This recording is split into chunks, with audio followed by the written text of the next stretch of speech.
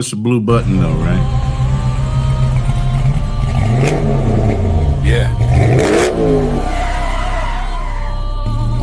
We don't do rumors. We run facts. No smoke without structure. No noise without receipts. This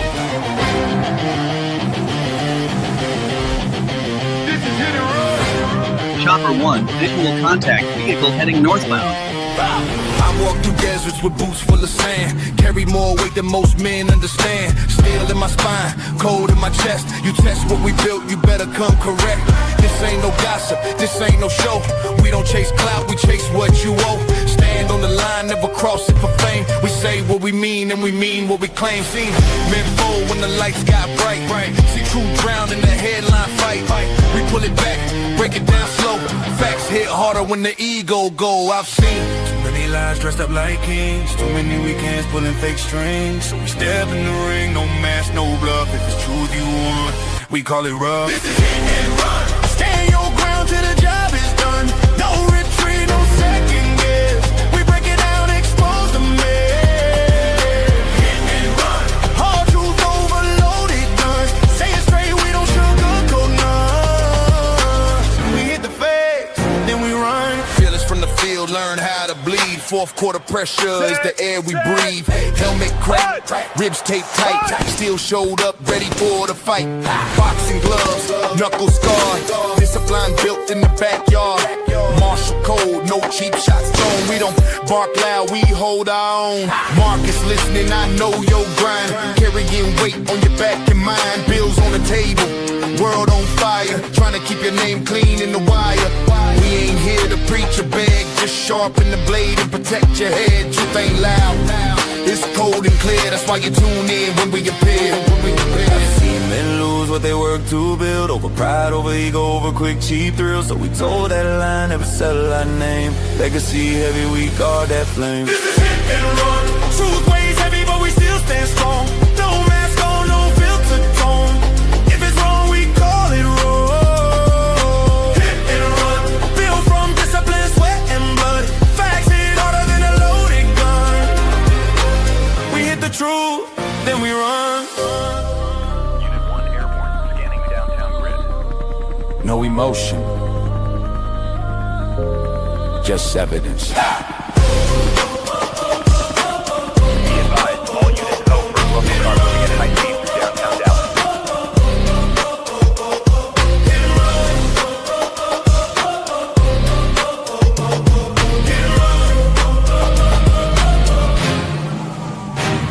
We the roam.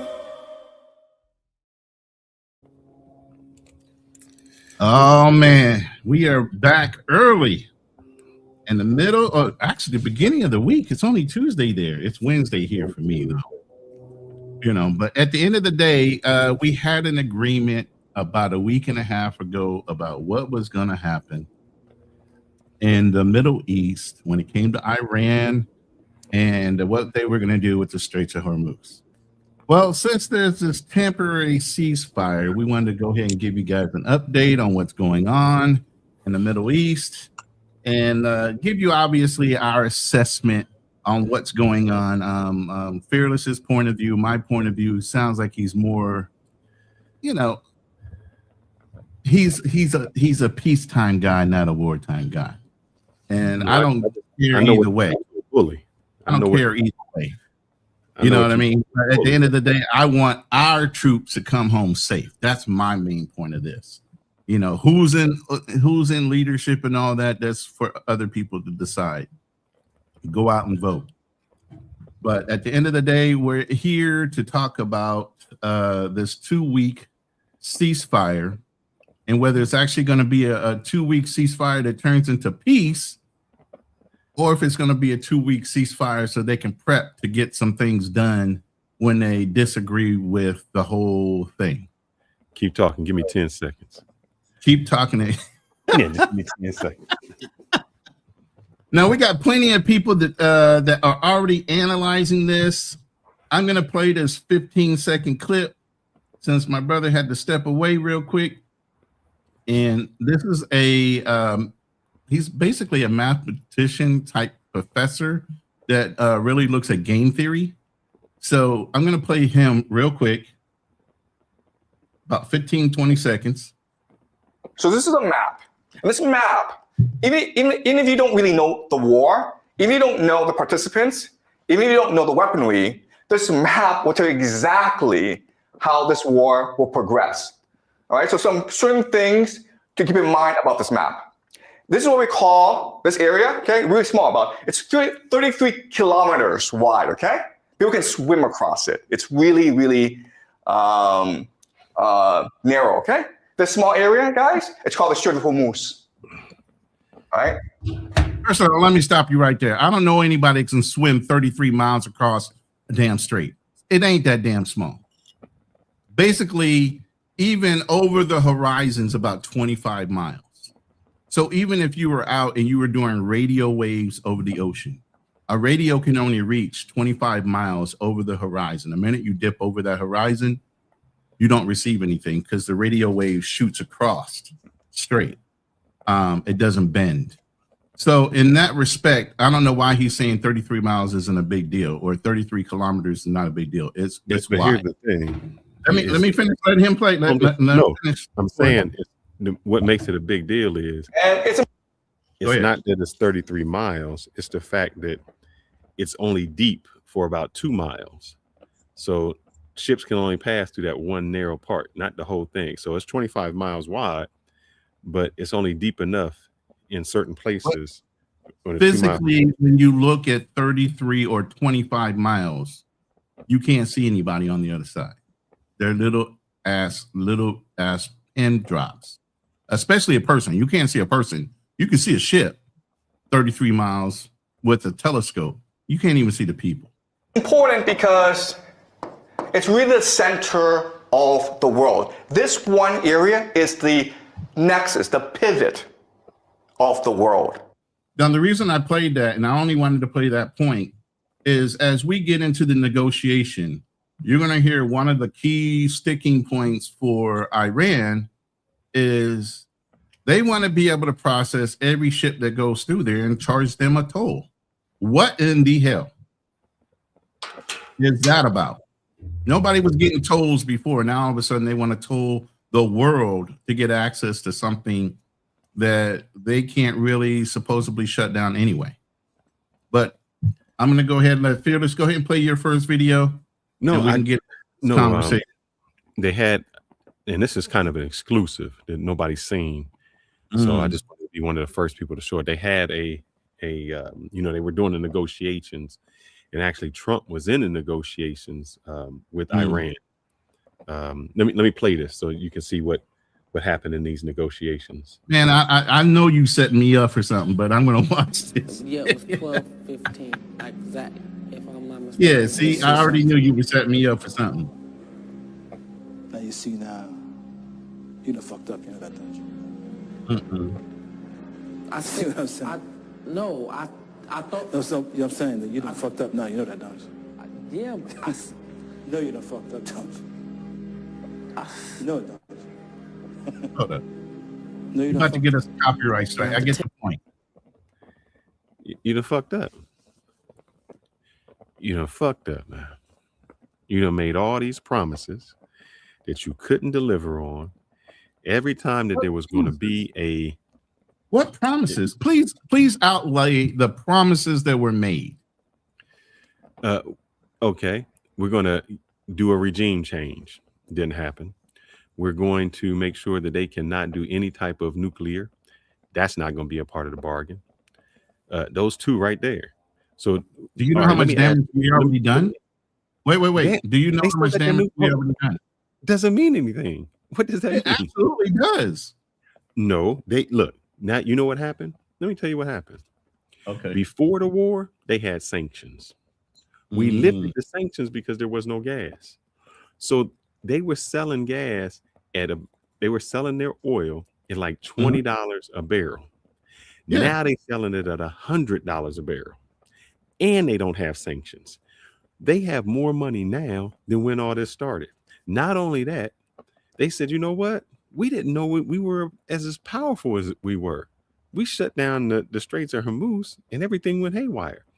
Saudi Arabia makes money from ships going through. All of these other places make money. Oh, let us start making a toll. Now they're going to start charging a toll for ships to go through. They making money off of that. What are you talking? They're in a better position now than they were. Do you have the talking points on what they're negotiating on? I don't have those 10. I sent them to you, but let me see. I can go over them or I can pull them up. Yeah, pull them up on the screen so everybody knows what you're looking at. I don't know if I had it. I didn't have it on I saw it on a news report. I didn't necessarily have the actual trade-offs. I can bring up the news report and freeze frame it, but that's just going to be me too. I screenshotted it from somewhere. Let me see if I can send it to myself real quick. So remember this. Trump said, and Trump tore up the agreement that I said Osama bin Laden, Barack Obama had. He said that was weak. It was bad. He couldn't do it. Nope, it was the best deal we had. This deal is even going to be better. Not for us. Not for us, for them. It's going to be better for them. So you tore up an agreement. You went into a place. So I guess when you say we got something out of Obama, what did we win from this? Because if you can tell me what it is we gained from going in, then I can see. First of all, you talking to me like I condone this shit. I don't condone this shit. Military man. No, I'm a military man, but I follow orders, and that's the whole thing. The biggest thing that you're skipping over, even though all of a sudden the United States are responsible for everything that's being done, Israel started this. Oh, no. We're backing a partner in this. We don't have any direct need for Iraqi or of Iranian oil. We have the same crude that they have. And matter of fact, when we took Venezuela, we even improved our standing on the Western Hemisphere as far as how much oil we have available to us. So we didn't have anything or any need to mess with Iran. That was all Israel. That's why I'm telling you guys who are back in the United States, think I'm in the Philippines. And yes, the Philippines was directly dealing with Iran for their oil. So they were getting it at that discounted rate. And so temporarily, that's why the Philippines went into immediate national disaster mode, is because with that being frozen like it was, they were looking at 60 days out. They initially got a deal. So I'm going to bring you up to speed what's going on in the Philippines. They initially got 2.4 million barrels of oil from Russia.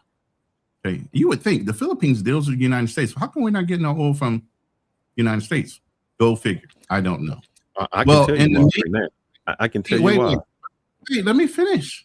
Go ahead. In the meantime, off the shores of the Philippines, there was another oil strike. So now there's a new oil well that is also pumping out oil that they got here in the Philippines. And then within the last couple days, Iran has a deal with the Philippines where they allow those ships to come through clean without any problems and come directly into the Philippines. So Philippines is straight now as far as oil and the prediction of oil shortages. So they're straight.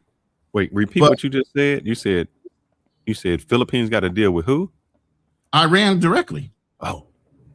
So obviously if Iran, listen, stop, let me finish. So obviously if Iran's locking up the strait, then obviously they can let certain ships free and clear, like the Chinese yuan that they want everybody to use in order to bolster their friendship with China. But at the end of the day, yeah, they're going to be able to get their oil while this whole situation is still trying to be resolved. But obviously with this ceasefire, they opened up the straits anyway. So it's a nullified point. With the ceasefire, they opened up the straits no matter what.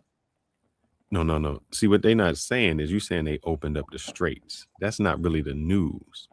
They opened up the straits with these conditions. And one of those conditions is they about to get paid.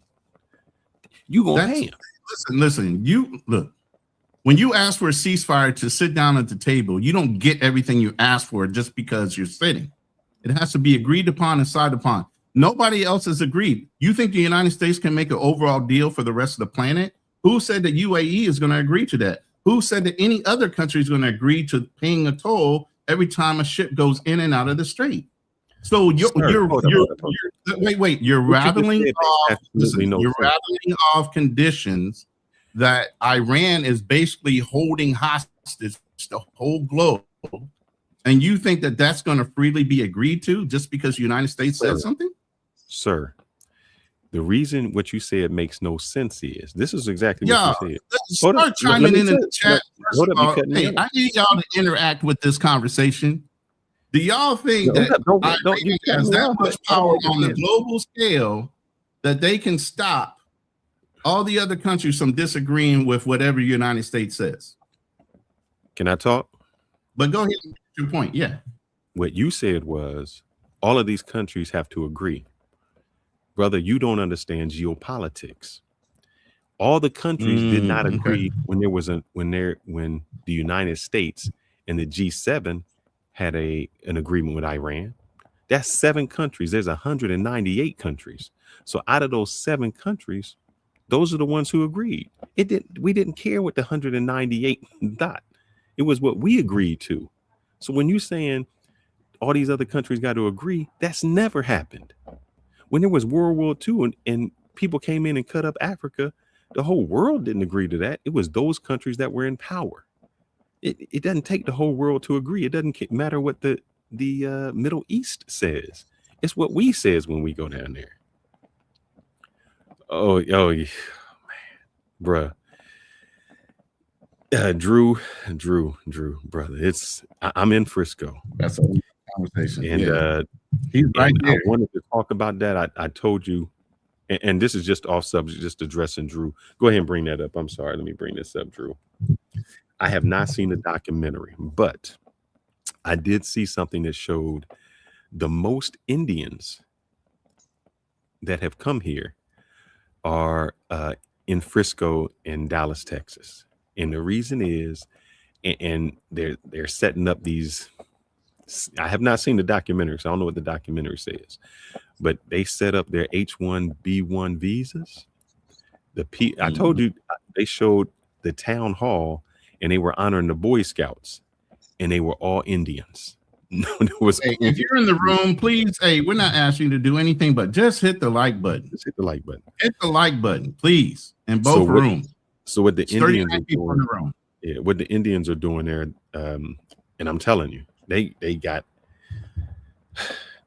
a system. Everybody's got a system, but they got a system, man. Oh yeah, it's a 33%. They've taken over. They've taken over in the jobs. They come here and they get sponsors. A lot of them don't know the work, and I told, and I don't want to get off subject. I'm sorry, we're talking about this, but this is geopolitical. If I was at my job and I just did contract negotiations with Tata. You talking about people that get every dime of every dollar, and when they negotiate, they make sure when we say there's an increase, they get their increases.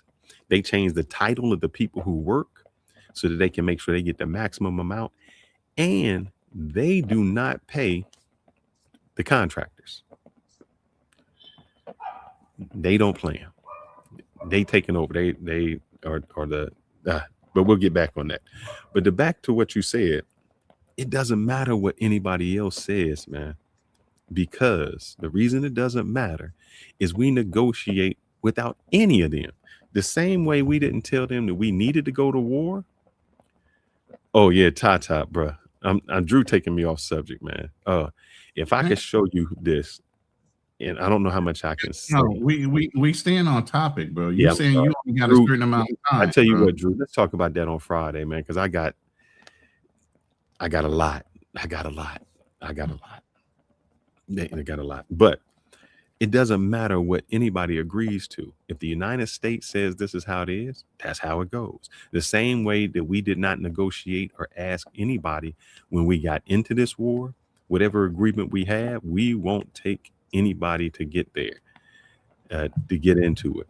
So That's just how it's going to go. You say we got to ask their permission. We're not going to. We don't even want to be in this war. You know how much money? You said we did good. You know how much money we lost every day? We fired off how many? 1,000? I think we're at 2 billion right now. 2 billion or 2 trillion, something like that. 2 billion, and we in 30 days. 30 no, days. I understand that. Like I said, you're acting like I'm condoning this thing. You're talking to me like I'm the one that's instigating this and all for it. I'm not. But at the end of the day, I'm trying to tell a story of what's going on. Don't project it on me. This is not my choice. Because right now, I told you before, multiple times over the last month, nothing should have been done. And this also answers Ryan's question all at the same time. There was no congressional approval for us to even act in this situation to help out Israel. This is on the president's word alone, and all his minions and everything else, not necessarily supportive of him, but won't go against him, allowed it to happen instead of ceasing it right there. I also blame the generals. Hold on, let me finish my point. I also blame the generals because the generals should have been the first line of defense to say, no, Mr. President, we can't move forward until you get congressional approval. I don't give a damn who you are. You're not a monarch. You're not the king. If you don't have congressional approval, these are our policies, our policies and procedures. Okay, so if you don't have congressional approval, we can't move forward. We can strategize all day long, but we can't move forward until you get congressional approval to start a war. I don't care if it's Israel or not. Okay, so I blame the generals.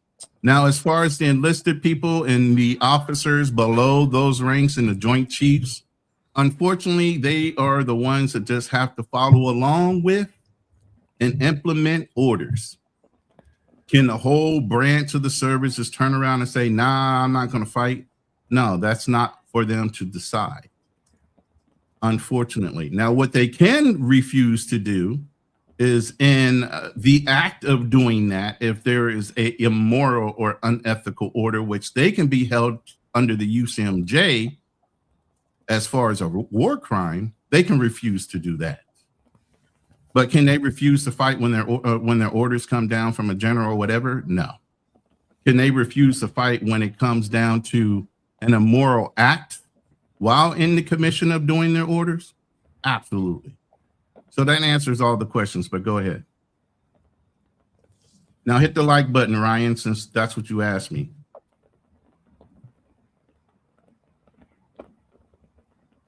Go ahead. So here's the thing, 2 things. I know that somebody has said, you know how much war money China is losing? Not as much as the United States. The reason United States fell behind is we spent not only on the war, but helping out later on with war vets and all that, $10 trillion. While we were spending, I don't know why I went out, while we were spending $10 trillion on war, China was investing in their technology, investing in their warships, becoming better off. Chinese warships are crap, bro. If you're thinking that's something to bolster, their warships, and anybody will tell you that's military, their warships are crap. So just because they built it, don't mean it's going to last. What's the first thing you know about Chinese built products? They are not built for long-term use, and that includes their warships and everything else. So just because they built something, don't mean they built it right. And just because we built something don't mean it's the best. Because right now we got drones that are $20,000. We have the same drones. We have the same drone technology. So we may have the technology. We ain't got nobody to build them. We're not building them. Because we never needed it. Bro, let me tell you what I'm told up, Ronan. You asked what I'm talking about. Trump just sent his sons over to Ukraine to try to get the technology to say that this is what we're trying to do. We do not have that technology. We are buying those drones from Ukraine. We're trying to get them from Ukraine, bruh. We don't have nobody over here is built. That doesn't matter. We've never needed anything that small before. This is just a tit for tat to say, oh, they got it, we got it too. Who gives a fuck? The American military does not care. We don't care about what the little things that they have. It takes bodies in order to make those things move. All I know is they shot down the most recent. Listen, let me finish. You jump in before I can even finish my point. If you didn't look at the recent bombings strategically that was even on Karg Island, every outpost or any place where there was Iraqi military, their drone sites, everything got hit today. So you already know they were staging for the Muse to be there. Now everybody's saying, oh, the Marines hit is going to be a fucking problem. Yeah, it's going to be a fucking problem for them. And by the way, they've been calling out the 31st Mu, the 11th Mu. You know what? There was a whole nother Mu that nobody knows about that's been there from the beginning.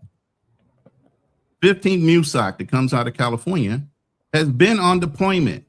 The first ones that go in, just like I was in Iraq, I was in China and Saddam went into Kuwait. We steamed right in there and started doing missions. Okay, so nobody knew that we were doing that shit. It wasn't on the news. We don't publicize everything. Now, the news might have access to see certain things that are going on, but they don't have access to see everything militarily that's going on. There's 50,000 troops right now that are sitting in the fucking desert, acclimating, weatherizing. So what did that matter when it came down to the time? And it's my point. Okay. So were you saying, oh, they got this and they got that? So do we. We just executed going in behind their enemy lines to pick up a pilot. And you're saying we can't do shit to them. We can do a hell of a lot to them. It's whether we want to or not. Just because you're a big dog on the block don't mean you have to flex and do everything you can do.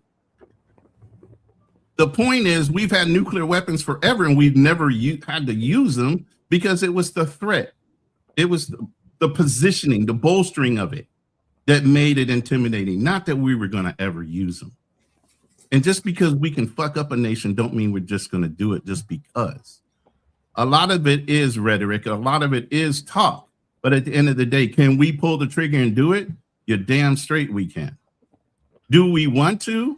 Is it ethically, morally correct of what we can and cannot do? That's for the politicians and you civilians to argue over. I guarantee you, anybody that's in the military right now don't have a fucking choice. So my heart is out to them because they have to execute orders no matter what, because what? They want to come home no matter who's picking and choosing what they're supposed to do. That's my point.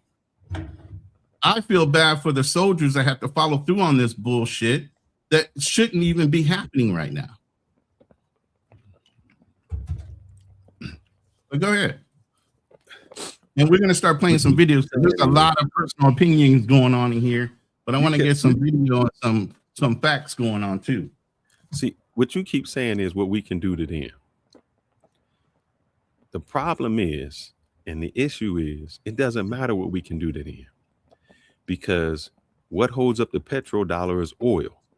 And the reason we got into the oil deal is because we said that we would take care of Saudi Arabia. Once Saudi Arabia getting bombed, they just got an oil field that was just now. Oh my God. How many years? It's been 50 fucking plus years. Saudi Arabia, by the way, did not agree to renew the petrodollar agreement 2 years ago. In 2024, that contract went null and void. So Saudi Arabia has not renewed, but yet and still, we're still supposed to protect them. Maybe they'll come to the table now and say, hey, we know we dropped off for the last 2 years. We'll go ahead and agree to that shit now so you can continue to protect us. But go look it up. The agreement ended in 2024. It was not an agreement. I looked it up. I'm going to show you. It's not now. It ended in 2024. The original 50-year agreement ended in 2024, June. Look it up. I'm looking it up. I'm going to show you.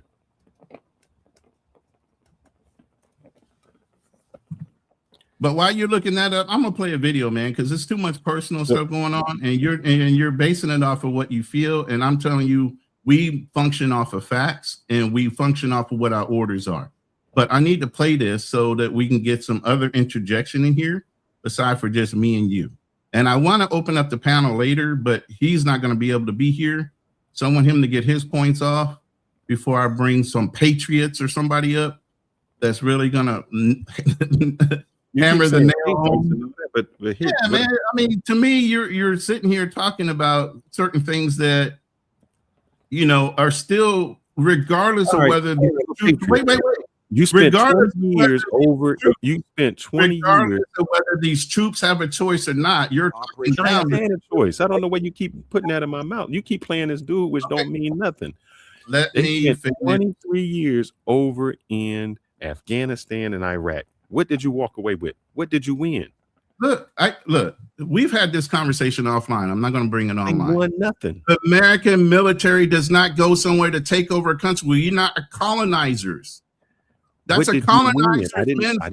Listen, that's not a colonizer's mindset. An American military person goes over to achieve objective or a mission, and then they pull the fuck out. That's political shit that goes on when they run the country. Years. That has nothing to do with the American military. That has everything to do with politics and political leaders wanting to overstep their ability. And as you can see, every time they try to overstep, what happened? They couldn't fucking sustain it because that's not our mission. Can you tell me what the mission was in Afghanistan?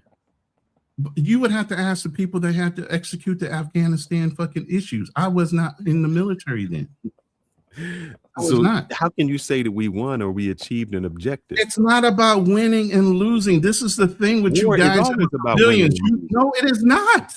What's war about? It is never about winning and losing. What is war about then? Oh my God! To actually explain that to you, you would never understand. I've been sitting here for the last two. No, I've asked you. You've asked me offline for the last 2 weeks. What is about? I told you it's not about wins or losses. It's about missions and completing different things. You're acting like a win would be to take over. We don't do that shit. We've never been colonized. The objective go talk to Britain. Go talk to Leopold. Go talk to all these other nations that went in and tried to colonize a nation. That's what they were built for. United States of America was not built to be colonizers. Yes, we are. The military or nothing. No, we are not. Why do you think we got Puerto Rico? Why do you think we got Guam? Those are territories. Yes. Tell us exactly. Puerto Rico, Hawaii, Guam. Those are territories. We colonized them. What do you mean? We took them over. And look, if you want to say that, then why is the Philippines and not still United States property? Then what does this have to do anything? Why is Hong Kong? You just brought up all these other points. I just told you about the Philippines. Explain that one. We just gave it back. That doesn't mean we hold up. By your recognition, you're saying Britain isn't a colonizer because it gave back Hong Kong. Is this the topic we talking about? Are we just going to go ahead and downfall anything done by the American military for whatever reason? Is that the reason why we're here right now? Saying we did something. So I'm trying to figure out what it is we did. Whatever missions we were told to do, we did. Now, whether you want to get behind them as somebody looking at it, armchair quarterback, and never fucking did it yourself, that's like you being a wait. No. That is exactly how you would feel when you played football at D1 level. You went on the field and played, and everybody started talking about how you guys performed or how you did like they were on the fucking field. They weren't. They didn't put in the hard work. They didn't do any of the shit that it took in order to get on the field to earn the right to play. But now you're talking down like anybody. Network. Wait, where did you win? Did you win? Did you win an NFL contract? What did the school do besides use your body at the best of its ability for their benefit because they got paid off of your performance? They got paid off of your games. What did you get besides an education and a hurt body? That was the best thing I ever got. What do you mean? It was a free education. Okay. It was free food. So then don't doubt or don't fault the fucking guys that are in the military doing what they're doing in order to get ahead of life. You always answering questions that I never asked. I never said that. That's the roundabout question that you're asking. I did not. I said what? I didn't roundabout nothing. I said, What is it? You kept saying we did this. We got this strength. We got all this stuff. You keep saying all these things that we have, all this material stuff, these bombs. We got the greatest things. And I'm saying, what did it win? It don't matter if you got the biggest bombs. What did you win? You're a football player, right? You're thinking wins and losses. That's not political, or that's not geopolitics. It's not about wins and losses. It's about gains and positioning of power. That's geopolitics. Okay, then it's not about wins and losses. What gain and what power did we do? Yeah, you got to ask the politicians and look at your history books. The army, the military. You keep telling me to ask a politician, and then hold up. Let me talk. A politician is a Monday morning quarterback. They're not fighting. No. So when I hold up, Ronnie. When you say, "Oh, you got to be in the game, you got to know the game," so I'm asking somebody who was in the game, who was in the military. I'm not going to somebody else. I'm asking you directly. But am I the one issuing the orders? Am I the one behind the orders that are being given? So do I have a call on how the orders are issued out and how they're conducted? No, I do not. That's why they have a chain of command. I execute orders. I make sure the orders are legal, not immoral or unethical, and I execute orders. Do I have a decision-making process? As much as I had the opportunity to sit down and read top secret message after top secret message and understand all the ins and outs of how they play three-dimensional global fucking chess on who they can fuck with, who they can't, and who's going to be offended if we fuck with them. It doesn't matter how much I know. I still don't have control on that. So I don't have the decision-making process and understanding why they wanted it done. You get what I mean? Drew, we didn't get regime change. Did you have the ability to call your plays, or did you execute your coaches? It's called audible. It's called audible. Were you a quarterback? Hold up. You just asked me. Stop. Were you the quarterback? Were you the quarterback? Were you the quarterback? What are you talking about? I didn't play on offense. Were you the quarterback? I don't play on offense. I played on defense. Hold up. You can't ask me a question, and then when I go to answer, you interrupt me. But you're not answering the question. You personally did not do an audible. I do. I was a linebacker. I called audibles on defense because I read the offense and I called audibles. What you just asked me a question? Here's the thing. Could you stop? Listen. Can you stop the offense if you're on defense? Can you stop them from making the play at all? Or are they going to call whatever plays they have? They can re-audible your audible, right? So what's the point? What are you trying to say? Hold up. See how you just moved the goalpost? No, I did not. I just used your example again. No, you didn't. No, you didn't. You were saying that you can't change the play. Then what you're trying to say is, if somebody gives you an order, you have to follow the order. That was your thing. You can't change the play. Hold up. That's exactly what you said. And I said, no, I can call an audible. Hit the like button if anything. The offense and the defense. That has nothing to do with anything. Why not? You can't control both sides of the ball. No, what you were saying was you cannot control both sides of the ball. Things, man. Can you call into the quarterback? Listen, can you call into the quarterback what play you want him to play? What does that have to do with what we're talking about? It's basically what you're telling me as an American military person. I have the right to call in a play that I don't agree with from the higher ups. I can audible my way out of it. I can that's you. What you tried to say is I can't audible on the defense, and I can. I'm telling you, we can't audible like that. I obviously not. So you just follow orders. But you're making it simplistic. You're making the basics of what you said. You're controlling. Listen, you're controlling. No, because you're relating to something simple-minded, like 11 people on the field versus thousands that are involved in a fucking battle. You can't audible one piece when there's 10 pieces on the board that all need to be moved with 500 people involved. You can audible for 11 people, and guess what? If you fuck up, oh well, you lost a couple yards. If somebody fucks up when it comes to a military option, people fucking die. Now let me ask you the question that we went down this. The original question is, what was the goal? What was the outcome? Your response to that was, you got to ask the politicians.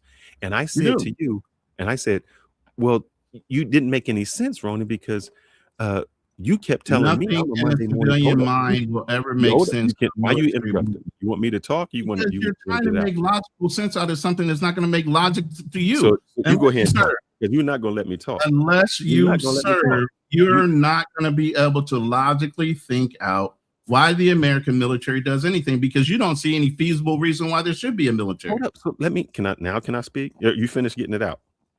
Yeah. All right.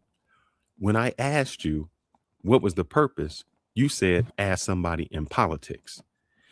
Just before that, when I said, what about somebody in politics? You just said they don't serve. They don't know anything.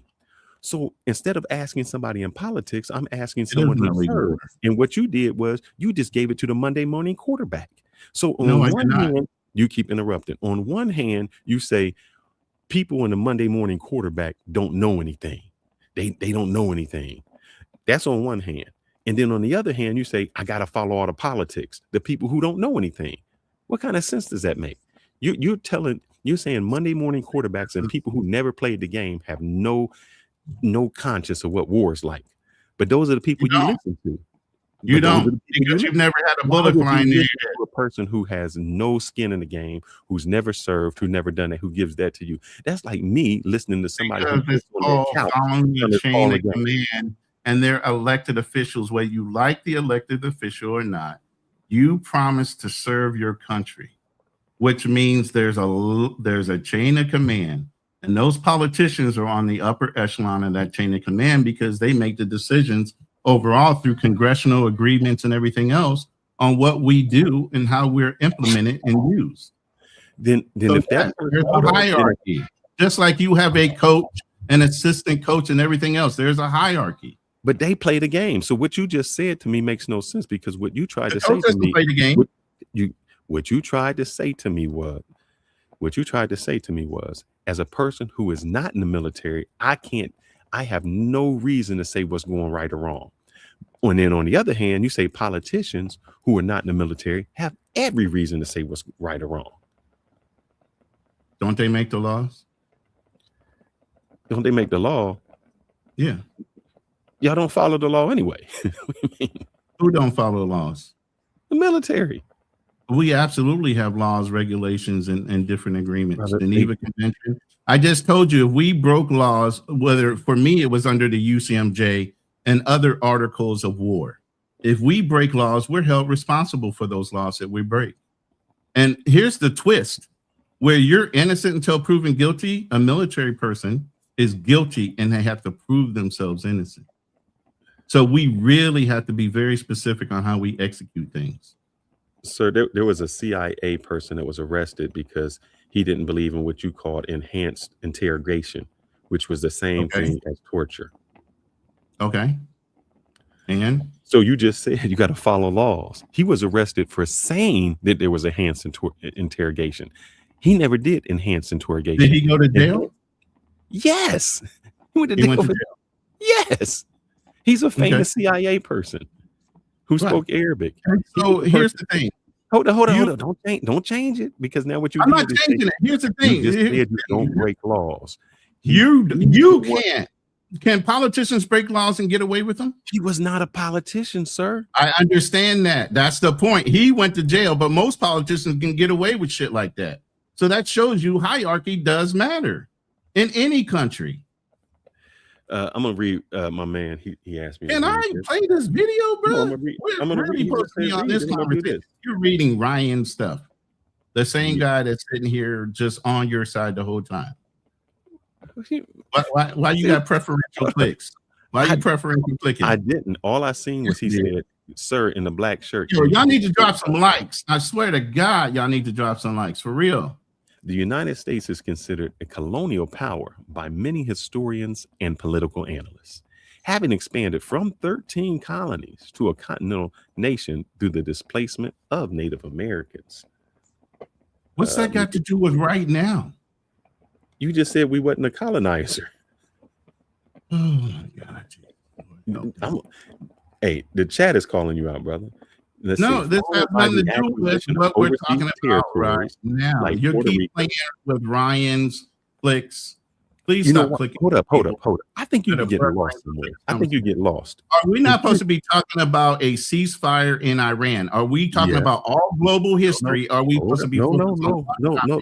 See, this is what happens. You get a little lost. So I'm gonna bring you back to why. That has nothing to do with right now Iran. And no, you can't cross-associate something from the past to now. We're talking about speculative ideas on whether after just 2 weeks we're going to have peace or not peace. We're not talking about all the global decisions the United States have made up to this point. That's not the topic of the conversation. Now, you finished? Go ahead. All right. So let me help you. Let me show you why Ryan was bringing this up. My question to you was, what did we win? It's not wins or loss. You just interrupted me. Because you keep saying win, and I said stop using wins and losses. Would you finish? Stop using the word win, and I'll listen. Stop using the word win. Stop using the word win. Because the military don't function at wins. I can't talk. See, there Can you you go. stop using wins? Can you stop using wins as a part of the conversation? I asked you, what do we gain? Your response was, we not colonizers. That's what you said. So Ryan was showing you that we are colonizers, and he's giving you evidence to show why we are colonizers, because your thing was, we're not colonizers. We don't do that. And I said, yes, we are. And his response is, yes, we are.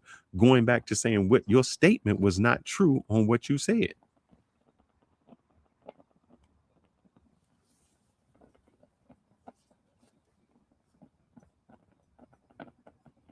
Can we get back to the subject now? Yes. And that is the subject. It's still no, it's not. All right. We have not talked one thing about Iran yet, and whether this ceasefire is really going to apply or not. And based on the strategies or whatever people are using in order for this ceasefire to actually stay as a peaceful thing or not. We're totally into the whole right or wrong thing.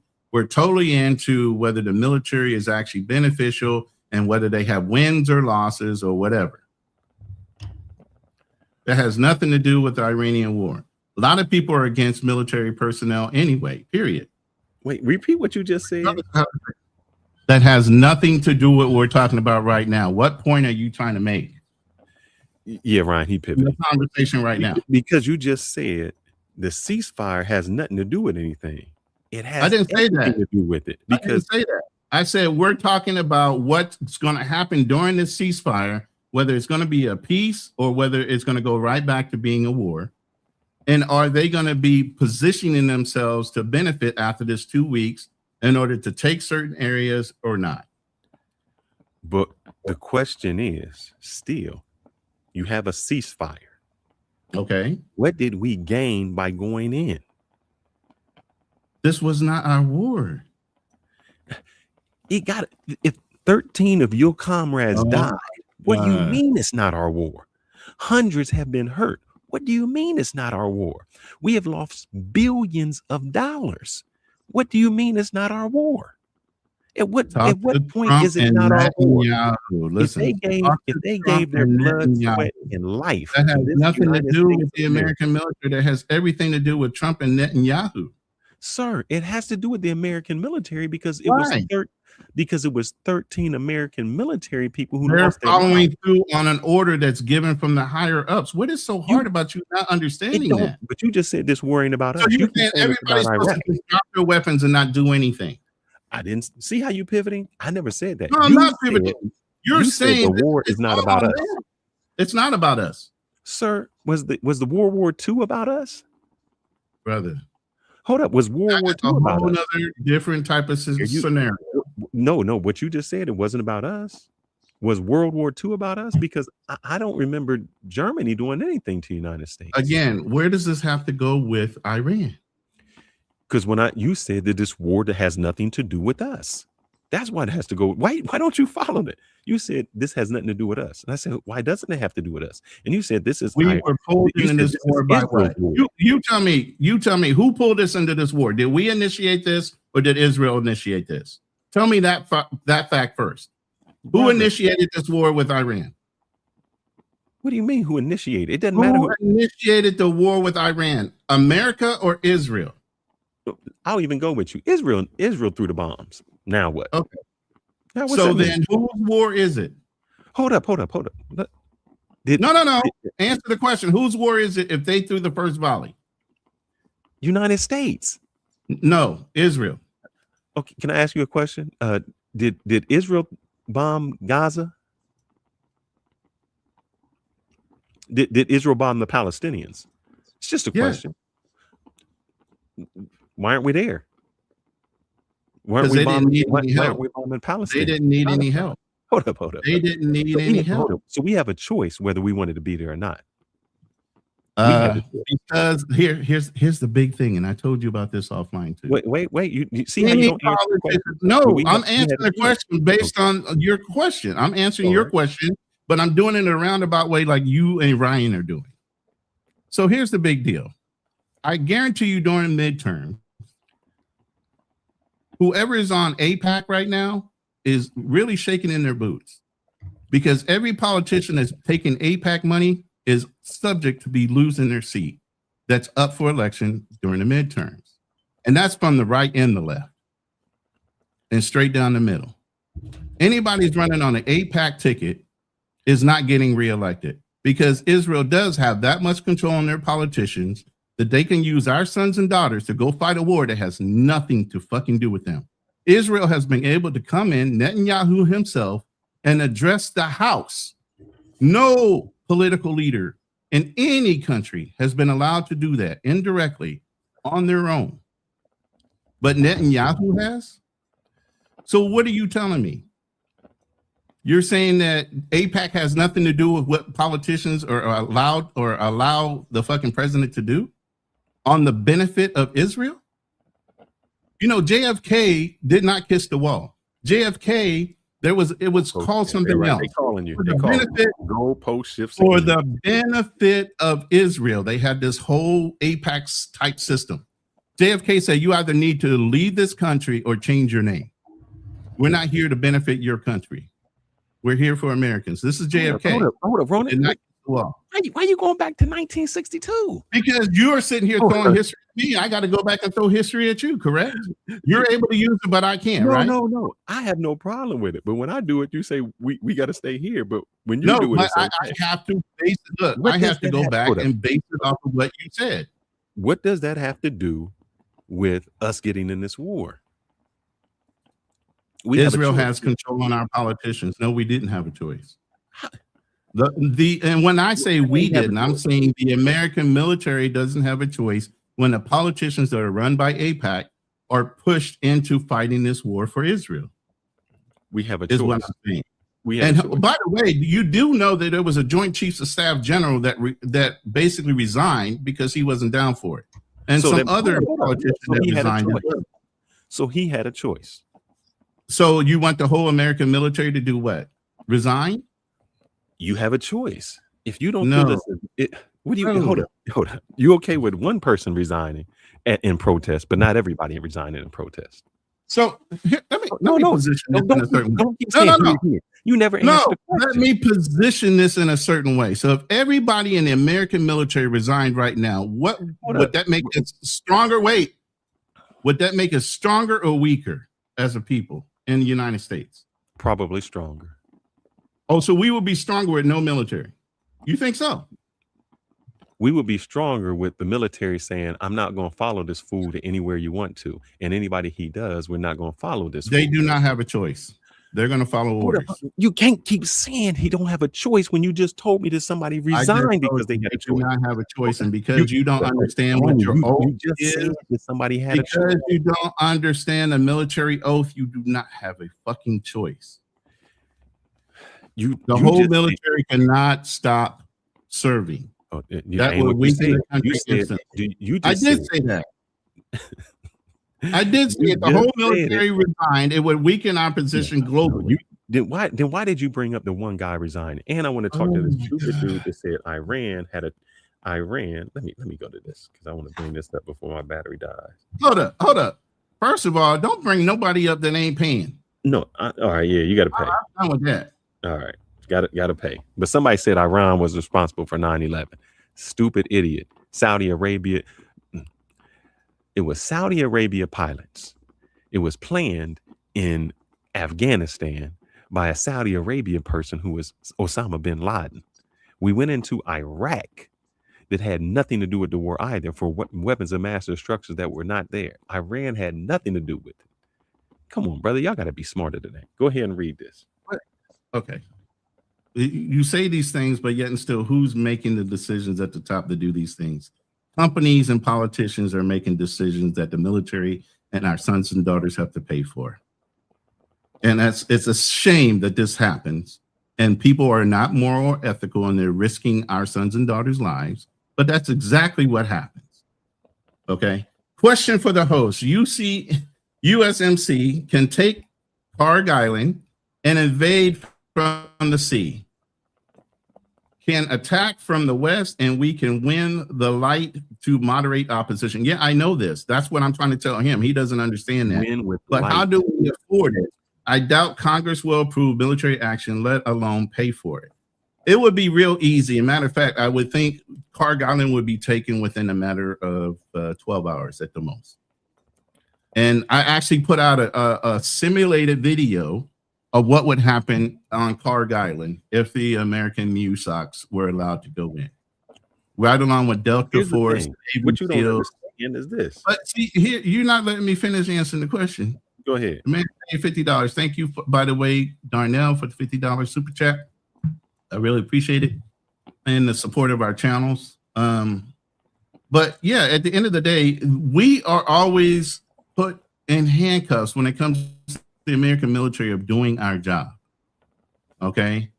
The first Gulf War, I was there. We ran all the way up into the palace where fucking Saddam was. You know what the president said once we got him? Let him go. Why? Because we're always trying to meddle in the fucking politics of other countries. But did the military do what they were supposed to do? We whooped fucking Saddam's ass the first time around.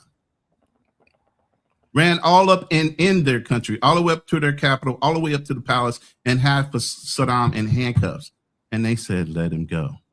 So you tell me, if the American military can do that kind of shit, and then they're turned around and said, oh, politically, we need to let him go because we still want him to run the country. We can get him under control now. We propped up Saddam, correct? We used Saddam in order to fight against Iran. So we propped up that regime. But then when they go and they start acting up, they send the military in to go and slap that fucking political leader's hand, take him down, do some CIA bullshit, and so all of a sudden he falls asleep and has a fucking heart attack, whatever the fuck we do. But who's dictating those orders? The individuals executing them or the ones above that? And for Monday morning quarterback, the person you said it shouldn't. It seems like they're not Monday morning quarterbacks if they're elected officials and they're in that position. They're involved in everything. They might not be executing the order. Your fucking coach calls in the order, but he doesn't execute the order. The players execute the order, but there's still a coach sitting on the fucking sidelines telling them what the fuck to do. Now, what are you talking about? All right, now I get to talk. The example you gave isn't actually correct because now I don't even know what the fuck I'm talking about. Here's the thing: a coach, yes, calls in an order, but if a fan from the sideline told the coach, this is what you need to be doing. Politicians are fans. Goddamn, man. You tell me not to interrupt you, and as soon as I talk, you interrupt. You can't do that, man. You can't do that. They're not a fucking general civilian. They're not civilian. You're not equating apples to apples. You're using an orange and an apple. Let me finish my sentence. Go ahead. If you let me finish and you disagree, then disagree. You tell me not to interrupt you and I hush up. But then I go to talk, you keep interrupting me. What you said is, if a politician can't do that, but it happens, your analogy isn't right. The analogy that would be correct is this. If the coach is going to call in a play, and instead of calling the play, he listens to someone in the stand say, coach, this is what you need to do. And the coach follows it. That's what's happening. When you have somebody who isn't with the military, such as Lindsey Graham, Ted Cruz, Mark Levin on TV, all of these people are telling the president, this is what you need to do. And he's listening to these people. These people are not a part of the military. They don't make the decisions, yet he tells people he's listening to them, because even Lindsey Graham said, I met with the president. And when I met with the president, I told him that this is what he should be doing. And the president listened. So that's like a head coach listening to these people in the stands and then following their orders. So your analogy didn't make sense. It didn't make sense to you. But even the people in the audience are saying, bruh. Can I finish? Go ahead. All right.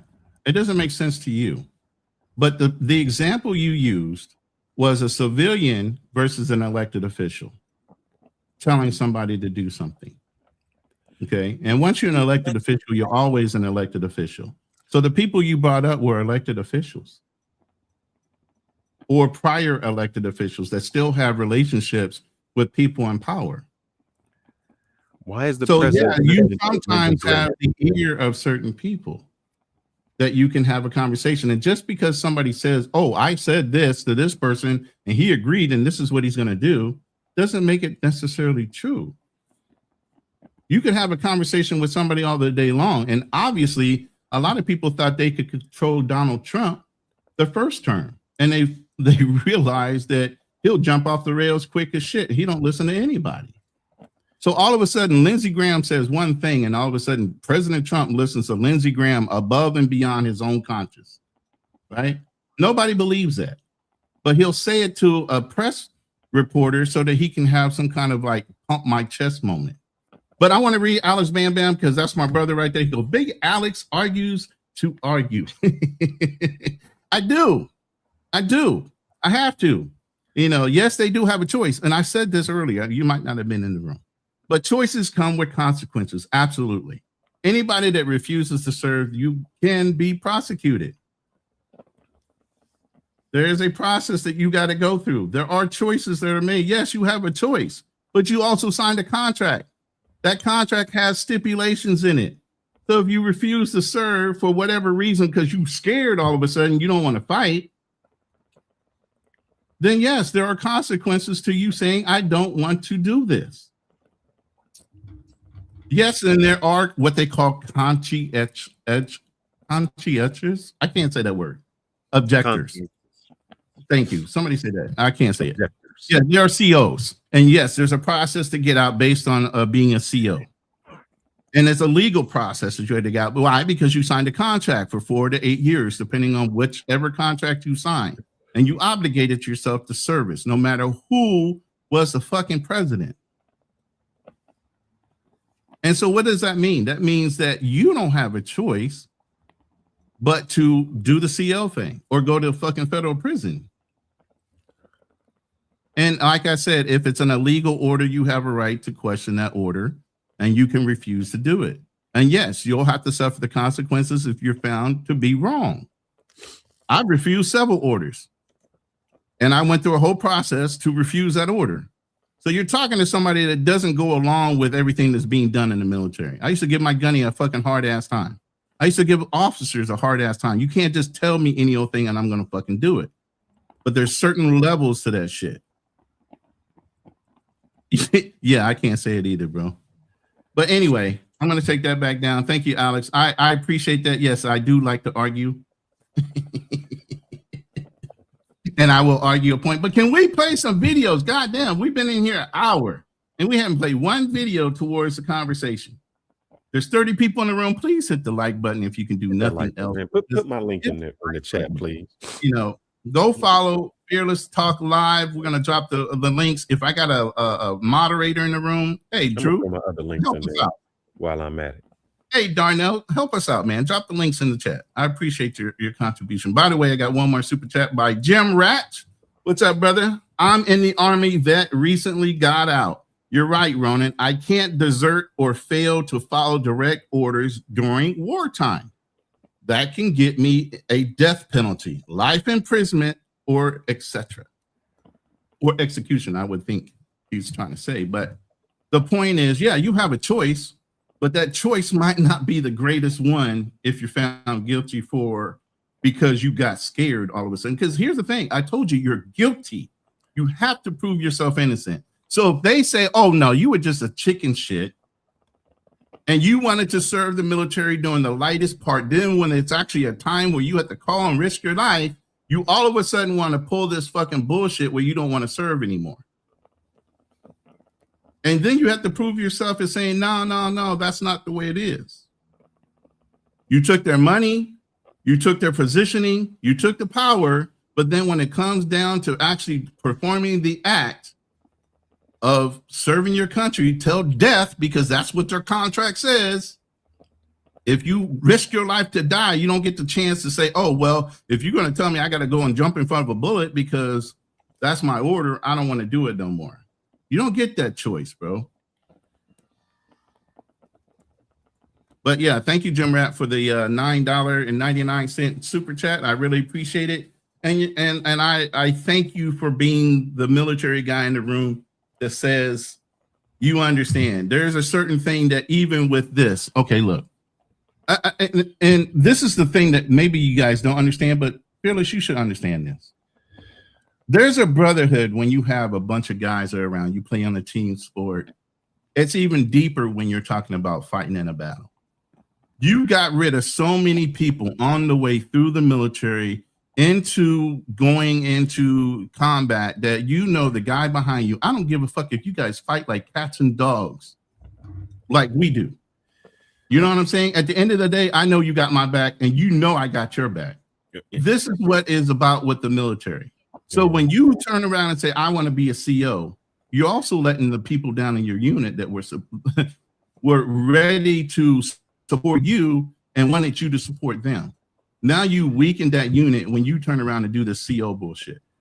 All right. Because you don't like. I'm gonna talk because you asked me. I know. As you know, I've done some things, and I don't talk about it on here, but I've worked for the government. And the first thing that I said was, if you, to whomever was with me, if you put me in some bullshit, don't think that I'm gonna have your back. I don't care what kind of brotherhood we have. If I come into some shit that look crazy, I'm not risking my job and my reputation over some bullshit that you did. So if you want to do the bullshit, you can do it. You just don't do it around me. So I made it clear that don't bring me in your bullshit because I'm not protecting you in no shape, form, or means. So I don't care about a brotherhood.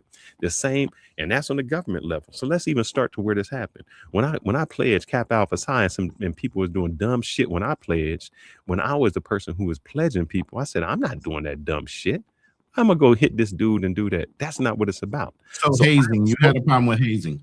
I wasn't hazing nobody because I didn't see the form in that, because there were people who were just hitting for no reason, who just came in on drunk and wanted to do something. So I was a person that said, look, not only am I not doing that, when I'm on the line today, nobody does that. So, and if y'all do that, I'm reporting you. And so you broke a tradition because you ain't a tradition. Tradition is not to beat somebody's ass just because you ain't got nothing to do. That's like me saying, oh, so you just you just abuse your child. Like if I had a child and I just beat my child for no reason, that's different than discipline. So I say, yes, there's a certain section of discipline, and there's a certain way to get people to do stuff that you don't have to beat their ass and you don't have to put them in harm's way. And yes, you want to say I broke tradition because that's not the tradition I signed up for. And see, if you was the person and you saying you're military, there's certain things you said I'm not signing up for. I don't care what kind of brotherhood you have. And the first person who says, you know what? This isn't the brotherhood I signed up for. That's the strongest person. The person who follows everybody and says, I'm going to do it just because I went through with you. That's the weak person because they're afraid to stand up and stand 10 toes down. Nope. That's not the way I see it.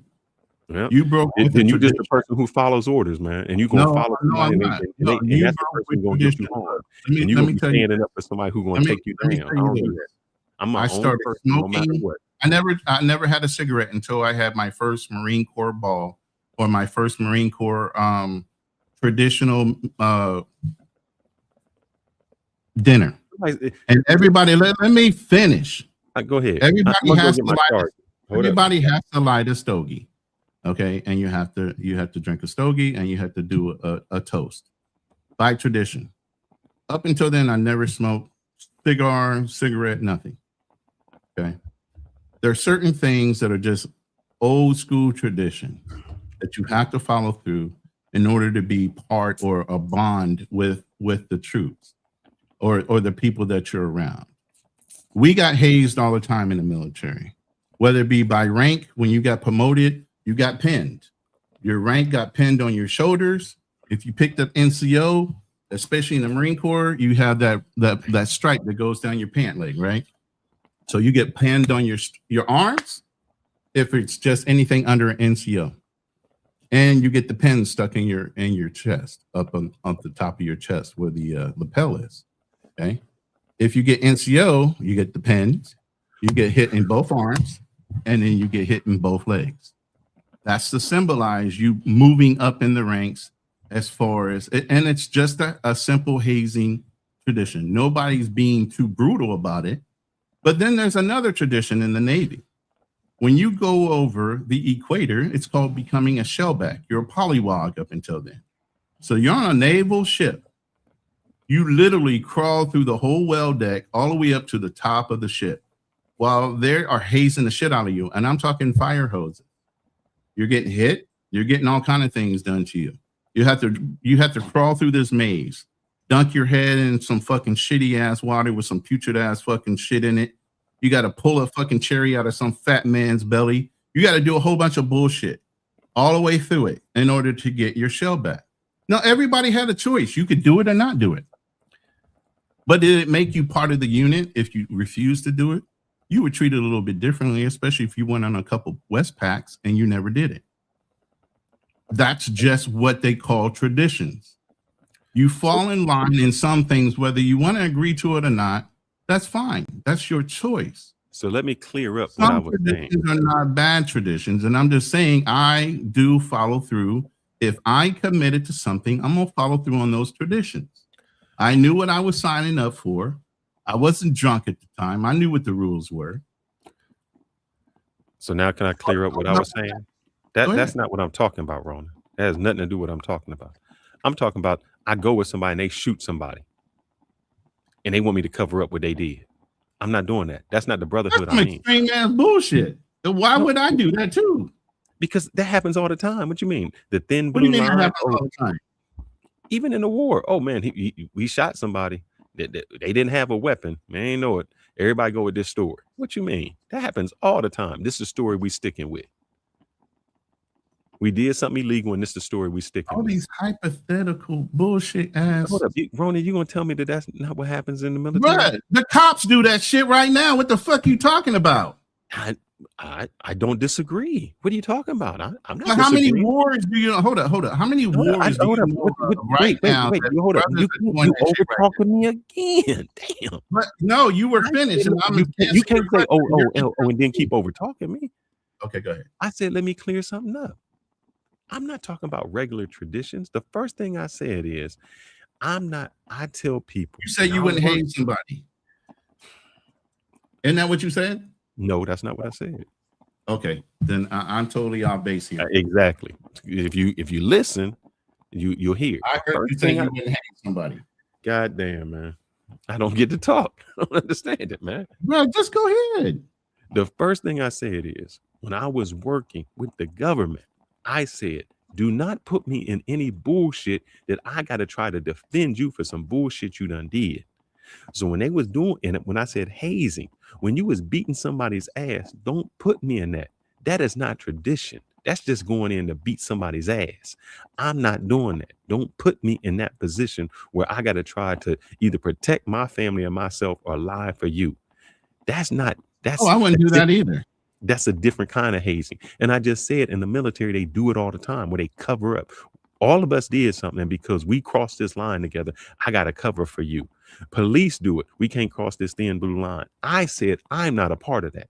I can make my own choice. And somebody on here said, you won't pull the trigger when your brother in arms is falling by your side. I am always going to defend the person next to me. We're not talking about that. But if the brother by my side just shot some, like when those police went in and the woman said, I curse you out in the name of Jesus or whatever, and he shot the woman just because. Yes. And the dude and the other police officer didn't sat there and just said, oh well, I'm helping you. That's not me. I would not overextend myself in the middle of hazing either. Matter of fact, I used to pull people off to the side. I used to pull people off to the side that abused their hazing when they were actually pinning rank on people, because people would be malicious in the way they did it. You know, so there are lines that you can cross while you're doing it. And there are people that will try to take advantage of it to disadvantage you based on even your skin tone. So, I mean, there's racism and over hazing and people using their rank to benefit themselves all day, every day. That's not what I'm talking about. I thought you said you were against hazing altogether, not somebody overextending themselves in hazing. Yeah, I'm not going to do it. I want people to read it for themselves. If they're actually enlisted, they understand what I mean. If they're not enlisted, they're never going to understand logic. There is no logic in some of the things we do in the military to them. It's always you have the freedom of choice, and you do, but those come with consequences. That's not why you signed up in the military, you know. And here's the biggest thing, even in the Marine Corps. You know, they want you to, what's their favorite saying? Adapt and overcome. Think outside the box, right? In my unit specifically, 1st Battalion, 4th Marines, our phrase, if I can show it to you, it says whatever it takes. I took that shit to the limit to make sure I got back to whatever I needed to do. And yeah, I pushed it to the limit. And there's certain things I could have done and got in trouble for. So, I mean, yeah, there's limits to everything you do in life, and whether you want to agree to them or not. But when you sign a contract that says that you could possibly lose your life in the service of it, you have a different mentality. Just like a policeman, when he goes and serves his city, he has a certain mentality that he can catch a bullet. And that's why I say most police that say I was in fear for my life, then you need a fucking another job. That's your fucking job. You shouldn't be fearful to issue out or to conduct justice in a way that is humane to other people. You can't claim you're in fear for your life when you just stop a random ass person. That's some bitch ass shit. And if you can't handle that, then you need to step out and either get some fucking psychological training on why you are so fearful on any kind of fucking movement that you do, or get the fuck out of your service. You've done too much. We in. Let's go ahead and get to our topic here. Yeah, I know Ryan. He don't listen to me, Ryan. I don't give a damn what Ryan says. Ryan ain't paying me to say anything to him. You can go ahead and read all the shit you want. Ryan, go ahead and I want you guys to do is hit the like button. Yeah, Ryan, pay Ryan, so I can keep reading for it. Throw me $2 or something like cash. Throw him a cash app or something, or hit his super chat. The hell? All right, let's get to this topic. I care about Ryan. Let's talk about this. Let me play this guy real quick. All right. He's been sitting here with this dumb look on his face the whole goddamn time, but over the Straits of Hormuz. The breaking news from the last 12 hours, U.S. forces just last night carried out precise strikes on military targets across Iran's Karj Island, the Islamic Revolutionary Guard Corps' primary Navy logistics and oil hub. They've got IRGC bunkers, radar stations, missiles and mine storage facilities, air defenses, basically the whole 9 yards, support infrastructure from the IRGC. Commanders deliberately spared the oil export terminals and civilian energy assets to keep the focus on the military. And what are they? Okay. So I played that so you could hear that we're very strategic in the way we position or try to hit our bombs. Now, last week or the week before, you said, oh, they'll blow the whole place up. We don't want to do that. No, we don't want to, or let me finish. God That's not what I said, though. Okay. And then correct me after I'm done. All right. So at the end of the day, we're not going to go and blow up the island just because we want to be spiteful. All right. We're going to be very strategic of where we place our bombs so that we can weaken the island so that we can do what? Land our Marines and our sailors on that island to control it, and also control the area of that strait so we can start opening up the strait for people to travel through safely. One of the things about not only this island, but the surrounding islands are the fast boats. The fast boats that pull around and start to pepper the tankers or shoulder fire rockets into the tankers to hinder them. The other big thing in the straits right now was the insurance companies are not insuring a lot of those tankers because they know that that area is not safe. So why would they want to pay out an insurance premium? You get what I'm saying? So there's twofold to that. You can't have a tanker move even if you secure the area if the insurance companies don't think it's safe. So even if you go through the whole action of securing those islands, if it still doesn't feel like it's safe to an insurance company, those tankers still ain't going to move. So then, is that a win for the military? No. It has nothing to do with the military, because other controlling factors outside of what the military can do is the reason why you can never check a win-loss for a military operation like that. You can just say successes and different things like that, and certain implementation of a mission. But go ahead. Securing the island means nothing. All that means is you're putting military on the island. What that means is I know exactly where all your military are. I don't need a boat. I got missiles. I got drones. And I just fire them at the island because that's where all your people are. Number two, what I said was this. Iran has already said we're willing to sacrifice ourselves for our country. Meaning, you know, what they sent their youngest people to the island because they saying we're willing to die for it. So what I said was, Iran would say, you know what? If we can't have the island, you can't have the island. And they would just blow up the island. They're not going to do that. Oil. They have oil. They have the commodity. We can just make more oil because it's in our homeland. We blow up the island, we just rebuild it. You can't have it. And by blowing up the island, that gets rid of the whole Strait of Hormuz, and you still haven't solved the problem. They just blow up anybody who comes through it. They have already been sanctioned for 40 years. They don't lose no money from the United States not going through it. They say we will wreck because they already said it. We will wreck the entire economy because the economy doesn't affect them. They're like, we're self-sufficient. We make our own drones. We grow our own food. We're sanctioned. We're just like a Cuba, meaning we can't depend on the United States. We don't depend. So we started doing things in-house. Us blowing that up doesn't mean anything. Not only will we not blow that up, we'll start to blow up every base, every water salination that's around us. And so if we blow up water salination in Saudi Arabia, we blow it up in Iraq, all these other spots, that hurts the United States more than it hurts us. Why does it hurt us? Because Saudi Arabia says, sir, we made this petrodollar so you could protect us. I just told you we haven't been in that petrodollar agreement since 2024. People still trade in the dollar for oil. You don't have to be in agreement. We still trade in it. And so once Saudi Arabia and once all the other countries say, United States really isn't protecting us. Why do we have their bases here? Why do we allow them to stay here?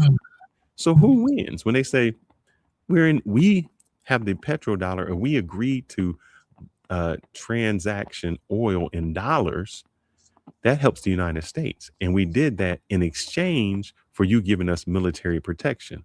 Well, you haven't given us military protection, so we don't want to trade in dollars anymore. That so the last 50 years, they haven't done anything because they got bombed one time out of 50 years. They haven't done shit, right? Is that what you're saying? What you mean they haven't done anything? Well, you're saying that they got bombed one time out of 50 fucking years, and all of a sudden we haven't been obligated or done or followed through on our obligation. Nobody in their fucking right mind has ever reached out to touch UAE at all. Now, all of a sudden, because one fucking country does it one time, all of a sudden, all the years of beneficial service and partnership we've had with them are null and void because of one incident. One incident. All of a sudden, all that shit is all forgotten, right? Is that the way you think people are? Do you think people are one incident type of people after so many years? Yes. No, they're not. No, they're not. How aren't they? Let me ask you a question. You know what? I'm gonna tell you how that works. This is so in the neighborhoods. You know what happens? Let's just take any neighborhood, any ghetto, any hood in the United States. Are we talking about politics? God damn, man. Let me at least talk, brother. I'll bring it home. But you're bringing in. You bringing in. I will bring it home. I promise. If you let me talk, I promise I'll bring it home. On the same level, man. Don't introduce ghetto ass fucking rule to fucking political fucking. You agenda. gotta let me talk, man. You got to. You can't keep doing this. I just don't understand your reasoning. Then if you let me land the plane, I promise you will. Go ahead. In the hood, in any hood, in the United States, wherever, if my neighbor over here is crazy and he's shooting and he's doing drug deals, and you say, man, all you gotta do is call the police. And I say to the police, man, you ain't here every day. You don't know what goes on here every single night. By the time I call you, it's already done. That analogy is how it is in the Middle East. When Iran says, I'm just across the river, or Saudi Arabia says, they just across the river from me. They already proved that they can shoot us down and they can do this. Well, just call us. Well, sir, you're not here. You around, you in the Western Hemisphere. We're in the Middle East. How many times am I supposed to call you? So every time they bomb, you're going to come and get it? That's the analogy. People are saying, man, these people right next door. This is our problem. You're not right next door. So we rather deal with the people that's right next door and make sure that they safe. You way in the Western Hemisphere, and you've already proven that your interests are your interest and they're not our interest. I landed my plane. Okay.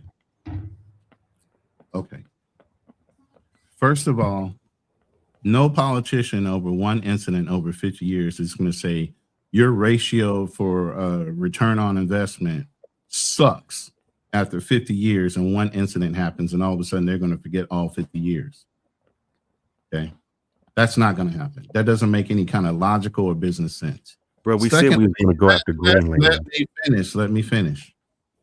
Secondly, you're saying Iran is in this jihad mode where they're putting, and they are trying to get children to volunteer to put themselves on bridges and everything else so they can avoid the American military from bombing certain bridges and everything else. You know, we have rules of engagement, and this proves that we have rules of engagement because of the simple fact that we're not supposed to, strike or fight non-combatants. But when you put a child on a bridge, does that make him a combatant or non-combatant? A non-combatant. If you put a child in harm's way, does that make him a combatant or a non-combatant? A non-combatant. A bridge is not is not a military facility. It can be a military strategic attack. And if you're knocking out all the bridges, what are you doing? You're deterring freedom of movement throughout their country. That is a military action, and it's free will to do that. But if you purposely put children on a bridge to prevent that, is that a combatant or non-combatant? I still said a non-combatant. If we okay, know so look at Vietnam. Look at Vietnam. You know how many people got killed because women and children were strapped with bombs? Now you're saying you shouldn't shoot the woman and child, and the man should already get blown up because he's not able to search the woman or the child for having a bomb. So were they combatants or non-combatants too? You just changed the goalpost. No, I did not. No, I did not. That's the same situation. It isn't the same. It is absolutely the same. Bombing a bridge. One does not have a bomb on their body, but they're standing in place. I know that the people on there I'm bombing a bridge from far away. They are not in any way a threat to me. How are they a threat to me? They're on a bridge. How are they a threat?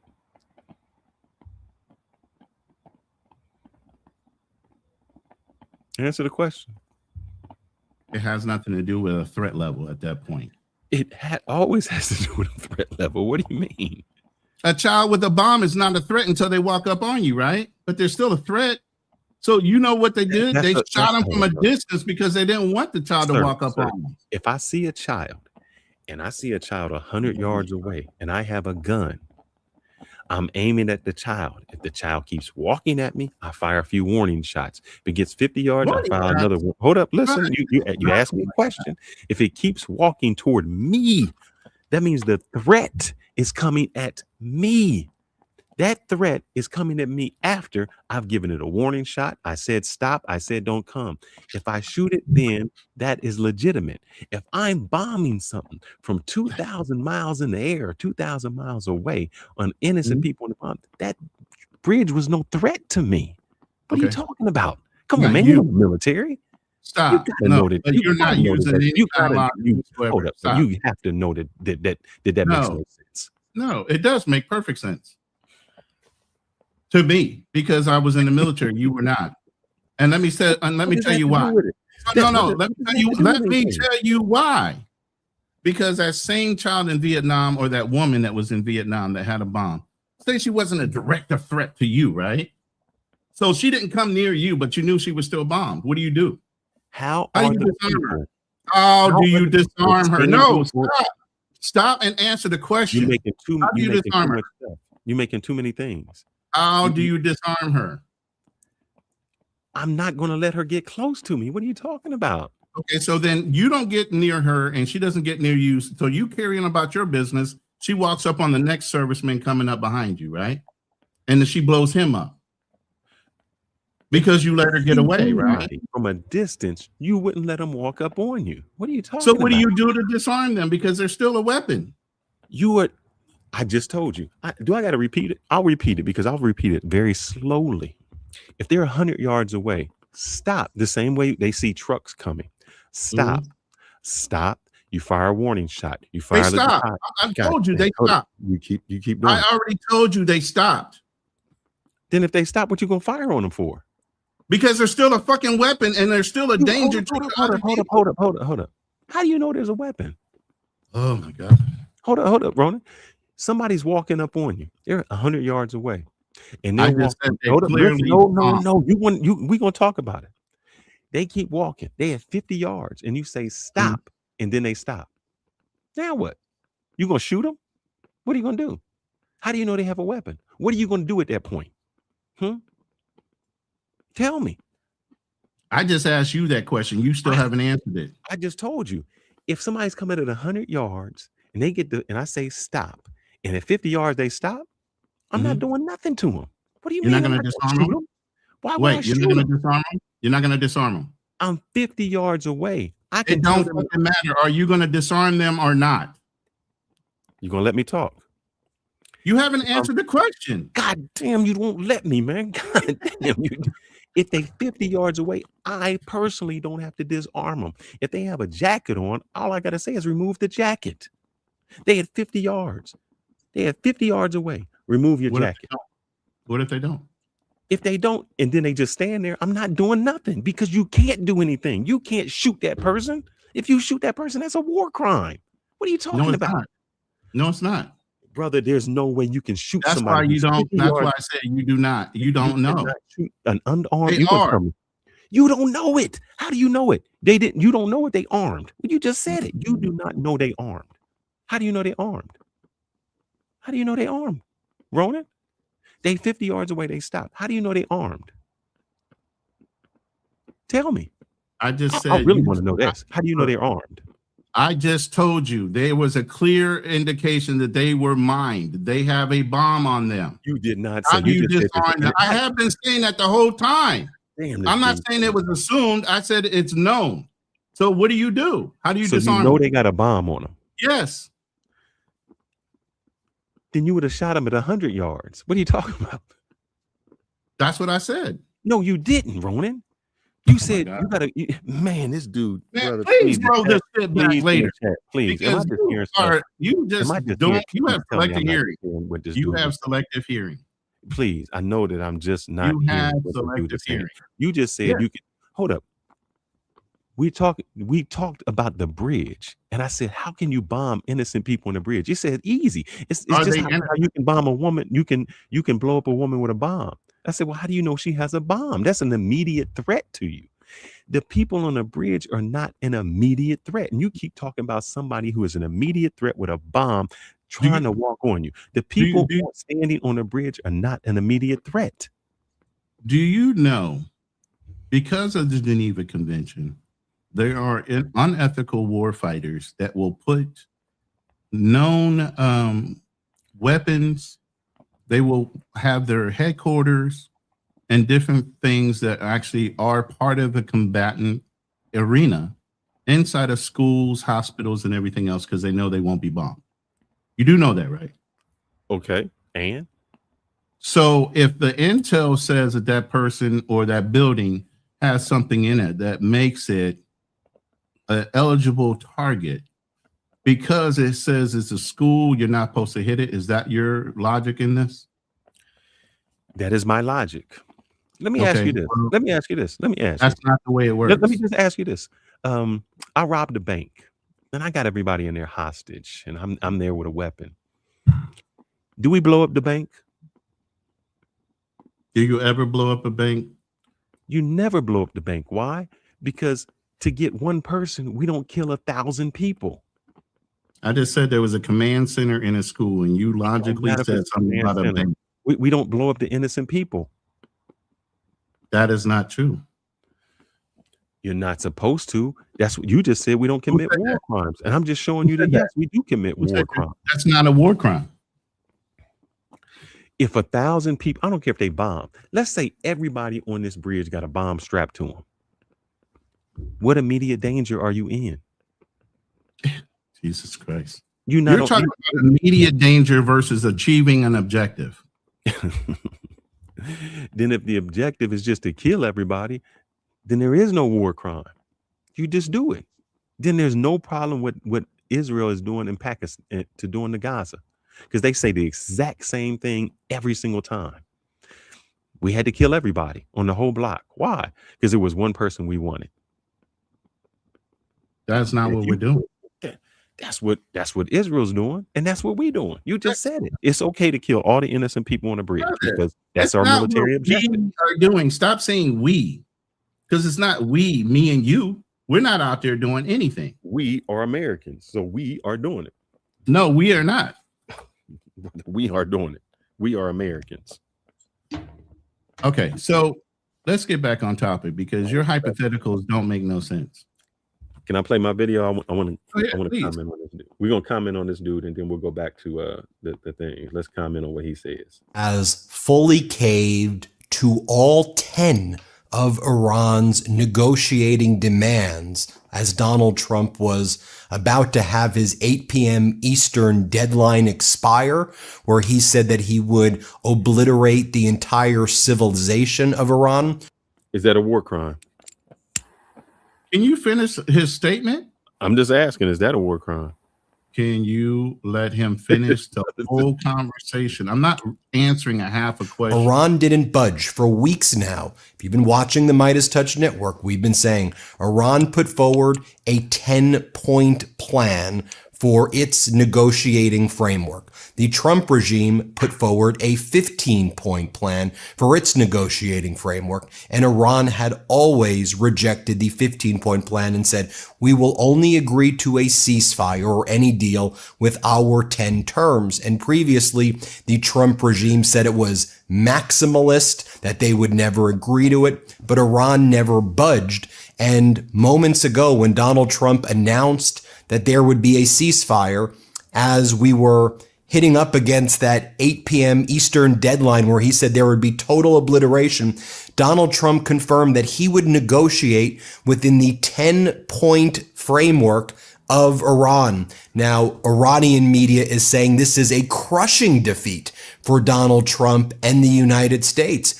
I mean, as part of this 10-point framework, Iran gets to continue enriching uranium.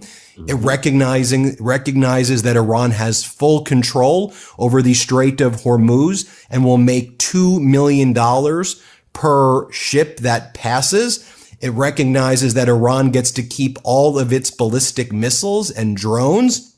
It recognizes that the U.S. must provide complete reparations to Iran. It recognizes that U.S. must immediately abandon its military bases in the Middle East. Folks, this is a complete and utter capitulation by Donald Trump. And I don't want you to think I'm being... What you said was before... It will never fucking happen. I don't give a fuck what this guy is saying. It's not going to happen that way. My question is, the reason we went into Iran was to do one. We said we weren't doing regime change. That was Israel. There is no regime change. We said that we were going to stop them from making uranium. We haven't done that, and this is part of their deal. They still control the Straits of Hormuz. They're going to charge a toll. So when you say what will never happen, what exactly won't ever happen? Any one of those points that he brought up that makes Iran have some kind of power or positioning will never happen. Hasn't happened Wait, up go to this in the point. points. Here, I'm going to bring up Happening. the points. I'm going to bring up the points. I want to know out of these points, what do you say that's not going to happen? So the continuation of Iran's control over the Straits of Hormuz. You're saying that's not going to happen? No. So when you say they got control over it now, they've never since Right the now. war. Listen. You know what? You can say they have control over it right now because they froze our assets because of the ceasefire. But believe me, they wouldn't have held on to it much longer. I told you 2 weeks. And I guarantee you by Friday of this week, that shit would have happened. Well, it didn't. They were already peppering. You saw from the last video I just played. They were already peppering what? Karg Island. They were softening that target up. But you're not looking at the bigger picture. You're only looking at a limited area. And so the Straits of Hormuz would not have been controlled by them much longer. So no, that's not going to happen. Point three. How would you uranium enrichment? That's not going to happen. Hold up. Lifting primary sanctions, whatever those primary sanctions are. I don't know. I am going point by point. I'm just not answering whatever your question. Stop them from enriching uranium. If they say we won't do it, yes, but we say we want you to do it and they want to do it, how are we going to stop them? Bomb them. We did that. Remember last June, we said we used a bunker bomb that took out their whole uranium. We killed most of the people the scientists who do it. They still have it. So what bomb are we going to use to do it? Brother, I don't know. But we're not going to. You can't say you backing up your point. You saying that we're going to use a bomb because you want definite. You're coming up with speculation. Everything on this list is negotiable. That doesn't mean it's guaranteed. Here's the thing: you're talking like all this shit on this list is guaranteed. Nothing is guaranteed. It's open for negotiation. It's on the fan is this. Guess what? After 2 weeks, listen. After 2 weeks, if they don't come to an agreement, we're right back to where we were. And you think everything on this list is going to get agreed to? It is not. Just because they said, okay, we'll do a ceasefire and discuss it, it does not mean they're going to agree to every fucking line item on this list. Sir, you guys are talking like it is already agreed upon, rock silent, and this is exactly the way it's going to go down. And it's not. All I know is Trump said he had a 15-point deal, and none of his points are on this deal. How do you know? The deal is not done. The negotiation is just open, but you're already making determining statements like everything is already done. What Trump you are basically saying all these items are guaranteed, and we fucked up. Trump said the Iranians sent us a 10-point deal that we can negotiate for, not the 15-point deal that he brought, the 10-point deal that they brought. So they're starting. So even if they don't get everything on here, we're starting with their negotiations. We're starting with their 10 points. For the first time, I'm going to highlight something Ryan says because I totally agree. If I can click on it to say show. Iran will probably decline. You know why? Because they're not going to, America is not going to agree to everything on this fucking list. And that's the only way Iran will agree to have a ceasefire. They have to agree to everything on this fucking list. So it's going to be a non-moving point. It's just going to be a 2-week ceasefire, and we're going to be right back to where we started. They don't have to get everything on the list. That's not how negotiate goes. If they get 70, but you just said it was. I did not. If they get 70 things, if I said Trump gave his 15 points, not even on the list. Iran gave their 10 points. Even if they get 7 out of the 10, they still at a victory. They still win. They still got what they wanted to.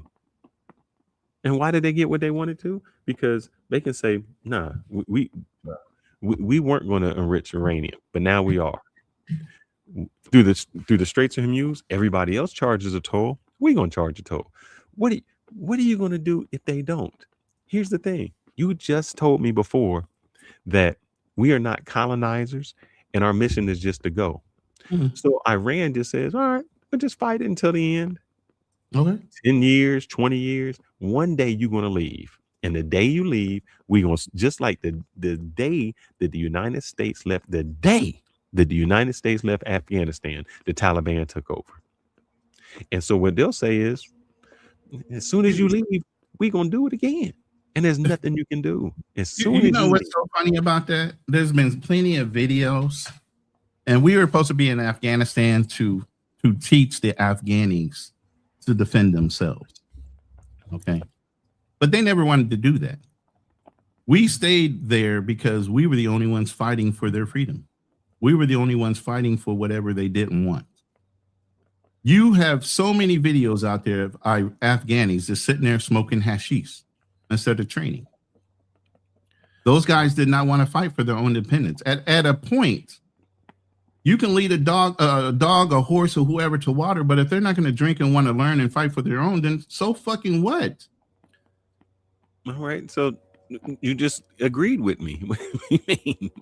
But here's the thing. What you're saying is, if they don't implement all these or even some of these, but a lot of these have global ramifications. And even though wait, stop. Let me say my point. You said this.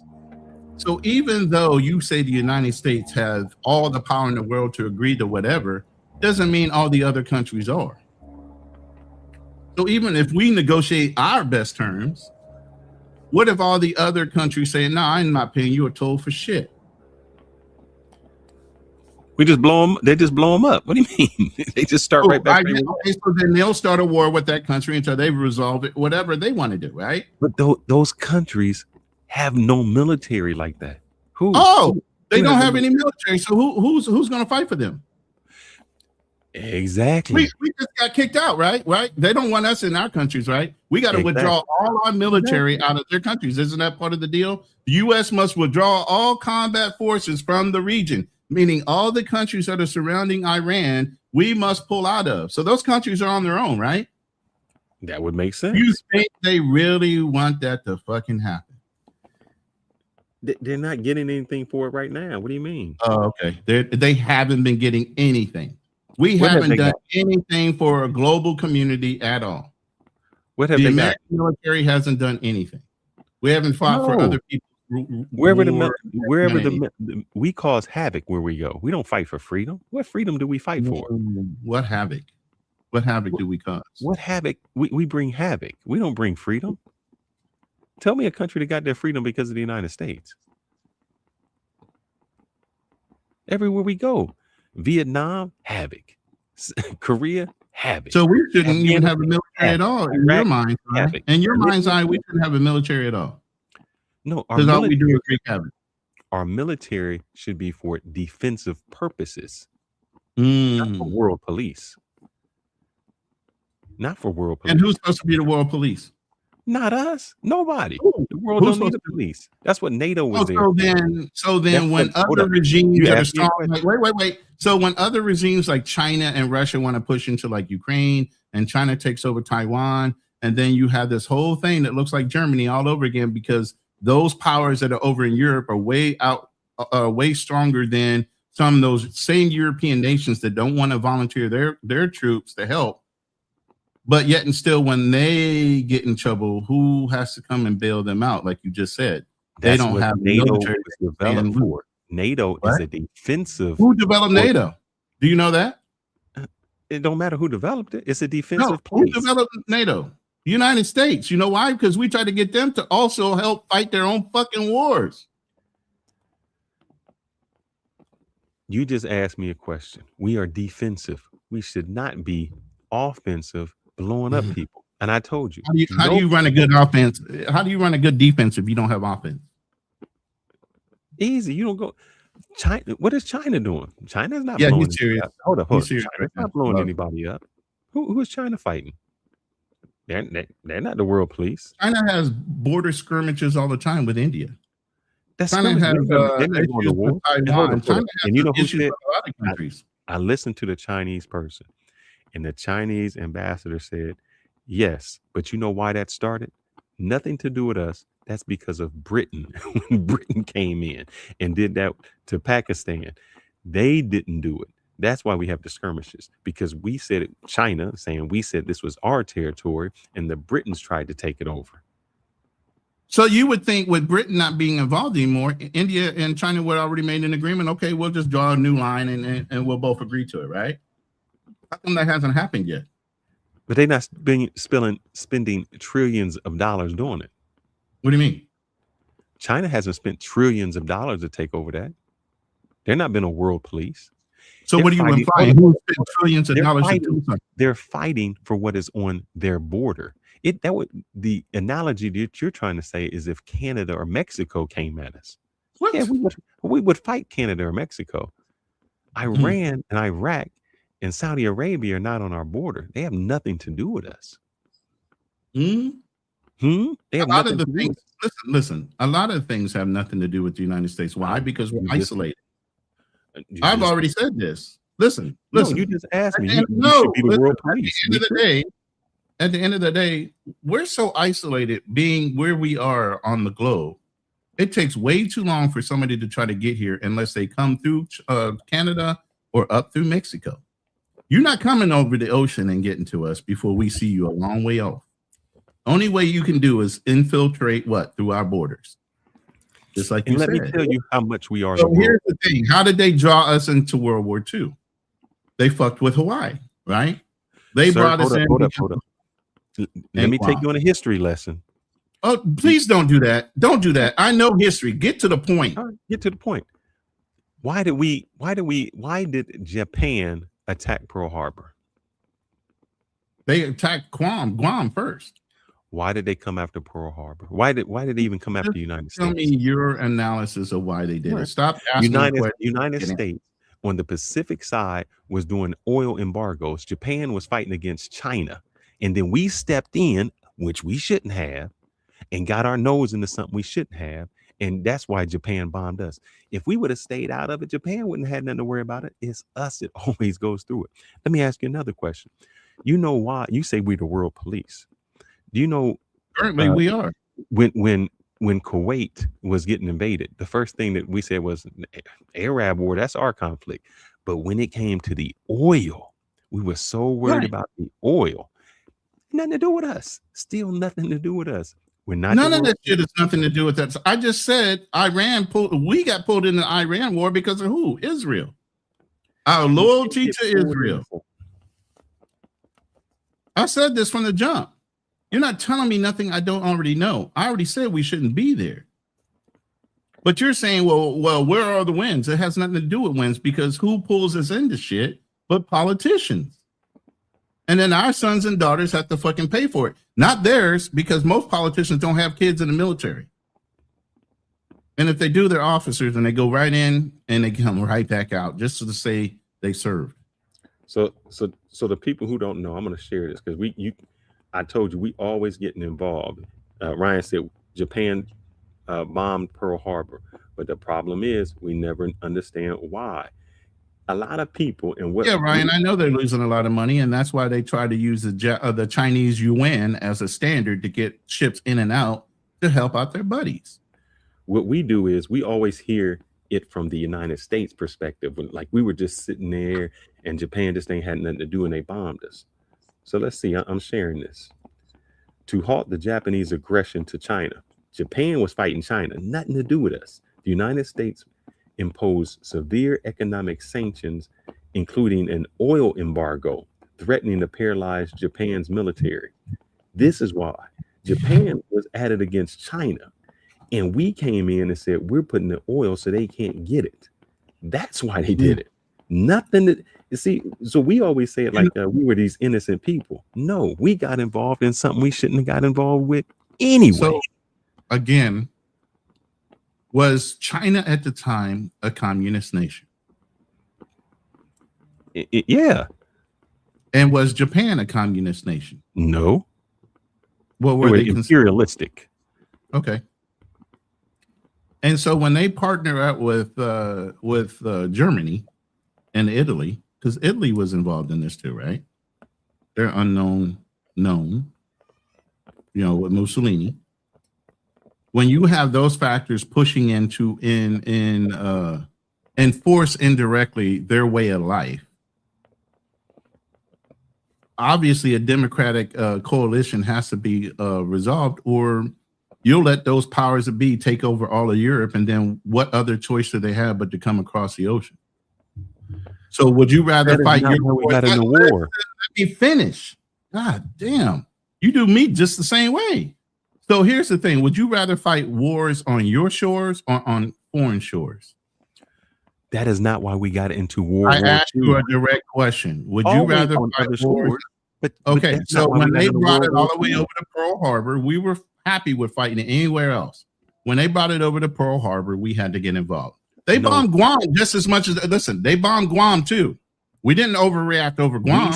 We always do it for oil. I'm just showing you that I'm talking about World War II. You used the instance of World War II. I'm saying World War II was about oil. We got involved after they hit Pearl Harbor, but it was about war. I mean, oil.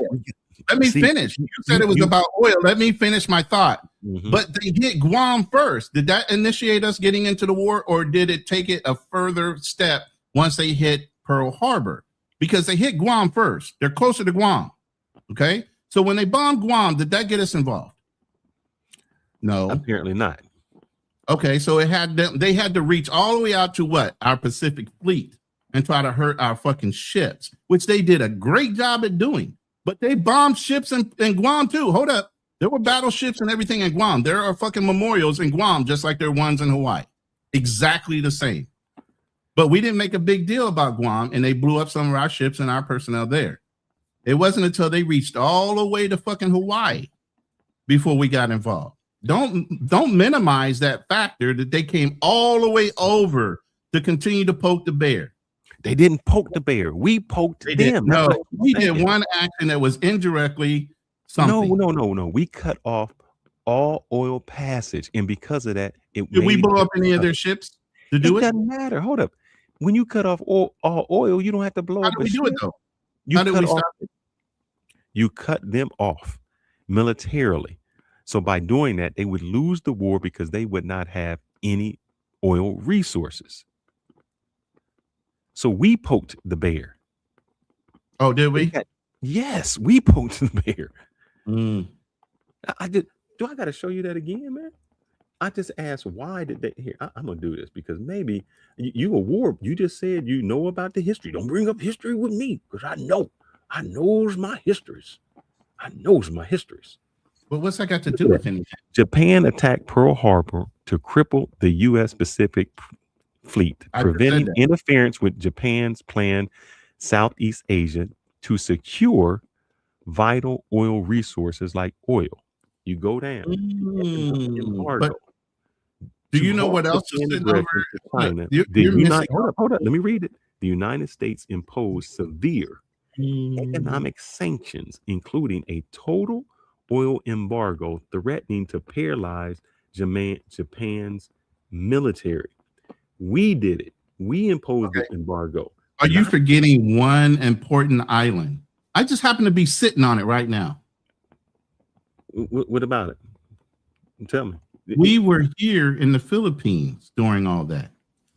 That has nothing to do with the embargo. It absolutely does, because they were pushing into all of Southeast Asia. That means they were pushing here. Japan was here. Japan was on the Philippine Islands. So they were pushing into our territory as well. How far is the Philippines from the United States? Brother, we still had it since the Spanish-American War. We owned the Philippines up until 1948. How far is the Philippines? It was our territory right along with Guam. Do you not know that? Hold up. Ronan, we not colonizers. We not colonizers, remember? That's what you said. Louisiana Purchase remind you of anything? We're not colonizers. I know you said that. We brought the Philippines from Spain. We didn't colonize them. We brought it. Once we won the war, we purchased the Philippines from Spain. And we've been here even during World War II. The Americans were still here. So when Japan started pushing into all the Southeast Asia, like you just said, guess who was still sitting here? We were, right along with Guam. And I told you they bombed Guam first. And then they were pushing down into right here. Philippines. As a defeat, the Spanish-American War, Spain ceded its long-standing colony of the Philippines to the United States in the Treaty of Paris. You can't make this shit up. It was a colony. I understand that, but we still purchased it. No, just like Louisiana was a colony of France. Hold on. Let me see. Oh my God, Jesus Christ. Help me, Lord Jesus. Explain the Philippines. You still skipping over shit. So we're here in the 1940s in the Philippines. Japan, like you just said, is taking over all of Southeast Asia. They have already pushed into Luzon. I'm on the same island they were already into. Guess what's southern of this? Subic Bay, where our naval bases are. We had an air base here. All that shit was sitting here. So when they bombed Guam, we didn't say much. When they pushed into Pearl Harbor, and they probably pushed into, like I said, the Philippines, that brought us into the war. But we had to do something, because if they were pushing in all of Southeast Asia, they were coming to the Philippines too. They were already here. So that involved us too. It's not just Pearl Harbor. The Philippines was here. We had them. Guam was here. We had them. I'm looking on here, man. And what day was the Pearl Harbor attack? December 7th, 1944, 43, something like 41, that? 41. Okay, 41. 41. A date that will live in infamy, whatever the fucking news people say. But anyway, I'm gonna go with you just said. Was, hold up, I'm gonna go with you just said. Because you said they invaded Guam. If Pearl Harbor was on December 7th, Japan bombed Guam December 8th. Okay. So I got it in the wrong order. No, let's go back. Let me go back, because what you said was we had to. You were so fixated no, because you said we had to fight because Japan was already bombing Guam, and then they bombed Pearl Harbor. That's what you said. That's what you said. They were coming after Guam, then the Philippines, then they went to Pearl Harbor. Hold up. No, Ronan, that's what you said. Don't try to get out of this. Okay, I admit to what I said. Maybe I said it in the indirect order. I'm sorry, I have PTSD. I don't get everything right all the time. So here's the thing, though. It doesn't negate the point that we were being bombed and then we got involved in it. You're saying because we put sanctions on these people. Let me finish. You're saying we put sanctions on them because of the oil. Well, we didn't want them pushing into the Philippines either. You're still ignoring the issue with the Philippines. Why haven't you brought that up? God, because I'm going to go ahead and discredit the Philippines. All right. And by the way, let me go ahead and read this super chat. Thank you, Darnell, for being involved and contributing to the channel. He said, no, China was not yet communist during World War II. They were just a state of civil war, communists versus nationalists. When Japan invaded China twice, it was technically a republic, but the ROC, I don't know what that means, ROC, was authoritarian. What does ROC stand for? Republic of China. So once again, you just told me, why am I ignoring the Philippines? Can you tell me what day was Pearl Harbor? What day was Pearl Harbor? You said the 7th, and it was December 7th, and Guam was December 8th. So what day did they bomb the Philippines? It looks like the same day that they did Guam, because they're right next door to each other. Well, hold up, sir. You just said that we had to stop them because they were bombing the Philippines. And they were moving. I said no, they were pushing into the Philippines. I never said anything about being bombed. I didn't know about the Philippines. I did not say bombed. I said they pushed into. How were they pushing into the Philippines if they didn't? Oh my God, you are going on my new point. What I'm saying is, my major point of all this was we were already in this region. We were already in the Philippines, and we already had Guam. So when you said that Japan was pushing in of all the Southeast Asia, does not the Philippines include Southeast Asia? So it's implied that if they're pushing into Southeast Asia, they're pushing into the Philippines. That's not what I said. Not what you said? I said this. You kept saying the world police. And I said, we always are on the offensive, never the defensive. And you said Pearl Harbor. Hold up. And you said Pearl Harbor. And I said, no, the reason that they bombed Pearl Harbor is because we started it by putting these sanctions on them, crippling their military. And then you said, no. And I said, why wouldn't we? No, hold up. Then you said they were already pushing into the Philippines. They were already expanding. Hold up. They're already pushing into Guam. And I said, hold up. So the way you said it was they were pushing into the Philippines. No, and you said this. They bombed Guam and we didn't do nothing. That's what you said. You said that. You said they bombed Guam. But here's the thing. Because you know this history. You don't get mad at me, history, man. No, I'm not mad. Well, all I'm saying is I already conceded that maybe I got the order incorrect. I already said that. You're beating a dead horse at this point. I'm man enough to say I am forgetful. I don't remember all the points and dates and all this other shit that's going on. Okay, but what the point is, we were in Southeast Asia, and if Japan was trying to take over all of Southeast Asia, it was inclusive of what? The Philippines. And were they here on the island? They absolutely were. They did not come after the Philippines until after Pearl Harbor. And the reason they did was we tried to cripple them. So we were supposed to let them take the Philippines from us? They weren't even trying to take the Philippines. They were fighting. How do you know that? Do you know all of Japan's plans to take over all of Southeast Asia? They were fighting China. I know that they were fighting China. That's Southeast Asia. Because that is Southeast Asia. They were fighting China. It wasn't just China. They were taking all the islands.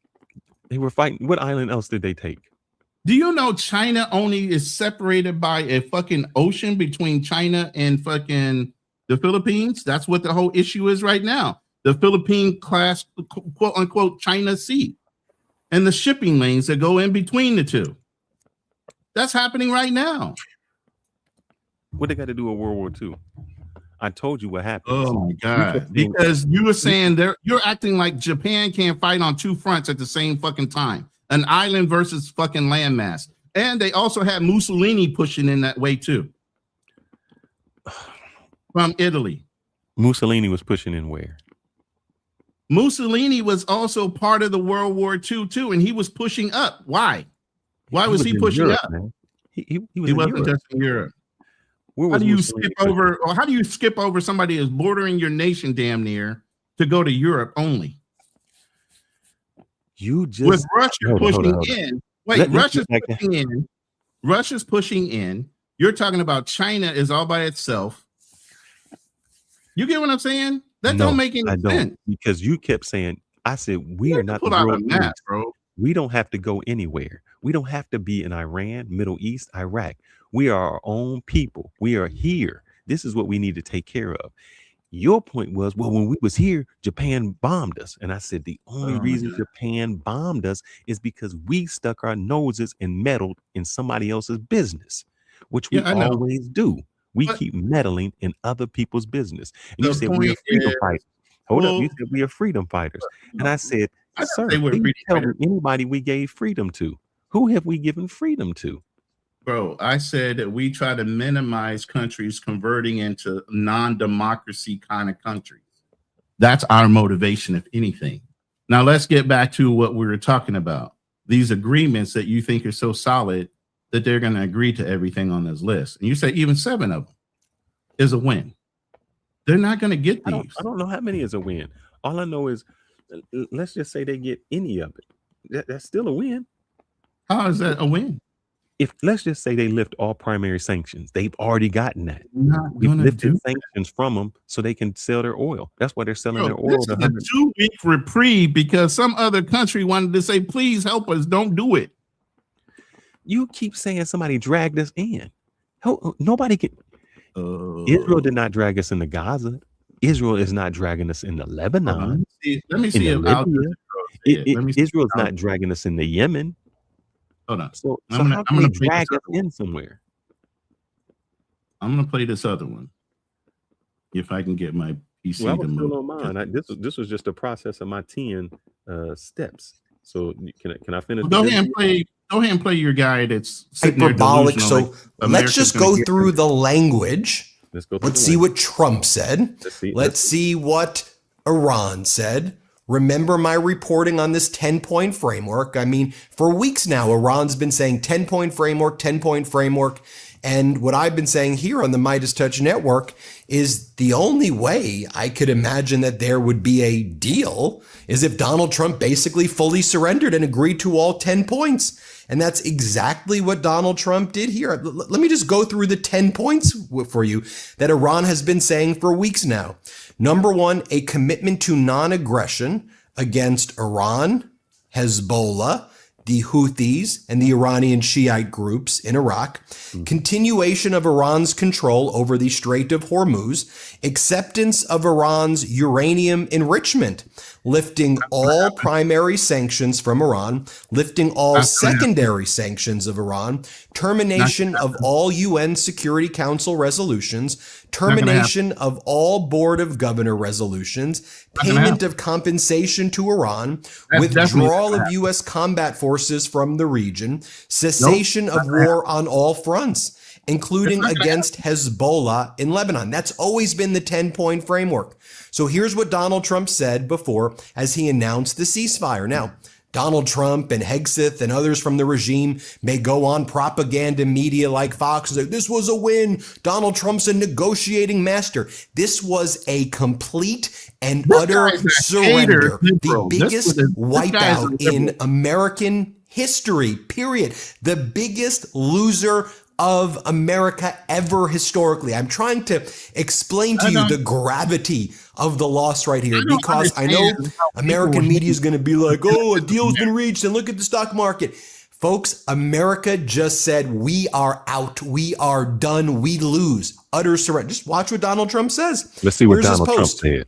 Based on conversations with Prime Minister Shahbaz Sharif and Field Marshal Asim Munir of Pakistan, and wherein they requested that I hold off the destructive force being sent tonight to Iran and subject to the Islamic Republic of Iran agreeing to the complete, immediate, and safe opening of the Strait of Hormuz, I agree to suspend the bombing and attack of Iran for a period of 2 weeks. This will be a double-sided ceasefire. The reason for doing so is that we have already met and exceeded military objectives and are very far along with a definitive agreement concerning long-term peace with Iran and peace in the Middle East. We received a 10-point proposal from Iran. And wait, I know I need to play that again. Donald Trump said he received a 10-point proposal from Iran. I heard what he said. We're very far along with a definitive agreement concerning long-term peace with Iran and peace in the Middle East. We received a 10-point proposal from Iran and believe it is a workable basis on which to negotiate. Trump is saying the 10-point plan is a workable basis on which to negotiate. And that had all of those 10 features that I just read for you. Almost all of the various points of past contention have been agreed to between the United States and Iran. So Trump's saying there, he's already agreed to most of these 10 points that I just read for you.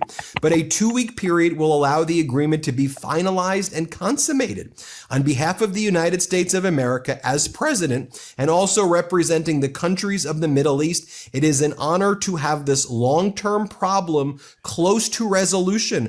Thank you for your attention to this matter. Donald J. Trump, that's his statement. What we're also hearing about this ceasefire is China was very influential in working with Pakistan, and Russia was involved as well. And Donald Trump just tapped out. He agreed to all 10. And it's not like he said, well, it's not just that he said it was a framework to negotiate with them.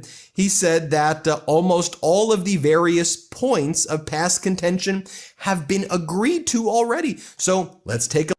You kept saying we're not going to agree to it. The thing is, hold up.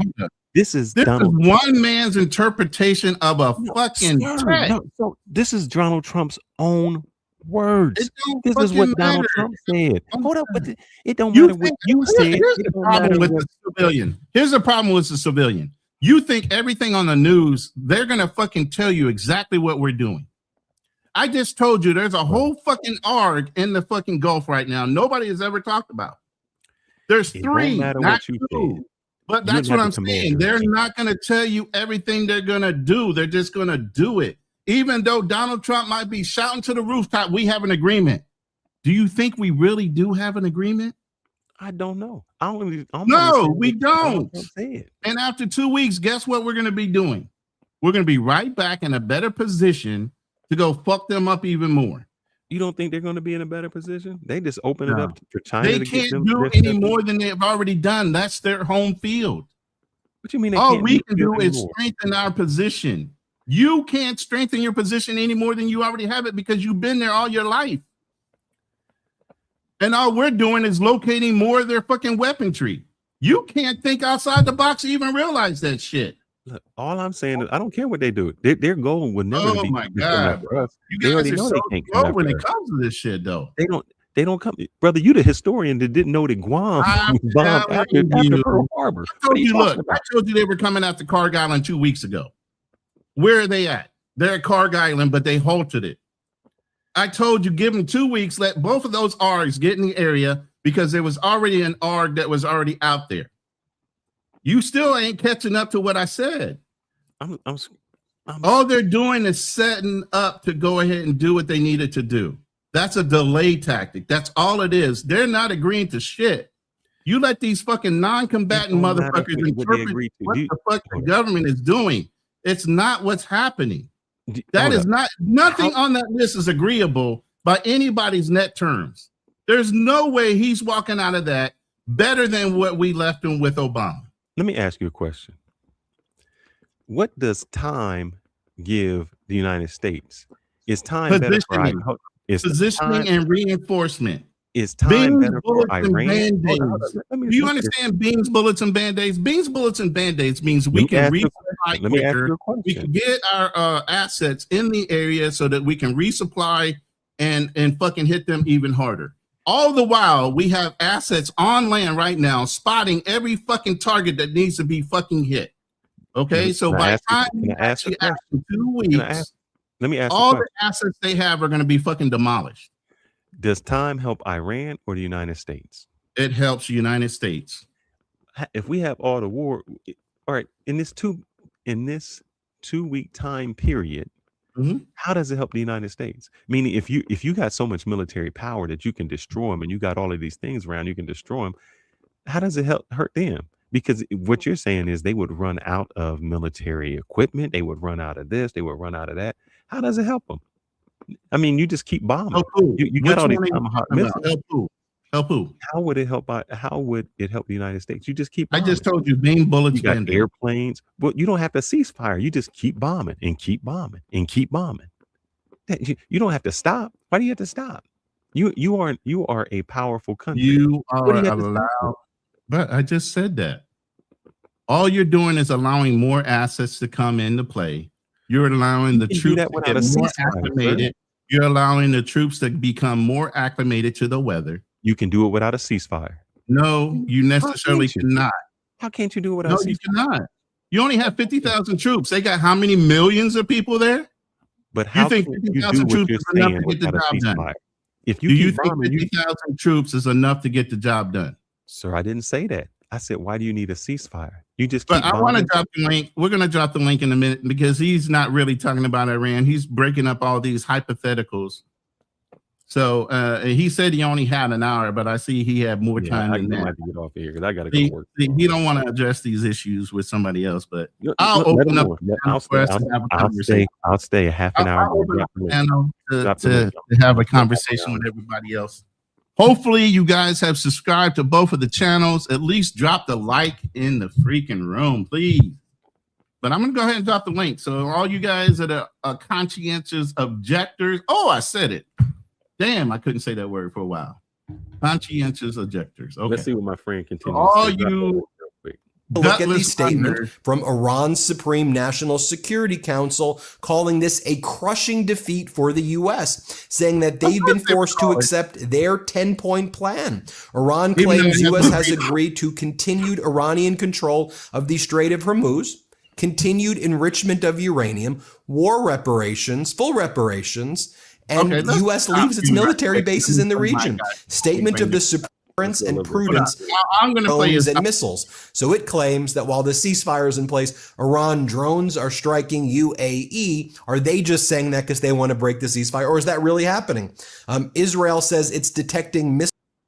I'm playing this because I'm tired of listening to that dude talk. I'm going to play Al Jazeera talking about what the ceasefire or the suspension is real quick, and then I'll bring everybody up. Lines that are coming from the Reuters news agency, we understand that Donald Trump is quoted as saying that he has agreed to suspend bombing and attack of Iran for a period of 2 weeks. Now, this is following a request that was made by Pakistan's Prime Minister Shehbaz Sharif, who had requested an extension of the deadline that Donald Trump had originally set in order for further talks to take place. Donald Trump is apparently quoted to have said that this will be a double-sided ceasefire. He may well be referring to a request that had been made by the Pakistan Prime Minister to Iran to open the Strait of Hormuz for a corresponding period of 2 weeks as a goodwill gesture. The other lines that we're getting through Reuters saying, we have received a 10-point proposal from Iran. We believe it is a workable basis on which to negotiate. Almost all of the various points of the past contention have been agreed to between the United States and Iran.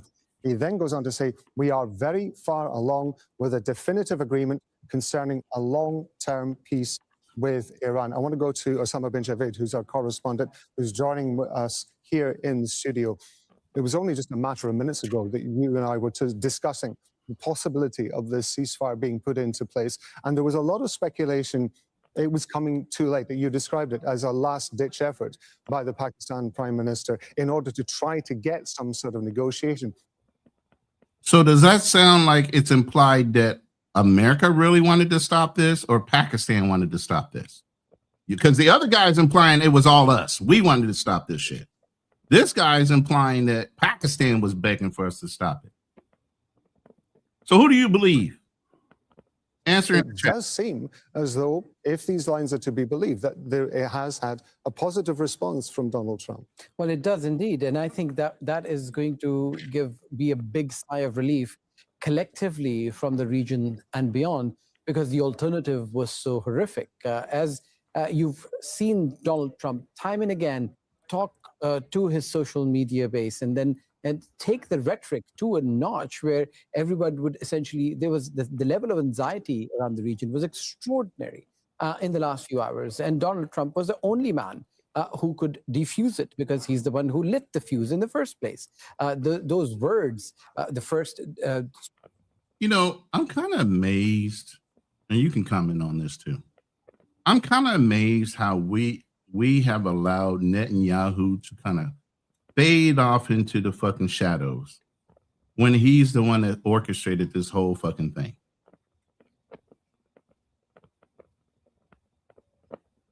You have no comment about that? You have a choice. Donald Trump had a choice. That's your best answer? Why haven't all these news agencies brought up Netanyahu once?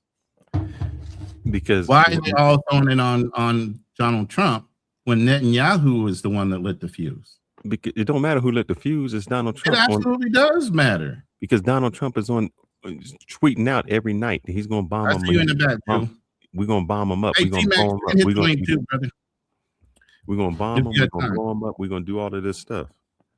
But with the encouragement of who? His buddy, right? Netanyahu, right? Netanyahu can't. So Netanyahu has nothing to do with this. Now, it's all on us. No. It's all on us. Biden said no. Obama said no. Trump said yes. So it don't matter what another country says to do or what they do. We have a choice. We were our own country. Like I said, we didn't go after them when they went to Gaza. We didn't go after when they went to Lebanon and Libya. Nobody ever said Donald Trump was the smartest one in the group, and nobody ever said his foreign policy was rock solid. But that's the commander-in-chief you would follow. No, it's not the commander-in-chief I follow. I'm not in the military anymore. No, you would follow. If you was in the military, that'd be your I would have no choice. I would be under contract. You're absolutely right. Idiot. And then the only thing I would have an option, if I didn't want to do my 20 years, then I would have had the option of getting out. You're following. So while I'm in, then I would have to follow an order. But here's the thing: everybody else elected that idiot. Why are you trying to make the American military feel bad for it? I'm not. Well, that's the way you're saying it. Is like they had a choice too. They didn't have a choice. Brother, you always have a choice. Okay. You at any time you can say, you know what? I'm gonna go ahead and bring Muhammad everybody. Ali had a choice. Muhammad Ali said, you know what? Revolving door of non-compliance when it comes Post about using swear words on the opening of the Strait of Hormuz. No formal statement out of the White House. Obviously, these lines have been coming out from Reuters within the last few minutes. We are waiting to hear formally from the White House, the spokesperson, or indeed even the president himself, who is due to make a decision at 8 p.m. That's in just over 1 hour's time. But I don't want everybody rereading. Understand them fully, because he talked about suspending the bombing, and it's not clear, at least to me, whether he's suspending what's already going on since the beginning of the war entirely, or he's suspending or he's extending the deadline for that ultimate destruction of the power plants. I mean, I think it is the first option. So Iranians are going to read this, maybe read it again and again to see between the lines, and also to read what is clearly there. Here's the thing. You got an Iranian sitting here saying it ain't that fucking clear. But you got fucking liberals that are swearing up and down it's over. Donald Trump has conceded. You got an Iranian here sitting here saying, I don't fucking know, because we don't trust the words that come out of his mouth. But for some reason, because it's a negative to Donald Trump in America, all the liberals want to believe that shit is really a locked-in done deal. Nobody says a locked-in done deal. The way you guys are implying it, and you're sitting there almost wanting to high-five the dude talking. What I said was, Trump said, I got a 15-point deal that they got to agree to. It doesn't matter what he says. It doesn't necessarily mean he's telling the truth. Then none of it matters. Exactly. Until it's on what? Paper. Everybody says don't believe shit until it's been signed, right? Oh, but yet we're believing verbal. We don't even believe it when it's signed. And we're that's what believing verbal comments over fact. Sir, because somebody said it. Do you think Iran believes what he says? They done. He's just sitting here saying no, they don't. Exactly. But you just not more than an hour ago went round and around with me about how factual Ben was in the way he was stating the interpretation. This is what I said. So let me repeat it, man. Goodness, I'm gonna have to help you have comprehension. Bruh, I do have memory problems, but I don't have that bad of memory problems. Let me help you out with comprehension. Here for the last hour and a half, Trump stated how this guy was right on the money. Stated a 15-point agreement. That was not even brought to the table. The only thing that was brought to the table was what Iran proposed. Now, if he agrees with it or doesn't agree with it, that was their starting point. Iran is saying, look, it doesn't matter if you don't want to go with us or not, because we in it to win it. We in it for the long run. So whether you agree with this or you don't agree with it, we still ready to go to war. We not going to stop fighting. So, okay. And you wouldn't either. If people came into the United States, you wouldn't stop fighting either. And that's understandable. Understandable. If you're invading our country, you're going to have the same level of aggression that Iranians have. Exactly. You're not going to get no peace. Exactly. And I agree with you there, but that has nothing to do with panel. What's up, Drew? Hold on. That has nothing to do with what's really happening, though. But go ahead, Drew. Hey, I wanted to, I mean, we know we're talking about Iran, but I just want to clear one thing up. And I was trying to tell you in the chat, Ronan, you forgot the international date line. Yeah. In Guam and Hawaii. They happen on the same day. Thank you. But see, I told you my memory is the same. Brother, you told me that they was invading Guam. This is what you said, Ronan. They bombed Guam and we didn't do nothing. Hold on, don't try to revise history now. I already admitted to being wrong as far as accuracy, but Guam was still hit. Guam was still hit. The Philippines was still hit, and so was Hawaii. Those facts are true. Whether I got the time right or not doesn't matter. No, your intention was it actually happened on the same day. Hold up, Drew. I gotta when get it's the 7th in Hawaii, it's the 8th in Guam. Hold up. It happened on the same day. Drew, that wasn't his intention, because this is exactly what Ronan said. Ronan said they bombed Guam. I already said if I got the dates wrong, I'm okay with it. Let the brother talk. We got that point down. You like to beat shit to Because you keep trying to say thank you, All like, right. like you was right. So moving on. The other point was that like two the brothers guy fighting. Ben that was talking, words matter, guys, and he said this was a proposal of a basis. Correct. So proposal is not an agreement. You look at the proposal, just like a contract, and you say, "Well, yeah, your proposal's good, but what can you do better?" No, Drew. Let me tell you something. If I come to you and I say, "Look, I demand these 10 things," and you say to me, "Nope, that's a no-go," and then you say, "In order for this deal to even start, here goes my 10 items." Who is in the position of power? So you brought me. Say that one more time. I just want to make sure I understand clearly. Your girl gives you 10 demands. You got to marry me by this time. You got to do all these demands. And you say, that's a no-go. Here goes my demands. Who is in the position of power? You just told her none of what she said meant anything. But here goes my demands. And her reply is, this is a good starting point. Who's in the position of power? The position of power. It's almost it's like a neutral. Like it's not. You wanted to see what that person's proposal was. Leave and come back down. I mean, come back. Everything that she said, everything I took down a video and it might have messed you up. So you might want to leave, then come back in, and I'll bring you up real quick. But yeah, can you take down all your videos real quick, Fearless? Because when we take down videos, it knocks out some people's hearing. All right, T-Mac, if you leave and then come back in, I'll bring you right back. The man is in power because it doesn't matter if Trump brought his 15 points and they said, that's not even a negotiating tactic. We don't agree to that. He's not going to admit to that right away. He's going to start. That's not it. And then what happened is they said, here's our 10 points. And then Trump said, that's a good starting point. Yeah. They are in a position of power because it's all of their things that we are negotiating for or against. None of our things. That's pure negotiations. If somebody says your proposal means that is not, it's a perceived position of power. He only agreed to say, because yes, we can attack today, but would we be stronger in 2 weeks? Absolutely. So if you want 2 weeks, fine. We'll give you the 2 weeks. We'll just be more reinforced. Stronger to do what? Okay, let's go with this. I already said this. Drew, go ahead and answer him, bro, because I already answered. Well, I think they're both in positions because you want to see each person's point.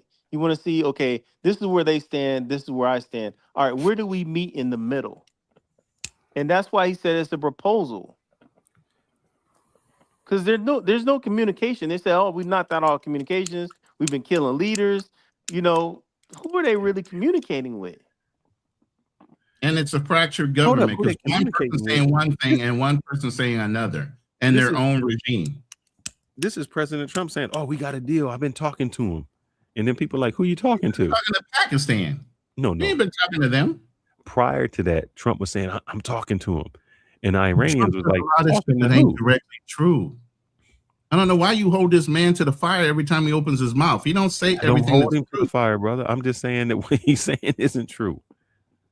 So if Trump is saying, yeah, I'm talking to him, we all know we almost negotiating, and Iran is saying, yeah, he's a crazy idiot, he's a fool. Who's the person that's really controlling things? It's not Trump, because what they're saying is everything you're saying is not true. And unless it comes for us, that's the only time you can believe it. Well, go ahead, Drew. He's asking you because I've already I'm about to say that's the propaganda of everything right there. Is like, who do you actually believe? You believe your own government, or you believe the government of Iran, who basically I somewhat believe them, because it's like, hey, they're not backing down. It's not one time that they've come up front and said, hey, you know what? We ain't no punk. Come on, come forward. You want to change the regime? Come on, boots on the ground. Then we'll take you on. That's what I'm saying. I don't believe our government. One, because we've kind of fudged the numbers on what happens, how many people may be hurt, what our things are. You know, we're in and out. I'm talking to people. So I don't think our government, I don't think that they're as honest as they would want to be. Especially when Trump says on a Friday, what we found out is on a Friday, he says one thing about oil to change the prices. And then there was $60 billion made in the stock market by people buying based on what they knew what he was going to say. That lets me know that what you said wasn't about the truth. It was about who can make some money off of it. So I can't really believe our government. And all I'm going to say is you shouldn't believe the government, because the government's not going to tell you the 100% truth, especially in a time of war. They're not going to tell you everything that's available. They're not going to tell you where everything is positioned. They're not going to tell you any of that bullshit. Now, press has been able to locate certain things because of satellites and everything else. But there's other things that are going on right now. You have no idea that are fucking happening. So you're never going to know 100% everything that's going on in emotion when it comes to preparation for war. Brother, here's what I say. I don't, and you say there's two things. One, I may not expect my government to tell me the truth, but I don't want them to lie to me. That's number one. Number two, when Vietnam was coming, we were told, oh, everything is all right. Everything is good. And that all changed when the press, because we say the press lied, but when the press went to Vietnam and found out what was really going on, then they seen the real truth. There's a reason why Israel would not let the press inside of their country and inside of Gaza. It had nothing to do with propaganda. It's that sometimes they show the truth, and those countries don't want you to see what the truth is.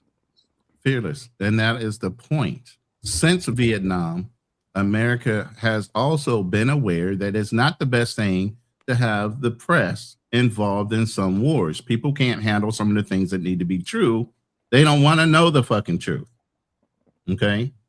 They want to be lied to certain extents. You're saying, oh, I want to know everything. They're not going to tell you everything. They're never going to tell you. What's the fucking point of having a top secret clearance if they're going to tell you everything?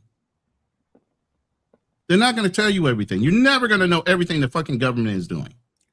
I don't give a fuck what you imply that you should want to know or have the right to know. I don't care if you think you have the right to know. You don't. Please repeat what I said. You just said that. Yes, you did. Say that. I said, I don't care if my government doesn't tell me the truth. I just don't want them to lie to me. That's entirely different. When you just say, oh, your government ain't going to tell you everything. Fine. Keep it a secret. Don't say it. Obama didn't say a lot of stuff he was doing. He just did it. You don't have to. So admitting is still kind of lying. No, it's not. It's just okay. No, so you're gonna play on words. So basically, omitting. If I don't say, sir, you asked me a question. Yeah, sir, that's under. What did they say in the police? I'm sorry, that's under investigation at this time. I didn't lie to you. I'm just. I'm not letting you know anything. Now, if I said, "Oh no, that person was innocent," that's what they did. And that's entirely different, because now what you're doing is giving a different narrative, and you're lying. When you say, "I have no comment," or we're not. But who started the lying to begin with? The very president that's in office, when he discredited the press and said the press doesn't tell the truth in the first place. So how do you trust the words coming out of the press? How do you trust the words that are coming from the president? Everything is all fake news. To be honest with you, I think. One thing I learned internationally, that if you want to know the truth about what's going on in the country, don't look at our news. Look at the news of like maybe another, like BBC. That's why I pulled up Al Jazeera. And then if you want to know the truth of what's going on in England, you look at our news. You want to look at the news of the opposite country. Unless they have a vested interest to both tell the lie. Yeah. And then you look at Al Jazeera, because they usually don't have an interest in anybody's shit. Yeah, Al Jazeera is pretty, I don't know, on point. But so I don't know, T-Mac, if you fix your mic yet or not. T-Mac, are you able to hear us? You're muted right now. Let me see if I can unmute you. I think there's two T-Macs. Do you need to get rid of the other T-Mac? Yeah, T-Mac. Hold on, let me bring this one up. Hello? T-Mac, can you hear? Yeah, we can hear you now. All right, yeah, you can take that one down. Can you take your other one down or no? I can remove it if you can't. No, I can't. I think you kick him out if you do it. I don't know how that works. Hold on. If I kick you out by mistake, come back. Are you here? I'm still here. All right, I got the right one. All right, go ahead, T-Mac. We've been hearing Drew G. You've been hearing the conversation. You're a Marine. You know what's going on. So you tell me what your perception of what the truth is versus what some of these people are seeing. Well, this is my feeling from like watching it and reading the news is that Trump knew he was going to take an L, and the reason I'm saying that is because what he was threatening to do would be if anybody followed that, it was a legal order, and we're not supposed to follow illegal orders, right? Correct. And so any general, any officer, any person who would had followed what Trump told him to do, and Trump, he spoke on emotion, but I think that somebody was able to get through to him and said, you can't just go bomb civilian infrastructures and all of that and commit war crimes, and nobody's going to be protected under the umbrella of just, following orders, because that's illegal. So I believe Pakistan. Hey, no, it's not. No, it's not. Well, who says? I mean, yes, it is. It is. You can't follow legal orders. No, it's illegal to do what? Bomb or what? A bridge? You can't. No, you can't. You can't bomb. You can't destroy a population. No, there's certain criteria. There's certain criteria. You can't destroy civilian infrastructure. Just look it up. Just do AI. Do AI. Hold up. No. Listen to what you're saying. You're saying you can't bomb a bridge with people on it who's not in the military. Oh, you asking me? No. Yeah. He was talking about destroying infrastructure like power. You can't do that. But yes, well, there's a caveat. If that power plant. Hold on. Don't answer his question yet. Let T-Mac finish. Yes, so you guys, there's caveats, and if it has nothing to do with the actual, like the war or whatever, let's say there's a power plant supplying a military base or something like that. Okay, that might be a deception. But if you have a power plant that's just entirely used for civilian usage, and then all of a sudden you're going to bomb it and you're putting the civilians in the bad, that's considered a war crime. Of course, there's caveats to things like that. Yeah. So there's, like, for instance, if you have the military in like, say, a church, they're all garrisoned there. Of course, you can bomb the church because you turning that church into a target, right? Correct. So there's, but you can't just like say, I'm just going to destroy a country. What was his words? He said he's going to like basically wipe them off and they're going to never be able to rebuild their. Right. Yeah. So, to that, that right there, even the threat of it, that he could not carry through with it. So Pakistan gave him a way out because Pakistan is doing the negotiations. Well, they're the intermediary. And Friday is when the negotiations were supposed to start from looking it up. But before that, it was shortly after the ceasefire was announced that actually Iran launched some ballistic missiles against, I believe it was Israel, and might have been another country that said they were took a hit, and Israel already responded back. So it's like they say it's a 2-week ceasefire, but it's actually no ceasefire. But anyway, I just think it's no weird. It's just like, if we had the most powerful military, we could wipe them out, but what's the cost of it? We're gonna end up killing civilians, and we can take over the Strait of Hormuz, but what's gonna be the cost? You're gonna kill a whole bunch of innocent people to take control of it. But the thing is that Iran right now, they're holding the cards because you see we're not sending any of our military ships into the Strait of Hormuz, right? So they got enough firepower to to be a deterrent. So right now it was a bad situation, and you're right that Netanyahu got us into it. AIPAC is one of what they don't they donate to like over half the senators or something like that. Yep, on both sides. Yeah, on both sides, and including Hakeem Jeffries, all of them. So the midterm's going to be crazy. Anybody on AIPAC is getting eliminated. Yeah, congressmen, senators, mayors, councilmen, they hit a lot of people up. Yep. But one of I forgot I was going to say something about like AIPAC. But anyway, I would say, it's not just the liberals. The actual loudest voices are conservative. You have Marjorie Taylor Greene. You got Alex Jones. You got Tucker Carlson. So you got some of these people that were, Nick Fuentes. A lot of people that used to be very pro-MAGA, but this war has kind of splintered it off. So it's actually the conservative voices who are actually the loudest. And surprisingly, the Democrats are kind of like sheepish. They're just like, we can't do anything to the midterm, so why even speak up? So, I apologize for cutting you off. I just wanted to say, the Democrat strategy, I actually think is smart. You see a runaway freight train, best to just stay off the tracks, and let the damn thing derail. That's smart at all. I don't think that's smart at all. And I'm going to tell you why. Because to be silent is to be complicit. If you're not speaking out against it, that means you're part of AIPAC too. And you're going to have to go eventually. And you have to prep the people. You have to prep the people before the midterms, right? You can't just wait to the day before the midterms and say I'm against this. You have to start prepping them beforehand, right? Right now, loud and proud and beating your chest. I ain't for this. If you reelect me, I can make sure, and I tell you right now, I'm not part of AIPAC. No, I mean, why aren't you as guys, far as that, guys out there doing that shit right now? As far as that, to admit that. Yeah, as far as that goes, I mean, yeah, you could speak out, say what you want, but what I'm saying is don't fight Trump. Remember how the Democrats were fighting Trump, during his first term? It didn't go very, I mean, granted, they did win, but he came roaring right back.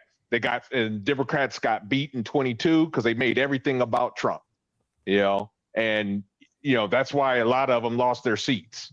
In 22 and 24. So that's why I'm saying this go around, don't make it about Trump. Let him screw up so bad to where everybody hates him. And so far, well, I mean, the in that strategy's mode working. right now. That's why I said, yeah, right now he's in that mode to where they don't have to say anything, but the only thing they need to say is because of the amplifier or the focus on AIPAC politicians and how Israel's running roughshod over not only the American leadership, but our military, and dictating where our sons and daughters go and fight. I have videos where you got Israelis saying the Gentiles are supposed to die for us anyway. The American military people need to know that they need to fight and die for Israel. I have a little disagreement about why the Democrats lost in the midterms. It's just because their policies are shit.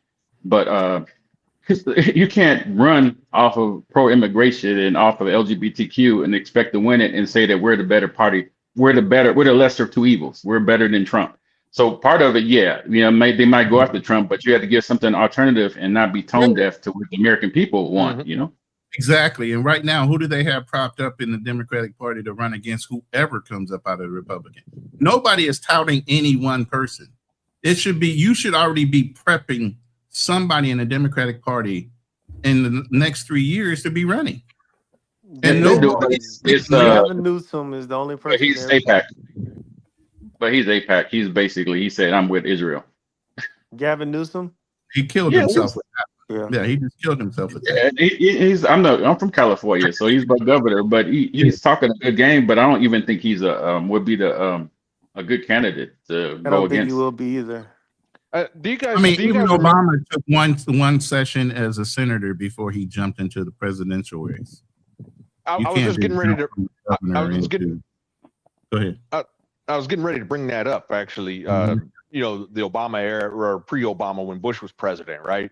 Democrats they won in the House and the Senate, I think, in 2006, and then the economy cratered. I mean, just cratered. Democrats let the economy crater. In my opinion, I think this is just me putting a tinfoil hat on.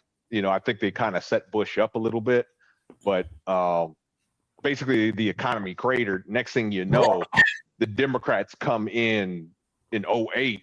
They damn near had a supermajority in the Senate. They would have had 60 seats hadn't it been for Republicans refusing to certify Minnesota. They would have had 60 seats in the Senate. Which is crazy. You could basically pass anything you want at that point. The hell with my opinion, because I've already given it. You three guys and all of you guys just happen to be all military. What do you think can happen in these 2 weeks if they don't agree? What do you think the American military is doing right now in order to establish a foothold after this restarts back up? What do you think they're doing? I'll go first. Okay. Go ahead. They're ramping up. They restocking. They deploying more people in different areas. I'm over. Go ahead. Who's next? The other gentleman, or you want me? Go ahead, Donna. So technically, we're already there. U.S. Army CENTCOM, Third Army, they're already there. Camp Arif John, that's where they're headquartered at. So technically, we're already in theater. I don't know. I know we do have a presence in Iraq. I don't know how large it is, at this time, but we're going to more than likely, they need to talk to Iraq. Well, actually, I'm getting ahead of myself. First thing President Trump needs to do is he needs to go to Congress and get authorization. You can't go to war without money. He's not going to Yeah, do that. but how is he going to fight the war? Because you can't fight a war without money.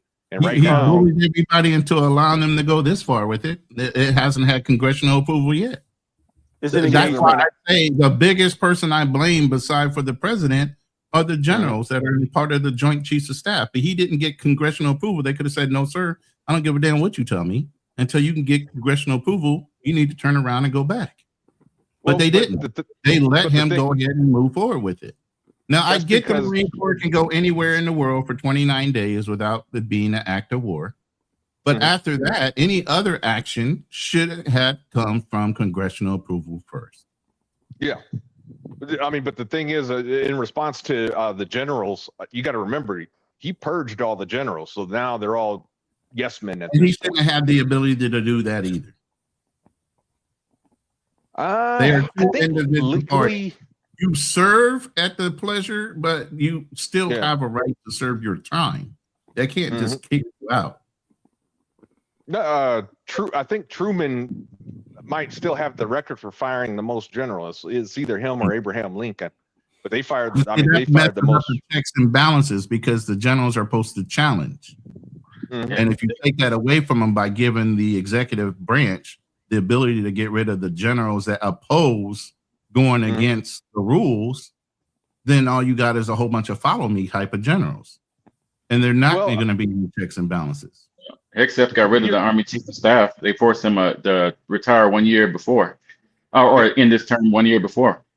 That's what I was saying. He purged all the opposition. So now, like I said, it's just yes men. And Pete Hegseth, in my opinion,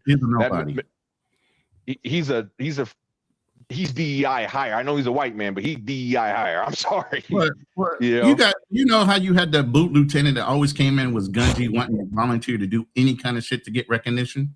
He reminds me of that kind of guy. He reminds me of that kind of guy. But T-Mac, go ahead and tell me what your process is. Because I'm gonna be out. I want to hear y'all answers because I got a few questions. T-Mac. Let me hear what your process is on what we're doing for these next 2 weeks, prepping military wise. They're gonna look for a way out. So we got two Marine expeditionary units going. We have the 82nd Airborne, and they ain't gonna do jack because you can't go on Carg Island because what's gonna happen? You're just gonna be a sitting duck and just sitting there where all the missiles could just bombard you all day. So what? Man, it doesn't make any sense. You can't put enough. That's not enough. Two Marine expeditionary units and one 82nd Airborne. I'm sorry, there's three. There's three. I only heard about two because one from Okinawa and one from California. Right. It's 15, 11, and 31st out of Okinawa. Okay. And don't forget Third Army.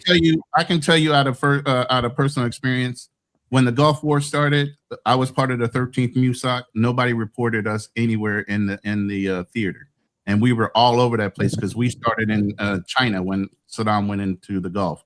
So there's always one ARG that's never accounted for, and they're the ones. But hold on, Fearless. Before you, I want to catch you before you drop off. But just watch that documentary I told you about. Oh man, brother, look. We don't have to go into detail now, but yeah, just watch it first. Just little things like I never got it, and it would be. Did you email me the same thing? On these, real quick, I'm gonna answer Drew. There would be these new houses that are coming up, and people said, "Don't move anywhere where you see new drive. What is it? New student driver and something else."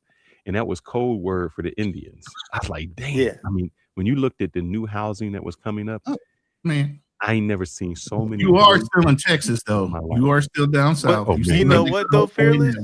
If they're not, if the people of Texas aren't, if they don't watch it, this is the same blueprint that the Haredi Jews used in New Jersey, where they get one seat, and it looks like they already have one seat in the council.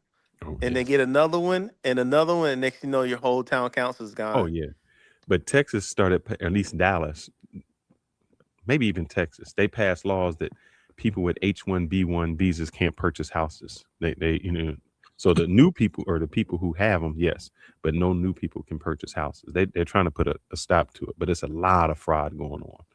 But Bro, I do have but you one know a question. gold mine that I saw in that documentary? All right, guys. Renting office space. Next, I was like, hey, we damn. can talk. You know what? We can bring it up on Friday. We'll just let's do a live Friday. on that. Since I we're do- talking okay. about I Iran gotta and the do- 2 week bet, Yeah. the 2 week bet Yeah. is on hold You got me to anyway. 2 We're weeks. gonna talk All about right, the- I'm I gonna have drop a out, question. guys. No, Drew. For one question, my Drew, question, hey, because this is where Fear is me believing. You don't have and to leave. Ronan differ. Ronan is like, oh, they're going to come in and they're going to have this big thing and they're going to take over Cog Island. But let me preface what I and my said. response is, so what? What does that mean? And my thing is, I say they take over Cog Island. The Iranians already said, if we can't have it, you can't have it. We'll just blow it up. Yep. So what does it do? To me, the Iranians just got time on their hands. That means you got to stay either on Cog Island or you got to stay somewhere out there, because once you leave, they're in the same position they were before you came in, where they can say, we'll bomb the strait. If you don't pay us money, you leave out. So when you keep saying we're doing something, I don't know what strategic thing that is for us to take over Cog Island. One, and you kept saying, oh, we got our ships in there and you can't have these little boats. And I said to you, they don't need little boats, Ronan. They got missiles. They got drones. They don't need to be anywhere near Cog Island. They don't need a little ship coming after those people going through. You just bomb them from 500 miles away, from 1,000 miles away. They don't have to be on the strip. Now, with that said, what say you guys? Can I say my angle before you ask them? Go ahead, say your angle. Yep. My angle was they're taking Cog Island only because those fast boats are strategically placed around Cog Island and some of the other smaller areas. And the MUSOC would be good at, once they took over Cog Island and the smaller islands, getting rid of the last of those pesky little fast boats. That way the insurance companies will be free to allow those ships to go through, because it's not just the straits are being closed. The insurance companies are not going to fucking insure the tankers as they go through until they know Chubb is. So I'm sorry, I'm on the phone. Yeah. But the whole thing is the insurance company is part of that. So once you get rid of the pesky little boats, at that point, we've already identified from land areas what areas we need to strategically bomb to keep those missiles at a distance that lowers the accuracy of them being able to hit the tankers. The missiles on the back of somebody's truck. They just move from one finding them location left to and right. That's 2 weeks of them finding the rest of them while they're sitting there doing this. This is what I'm saying. It's a stall tactic. But again, that's my position. We're not going to hold the island. We're just going to kick them off of it. Find the last of the little fast boats that are going in between the tankers and harassing them enough to lock down the straits, and then remove the mines, whatever mines are remaining. We had to do that at Falaka Island in the Gulf. The same thing. They mined themselves into a fucking trap because we blew up all their boats. They had nowhere to go, so we had to pull them off ourselves. You can get rid of every boat, every mine. Can I say my? I didn't interrupt you. I thought you was finished. No, but I want them to answer without you introducing anything else. I'm going to let them. My thing was, you can get every boat, every mine out of the way. I've always seen one man with one gun, with one bullet, be able to hold 100 people at bay, because nobody wants to be that first person. And if That's not the military's mindset. We don't give a fuck about one man and one bullet. I don't care about the military. I care about an oil tanker. Hold up. The oil tanker says, I don't want to be the first. Can y'all answer the question? Stop running. Yeah. Stop. And whoever is the first, all Iran has to do is blow up. Oh my God, why do you keep prefacing it with your caveats? Let them answer the question based on what's going on. Go ahead, Drew. I don't even know what the actual question was. No, I'll repeat the question. He is saying that it is a military good thing for us to take over Cog Island. And I not said, to keep it, but just to get rid of the boats. I didn't say we're going to land and stay there. That's his point. And I said, it doesn't matter. You can take care of the boats, the mines, all of that. They can fire missiles. And once they leave, meaning the U.S. military, Iran is still in the same position it was before you came. Nothing changed. We're not going there to wipe them off the planet. We're not going there to do that. What is the question, though? Thank you. Who is right? It's a statement, but what's the question? Okay. The question is, do you think by the military taking over Cog Island, it makes a difference? Yeah, it makes a difference. In what way? We shut down their way of earning income. Money.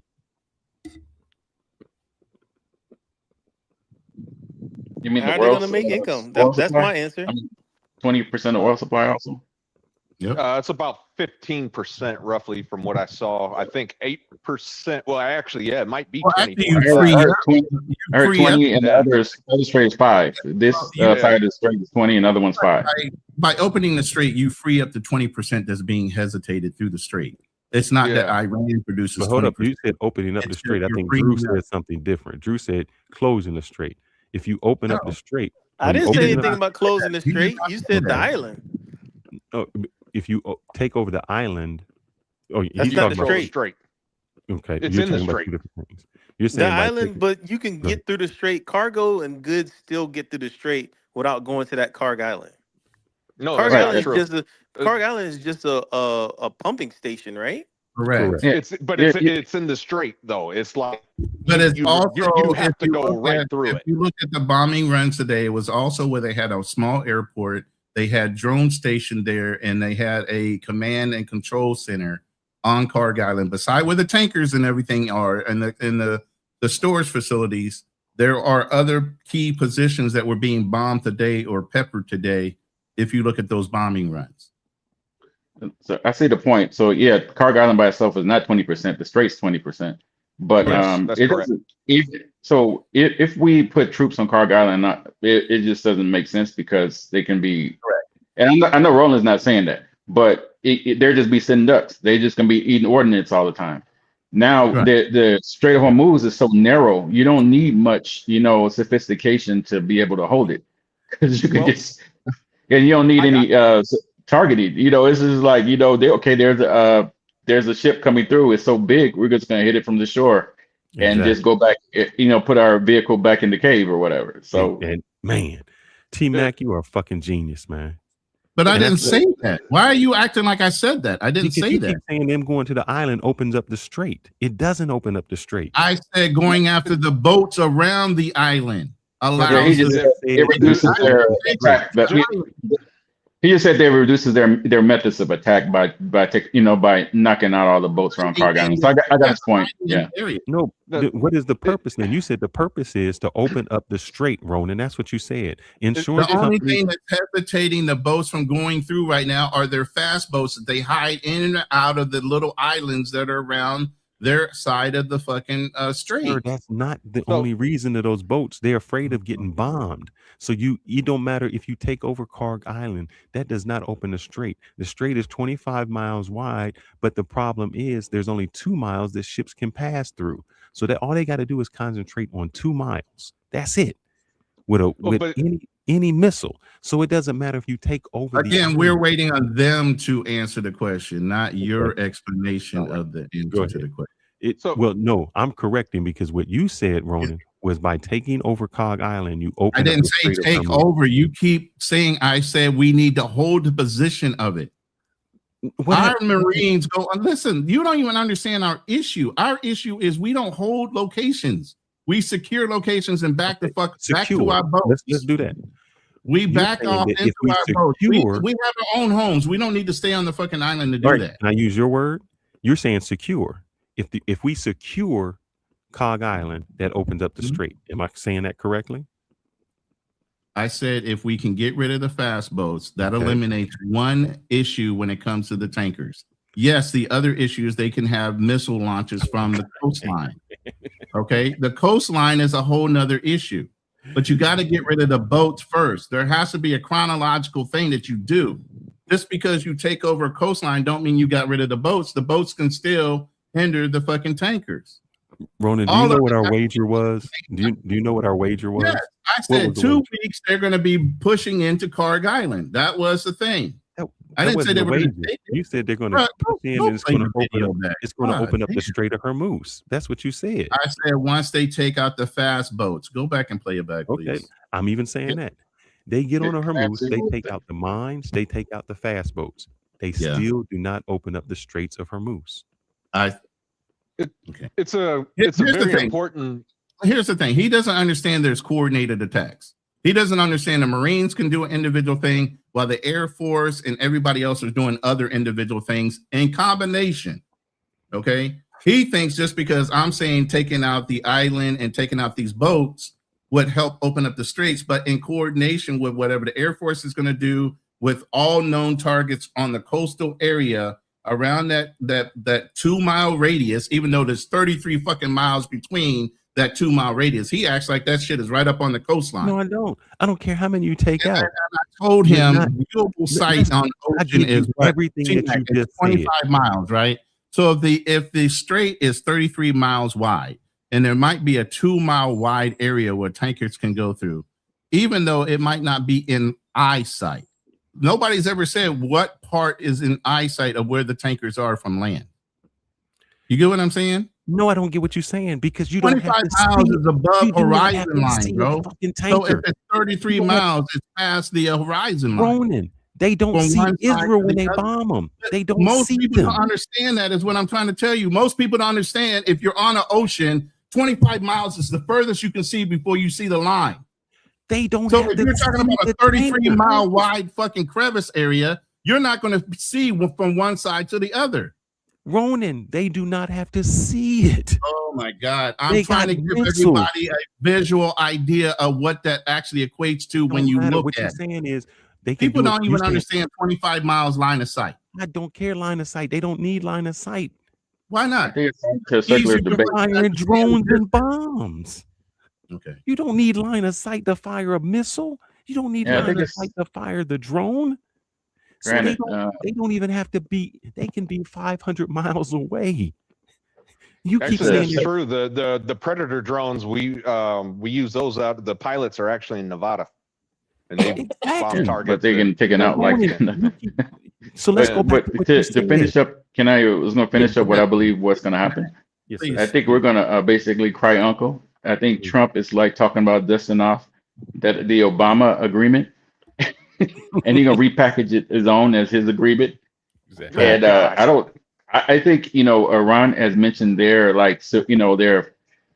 you ask for the moon and you only get whatever you ask for the moon, you get less. So that's what Iran is doing. And the U.S. is, saying their portion, but I think they're going to come to something like the Obama agreement or something like that. And and Trump is going to try to find a way to get out without any further damage. Yep. Because if we could have sent military vessels in to shield those tankers, we would have, but we can't. We don't have enough ordnance, and the ordnance that we're expending are you're talking about SM-2, SM-6 missiles and all that, and that's $4 to $6 million a pop to hit a $50,000 drone or a certain ballistic missile. So it doesn't make economic sense, and the cost of trying to secure it and the amount of money the headset is asking for. He's asking for an initial $200 billion. He ain't gonna get it, and then they want to increase the entire military budget by another by $500 billion. So it'll be $1.5 billion. They're not gonna get that. No, 1. I think they're gonna find trillion. They're gonna lose face. I mean, we lost face as a country. We're Americans, whether we agree about this or not. We all gonna lose face, and we're gonna have to just eat it that we basically taken an L in Iran.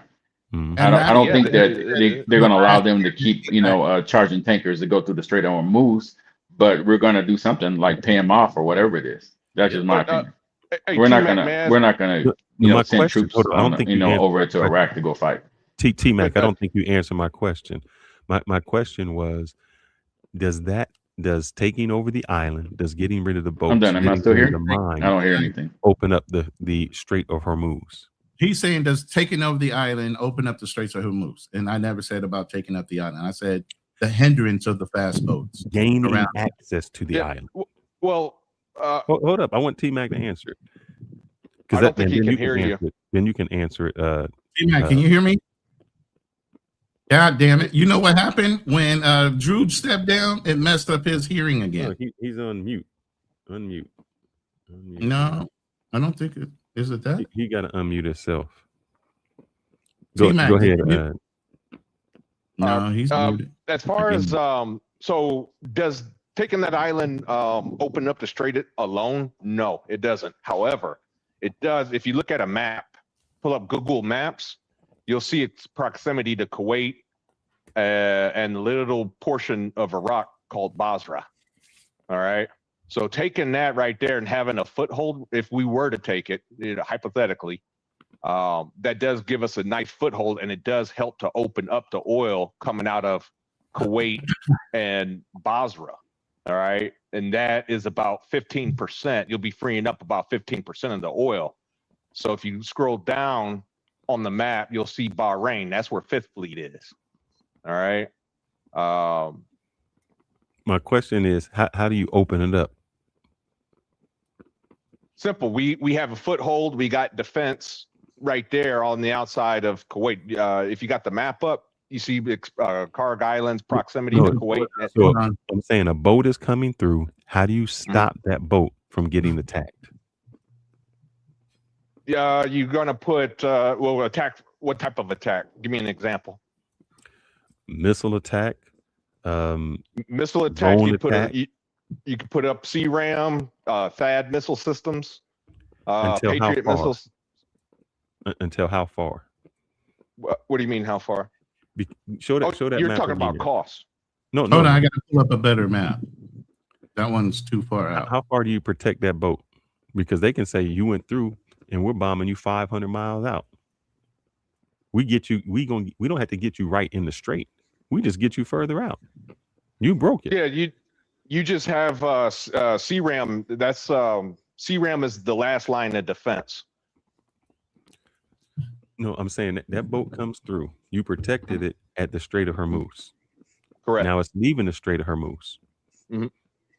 What stops? Okay, now I understand the question. Basically, you have the Navy. Every boat has the U.S. Navy. Every boat has countermeasures. They don't call it CRAM. They call it something else. But it's basically CRAM. So you'd have to escort it with a destroyer. And how many of those you think you can escort through every day? I don't know. I'm not a Navy man. Yeah. So I don't know. Meaning who has the advantage? Meaning you either have to take every. Obviously, home team has the advantage. I keep telling you that. So nothing you did really opened it up. You just delayed the inevitable. Well, like I said, Karg Island's actually going to be a little bit further to the west. It's going to be more closer. I'm looking at the map you guys got up. It's going to be a little closer. Even better. Go ahead. Okay. It's going to be a little bit closer to Kuwait and Basra, Iraq. So right there, that does protect. It does protect those ports. Because remember, you got to remember the enemy. It's not just the boats that they're going to attack that you have to protect. They're also going to go for, the docks. They're going to go for the refineries. If we were to put, like I said, some CRAMs, THAAD missile systems, Patriot missile systems, we can neutralize a lot of the incoming fire. Remember, we lost troops at Kuwaiti naval base. So obviously there's we have a gap, and possibly Karg Island might be able to plug that gap in our defense. And so what I'm saying, Darnell, is this: the one man with the one gun with the one bullet can hold back a whole lot of people. All Iran has to do is hit one boat. That's it. We gotta try to protect all the boats. They only gotta hit one. If they hit one boat, if they destroy one boat, that stops everybody from coming back through. Because then what they'll say is all of these Navy ships, all of this defense couldn't stop them. And there's no way that the insurance company's going to insure them, and the owners of those vessels are going to say, look, I'm not putting my people in harm's way. One, we can't get insured. Two, we not only lose our boat, we lose all the cargo. Well, Chubb Insurance, they're based out of Switzerland. They already are going to secure boats traveling through Hormuz, and they're backed by the U.S. government. And I have the feeling they might be backed by the Switzerland government as well. So we're going to pay for that? Exactly. You're going basically will be a backstop. So let's say if things don't go work out, Chubb has to pay and they run out of money. Then yes, the U.S. government is going to bail out Chubb. Bruh, if I'm a ship and I know that I'm going through and I got to count on the United States government to pay me, I know I ain't getting paid. I know I'm getting paid Because you know what happened?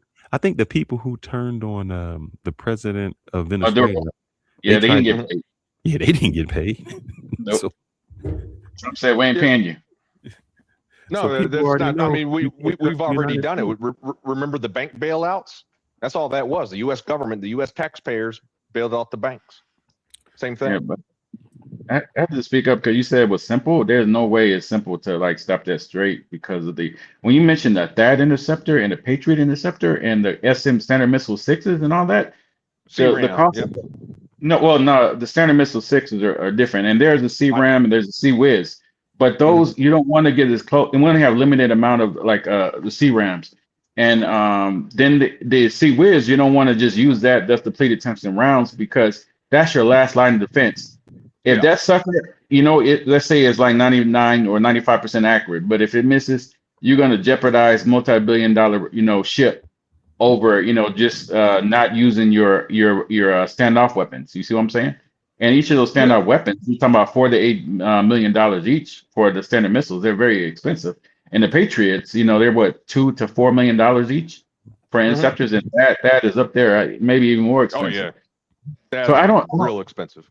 We're already running low on ordnance. They've expended so much, and I don't see them being able to just protect the strait.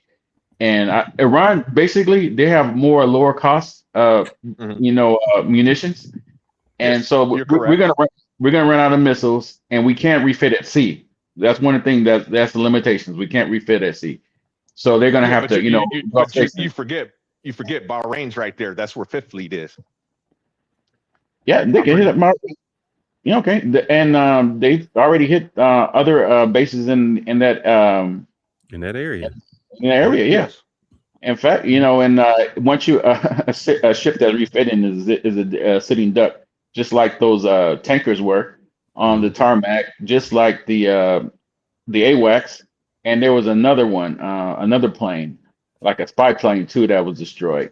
We've just been just dumping money like crazy, and there's no defined mission. There's no defined mission about what's your exit criteria. Right there, we were rushed into this situation to begin with. I already said this, but T-Mac, I keep telling Ronan that they don't have to go. Ronan keeps thinking they got to fight the United States military. They don't.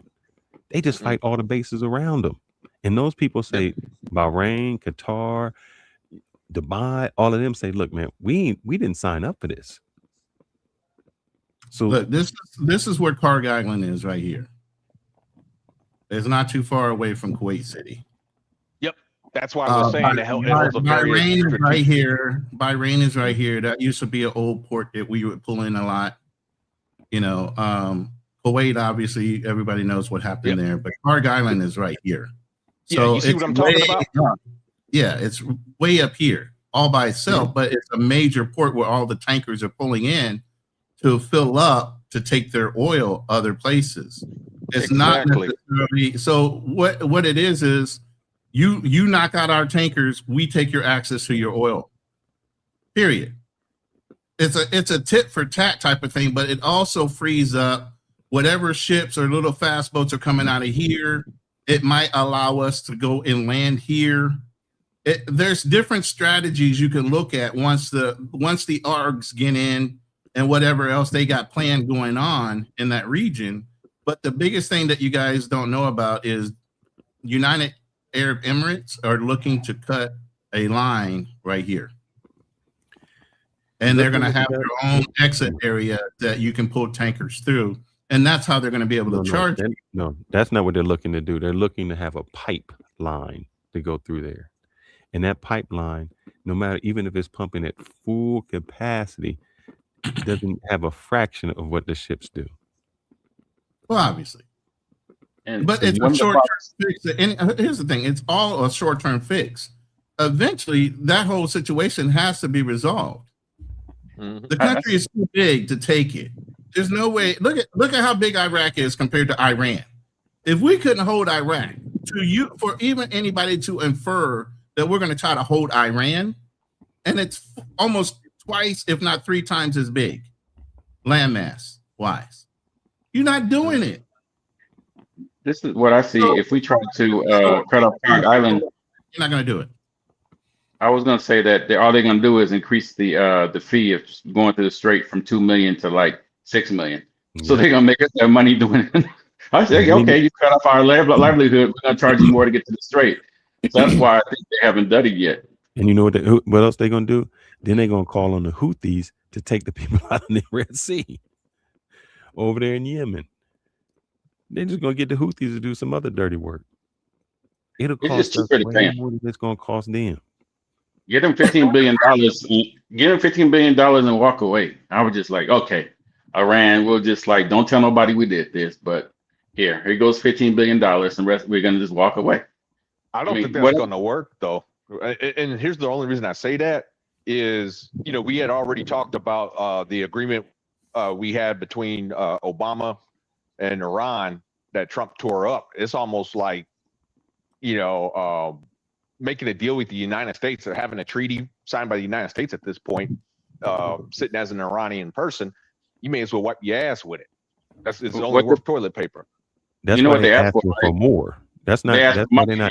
Yeah, they're not asking for the same thing that they got with Obama. They're asking for more because we need more money. We need less sanctions. What Darnell is trying to say is basically our word isn't bond because the next president will fucking rip up whatever agreement they make with him and say start over. No, and Iran understands that.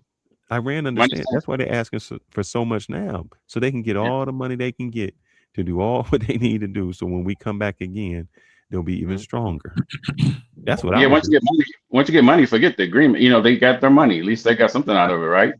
So you're propping up the government to basically get stronger, and that's why I said some of the things on that line item list is not going to happen. We made them stronger. And here's the thing: globally, now you got an issue with everybody else because you're infringing on their freedoms, and they're having now to pay a toll that they never had to pay. No, hold on, let me finish phrasing what I'm saying. How long do you think other countries are going to contribute to that fucking toll, and how long before they get sick of them and say, "Hey, why are you penalizing us? We weren't even involved in your bullshit." This is one time thing. I think this. I think if this would happen, Iran wouldn't be a problem. If Israel stops bombing Lebanon, stops going in Yemen, stops going in those places, Iran would be cool. They'd be like, all right. We never had a problem with Iran to begin with. That's why I said this is not our war. This is Israel. I'm not saying exactly.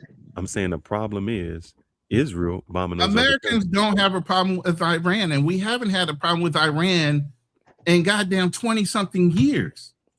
Correct. I'm saying that if Israel stayed out of those places, Iran wouldn't. But Israel not, because they got full-blown carte blanche with AIPAC.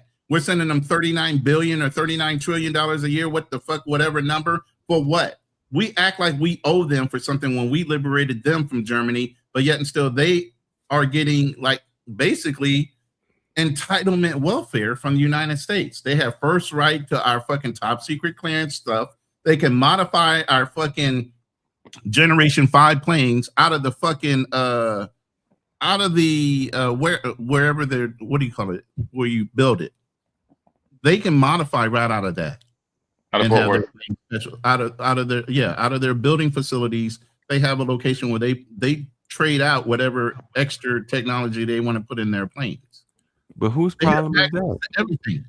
Again, that's the government. I keep telling you, the American military has nothing to do with the politics that go on, and we are the fucking long arm of whatever the politicians want to do.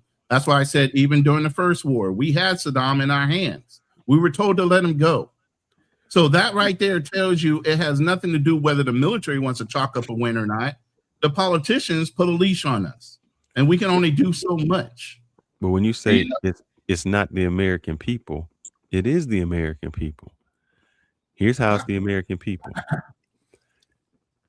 Ted Cruz runs every 2 or 3 years or whatever for Senate or Congress. We vote him in. 6 years. Yeah, 6 years. What's his name? Lindsey Graham. Lindsey Graham has been on there since he was a teenager. Right, but this is, like I said, the last year, anybody running off of AIPAC that's sitting there touting, I'm for Israel all the way. I don't give a fuck what Israel does. American people are going to follow through on that shit.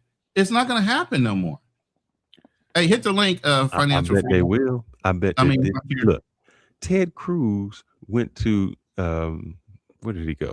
He went to Mexico when everything shut down here. When all of our electric went out, he jumped on a plane over to Cancun. Did they vote him back in? Yes. Yep. Again, people didn't care about AIPAC recipients. Now they do, because now their sons and daughters are being put in harm's way for Israel. And the biggest thing is even what Nick Fuentes says. This is make America great, not make Israel great. But here's the thing. They've lost even the extreme right people because of what they're doing. You think the extreme right like Jews? No, they don't. No, here's what they do. They change their name from AIPAC and just put it under somebody else. And then they just fund. And that gets rooted out because they did that before with JFK, because JFK didn't kiss the fucking wall either. He's the one that told them, you change your name or get out. No. What they're doing now is they create a, what's it called, a PAC? Not an AIPAC. Yeah. They create a, what's the other thing they call it? Super PAC. The super PAC. Yeah, they just create a super PAC. And then they just give the money, and it's never under the name of Israel. And you don't know where it's coming from. And all you see is all the smear campaigns. And so you don't then even you know have to start looking at limiting how politicians receive their money. Or at least they need to divulge how they're getting their money. Because those organizations need to divulge who private. them. But that's the thing. They got to stop allowing private organizations like that to contribute. Because they're vote that in. Who's going to vote it in? Yeah, that's too much money. They'll never stop that. Listen, if they don't start voting that shit in, this is going to continue to happen. But the focus right now, and the magnifying glass right now, is on how much control Israel is demonstrating over our politicians. That's where the magnifying glass is. K Palms in the chat, man. He got me rolling. He got me rolling. He's right. He is correct in what he's saying. Trump is just going to get rid of all them pesky elections. It's not going to happen. He said it. He said he voted for Trump 19 times because the Dems was cheating. That's exactly what them Republicans say. All right, Jim, I got to bounce and get ready to. I fly back to U.S. in the morning. Yeah, I know. Well, I don't think you got to get to the airport early there. Where you at right now? And you in Medellin? Yeah, Medellin. Yeah. Yeah, you ain't got to worry about getting back to the airport 5 hours before your flight. At least you ain't got to worry about TSA coming back in the country. But god damn, some of those TSA lines are crazy. In Texas, 3 hours ahead. And but from when I came out here, like about a month ago, it wasn't too bad at all. Even though it was still they were shut down, but or reduced. But it was like a 10 minutes. Kind of depends on the airport and the time of day that you're flying. Still. Mm-hmm. But what I was gonna say is one more thing. I put in the chat that when we have your FBI briefings when you have a security clearance, they list like the top espionage countries. So it would be like China, Russia, and number 3 is like always Israel. Yeah. So they're one of the so they're frenemies. They're not really total allies. They're one of the biggest espionage contributors that we have. And the FBI, that's what they tell everybody who has a clearance. Yeah, doesn't trust them. The Mossad is supposedly in everybody's country. Yeah, and they mentioned that why everybody says we're going to release the files on the JFK assassination and all that. They said every president does that until they actually get in office and they see that well, I did careful what it says, but they say that a certain powerful entity might have been involved, so we don't want to disclose that. It might cause a lot of problems. I think under Trump, I think they did release the JFK. No, they didn't. They put a stop to that because, like I was saying, a powerful entity said there was evidence that pointed at some nation state was involved. So I'll leave it at that. They released MLK, but they won't release JFK. All right, gentlemen. You guys, thanks for having me on stage, and everybody have a blessed time. We're gonna have to do our live on the other channel soon. I just gotta get it organized for you. Yeah, have a safe flight, man. I'm gonna let y'all roll. It's 12 o'clock here. I was only going to try to go on from 8:30 Yeah, to man, get off the 9:30. channel, man. I'm tired of hearing you talk. I'm out.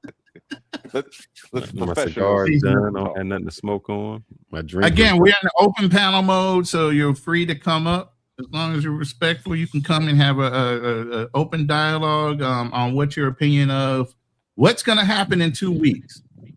Are we going right back to war? Is there going to be an agreement? Is Iran taking advantage? What's going to happen? So the panel link is basically. Before we do that, let's make this other bet. So I'm already going to win the first bet. No, you're not going to win the first bet. I'm going to go back and show you exactly what you said. Now, the second bet is how many of those 10 points do Iran get? 10 points. Yeah, those 10 things. Show that the they 10 propose. points again. Pull them up. Oh, shoot. I'd say 3 or none. Like I said, they're not going to agree. I already said they're not going to agree. So they're going back. I'm saying after the 2 weeks, we're going right back to where we started. We're just going to be in a more stable position militarily wise. And so would they. They'll dig in a little bit. So out of those 10, how many are they going to get? The non-aggression, they can get that one.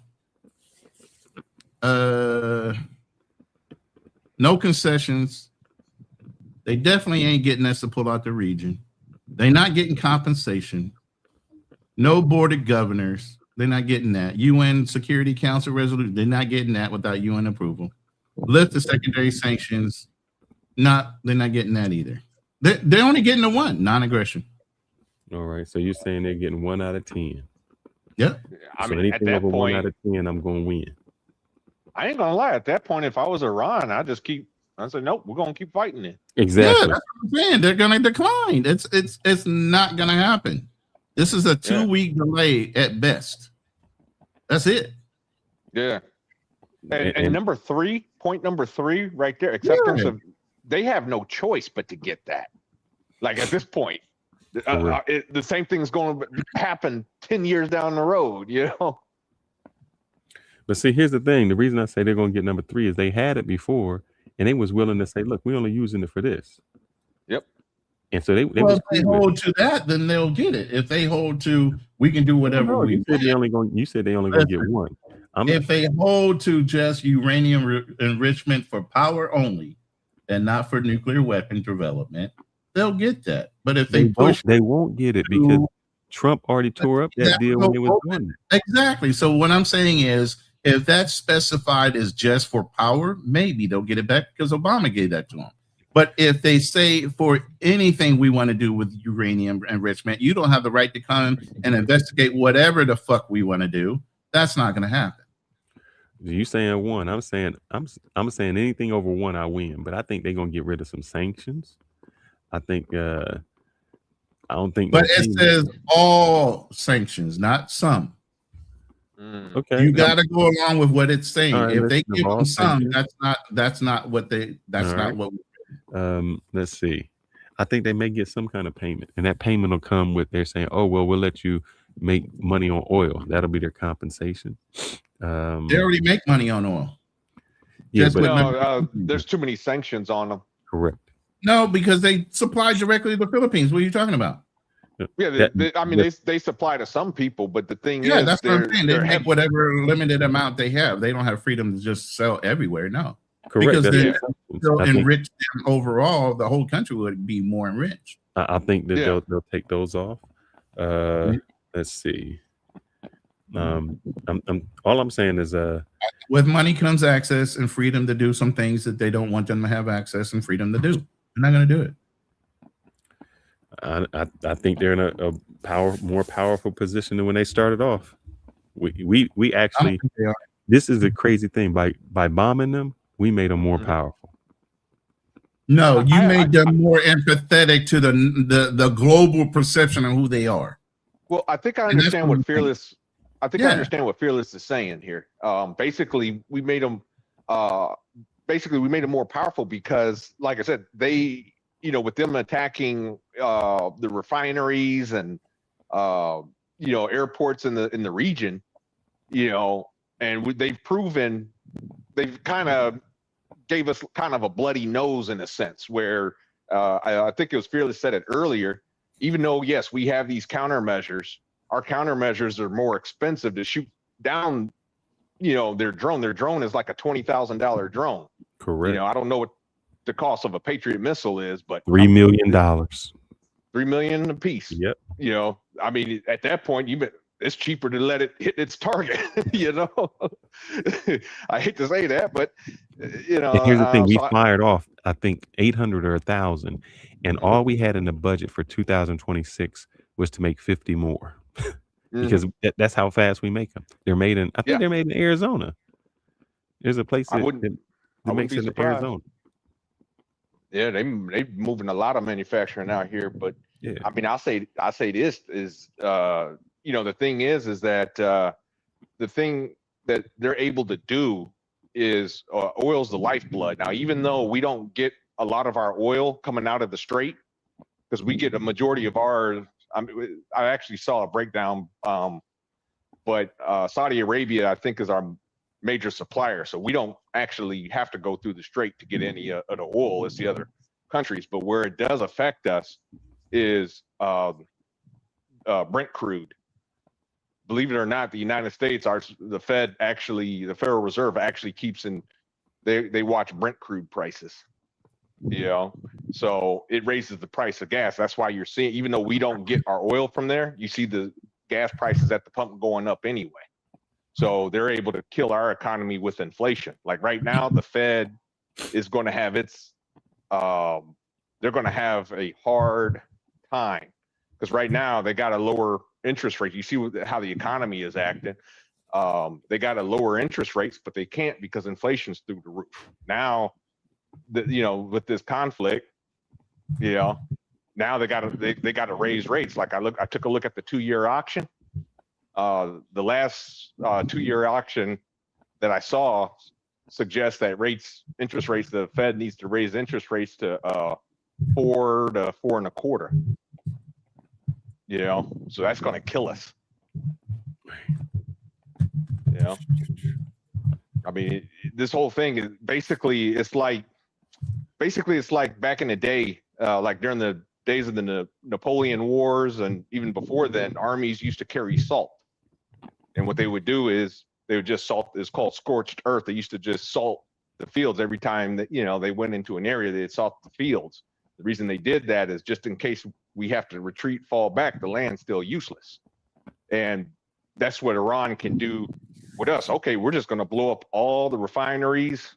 We're going to make life hell for everybody. Remember, Iran's already broke. I've heard reports they might be going to the bartering system. So they're pretty much broke already. They may as well, if I'm going to go to hell, I'm going to send everybody with me. I think the thing is they became self-sufficient, meaning they had sanctions on them for so long. They built their drones in-house. They do everything in-house. Everything they do, they haven't depended on anybody because they've been cut off for so long. And so they just made alliances with China, with Russia, with those places that don't depend on the United States anyway. That they said we're not going to be on the SWIFT. Yeah. The thing is, though, is that their currency still collapsed. And now I don't know if you guys can pull up a chart of I forget what the Iranian currency is called, but if you pull up a chart, it's probably falling down next to nothing against the US dollar. And if you got to go to the bartering system, that's basically your government has practically failed at this point. Imagine if the United States, went to the bartering system. That means the U.S. government's gone. Could be, but sometimes I don't know what's backing up our dollar anyway. It might be good to go back the fact that we can print. But the whole thing is we also have the highest GDP. And that's what's really backing it up. The American people themselves, bodies. And don't forget, after this, guys, we still got to go after Cuba. Who said that? That's what Fearless. Man, that's what they said. So, remember they said Cuba's so next. then Greenland as well, right? Greenland, Hey, I Cuba, didn't say this, Turkey. man. This ain't me. Because This Turkey's supposed to be on Netanyahu's list too. Yeah. Believe me, man, that shit is short-lived. APAC is done. Anybody saying anything and contributing towards that one small little country, they're not going to be backed anymore. There's no way the American people are going to continue to tolerate this type of action indirectly, or we just need to get a stronger president that doesn't want to agree with what's going on with Israel. He didn't have to agree. Like you said. That's what I'm Donald saying. Trump had a choice, right? Right? Didn't you say Donald Trump had the choice? He chose to go chose. along. All the other presidents said what? No. Why did No, he say I'm it? saying it. That's the Because he dumbest. doesn't care that he burns bridges because he's not a real politician. Most politicians want to leave on a good note. They don't want to burn bridges. They understand how relationships work. Donald Trump Trump don't want to care leave about with that. money in his He's not pocket, a baby. politician. He's looking to fleece the American and the global economy. That's all he's looking to do. He don't care what kind of bridge he burns, foreign or domestic. Exactly. Mm-hmm. He's like, shoot, I'm cool with him. I'm getting them out. Go ahead and bring obstacles up, but I'm gonna be disappearing. But I'll at least say hi to my brother. Yo, where's he at? There he is. I don't want him to think I'm leaving because he up. No, you can go. We don't need you to stay around. Go on, man. Mr. Negativity, Mr. Anti-American. Hey, all I know is you need no, it ain't that. I'm chart down. American. Oh, wait a I'm minute. American. Let's get his opinion real quick. Okay. Of these sanctions, what do you think the Americans will agree, or what Donald Trump and his negotiating team will or will not agree to? Oh, I don't know. That's pretty complex, I guess. Maybe number 3. They won't. Yeah, That's the only one? Won't stand for that one. Yeah. But I'm quite unsure. But definitely to be continued for So, sure. Ronan, are you? Hey, my saying- woman, somebody knocking on the door. If you're saying that, Ronan's saying all, but I'm saying if they get that's not for that. example, if they get a lifting of I thought it was you don't even have because to I say all remember I had primary the thing supposed to be delivered. I think if they get some of the sanctions lifted, that's a win for them. I think if they get to enrich any of the oil, that's a win for them. If they get any control over the Straits of Hormuz, that's a win for them. If they get any kind of compensation, and that compensation would mean they get to sell their oil on the open market, that's a win for them. Mm-hmm. They don't even have to say all. If they get a little bit of it, if they get to put the head in, that's a win for them.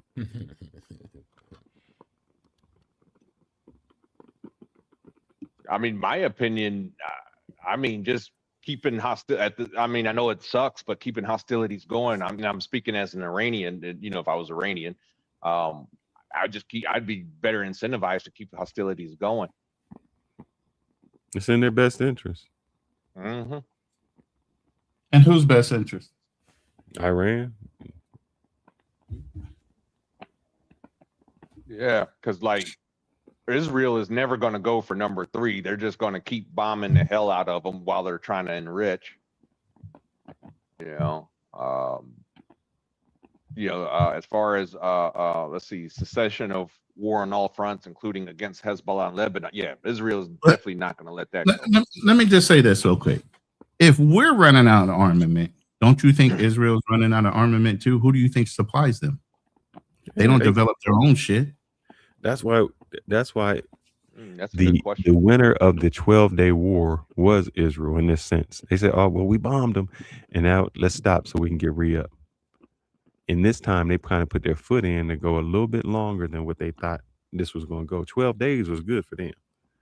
When you start going over that, then it becomes a problem.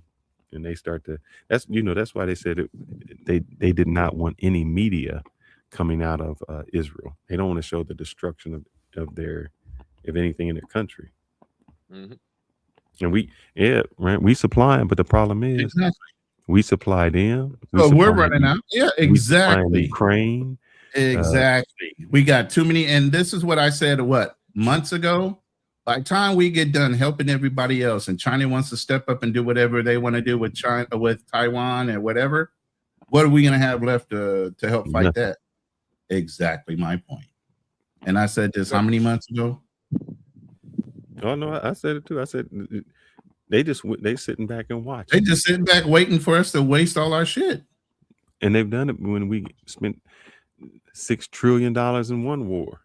So, man, you'll keep spending that money. And there's a lot of short-sighted people, but when you have advisors that aren't being listened to, and then the advisors are being fired because they don't want to agree, that's a fucking problem.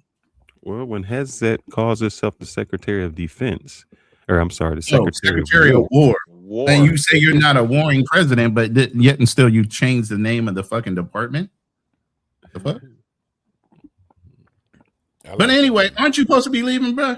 Yeah, so we gotta have a private conversation. Take your little chart down, man. No, you take said your little anti-American chart down, man. You gotta go. You said obstacles was going to answer your question. That's why I was saying. He did. He did.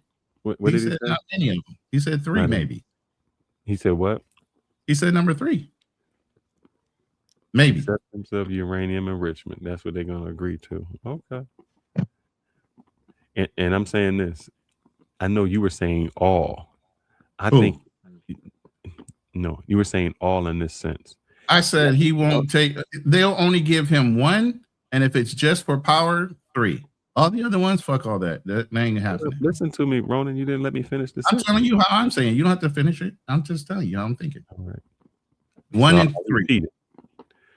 You said, for instance, number 4. You said all, lifting all primary sanctions, and I'm saying if they get any sanctions lifted, it's still a win for Iran. It is a win, but it's not part of the list. It's all. We're reading it at the way it is. You asked for. So you're saying negotiating is negotiating. They're not going to get all things. Everything. And if you don't get it, they still won because right now they're in sanctions. So anything they get over and beyond the sanctions is a win for them. I don't care. Yeah. It's not going to happen. In 2 weeks, we're going to be right back to where we were. That's what I'm saying. But how do you stop because they're not going to get everything. They're not going to get all 10 points. And they said if they don't get all 10 points, they're going to pull out anyway. And we're going to go right back to where we are. They're not going to get all 10 points. That's definite. So we're going to be right back where we were. I don't think that they. I think that they'll settle with something that they can get. Whatever they get. Give me a number. If you're trying to take it all, what number are you saying? Oh no, you said 1. I said anything over 1. I said 1 and 3 if it's just for power. If it's unregulated, then no, they're not even getting 3. And what I'm saying is, like for 4 and 5, I can't use the word all, but if they get well, then you're going to say that for 6 and 7 because that's say all for that, all termination, correct. All UN right sanctions. Now they have 0. So anything that they're saying they don't want to step on any one of those. They want all 10 of them. No, I'm thinking they say all as a negotiating tactic. Anything they get over 0 is a win for them. Right now it's 0. They got. Well, then you got too many variables in your answer. I got to give you a definite, but you allow variables. May I ask a question? Number 7. Anybody knows what termination of all Board of Governors resolution? What is that?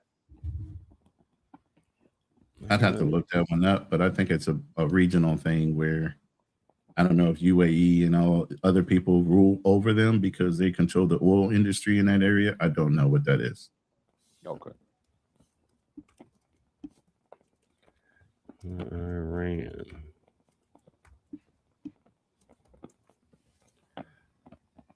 But we're definitely not pulling out our freaking combat forces in the region. Nope. There's always going to be a presence in the Middle East. That's not going to happen.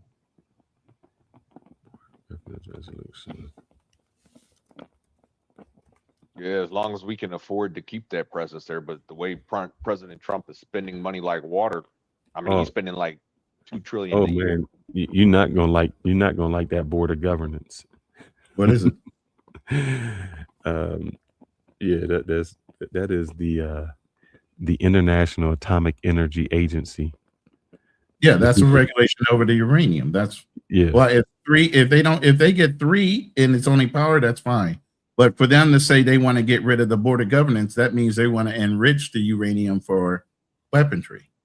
So they don't want regulations and observation. So yeah, that's not going to happen either. Now it's really not going to happen. No, Israel, they're not going to let that happen. They will send ground troops. Bid you guys a good evening. Make sure you See like, ya. subscribe, Yeah, you gotta comment. take that all the way out. Take that board. Yeah, you got to take that one out. I can't even delete it. You got to. Yeah. Good night, my brothers. I know it's All your right, day. bro. Oh, y'all starting your day. We'll talk later. Yes, sir. You know. All Good right, show, guys. though. Keep them in Good show. Yeah. But anyway, again, the panel is open. The link is pinned to the top of my chat or bottom. I don't know how they're doing it right now with StreamYard because it used to be at the top and it's showing at the bottom on my screen.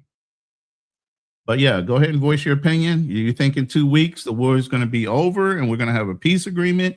Or you think we're right back to square one and we're just in a bigger position as far as whatever we're going to execute when it comes to orders in the region? Or, you know, are we going to have, I don't want anything to happen because I'm not betting on people's lives and body counts. I don't want that to happen. I don't. Are you asking obstacles or Yeah, either one. Yeah, obstacles. I don't Yeah. know if he's ever answered that yet. That part. Yeah, of if you it, want to but go, if you want to go first obstacles, then I can go second. Yeah, it's cool. I mean, yeah, I'm not quite sure. I mean, it's war, so I never sit Yeah. around and say like it's going to end, and then it's a complicated matter. I think also, you know, people are like, who won? They lost. Like, I think if your leader's dead, I don't think you won. But net at the end of the day, I think, yeah, they'll work it out. It'll take time. They might not work it out, and they might get Right. blown up back into civilization. Those things are on the board. I actually am not too much against it, the type of rhetoric like that, because at the end of the day, you know, politicians often pussyfoot with a lot of things, and so you never know what's going on. They still do it Right. anyways. To be quite Right. honest. And that And was so, to your point right there, real quick. You know, the biggest thing with Fearless, she's like, who won, who lost? There's no wins and loss when it comes to military interaction sometimes. Because we're not entitled or allow ourselves to win because politicians are involved. Political agendas are involved. So sometimes even though we could maybe chalk up a win, we're held back from doing that. It's like, well, you guys haven't really won anything. Wait a minute. Were we sent in to win or for positioning in some kind of political agenda? You get what I mean? Yeah, no, I get what you mean. Exactly. I think people see it like that because they're, you know, used to playing games and sports. But at the end of the day, people ask about that in many things we've been in. Like, oh, we didn't win this war. Okay, look at Vietnam, look at us today. Okay, look at Japan and look at us today. Okay, look at, and you could continue to go the Soviet Union and look at us today. And so net, we're winning as far as geniuses go. And I'm sure if Russia was winning, they'll say it too. So I wouldn't hate on them too. I would be like, yeah, they're winning. But as of right now, we still stand at the top. And we do have these battles and conflicts with people, just like everybody else does. They have their own beef, right? I don't hear nobody getting all, you know, politically unsettled because, or humanitarian unsettled when Thailand and Cambodia is fighting. Like, people fight, bro. Grow up. Right. Like, people fight and people are against each other. That's a real world thing. But I think a lot of time people are not mature on their perspective about how humans, you know, relate to each other in this world. It is grotesque. But it's it's not Now- as bad as it was in the past. It's way better than the How do you been. feel? And I want Darnell's opinion on this as well as yours. Fearless. I mean, I'm gonna say time, man. You know. But anyway, his biggest thing is, well, you have a choice. You brothers are both military. You both served during a time of war. You have a choice whether you want to follow that order or not. And if you don't, that's on you.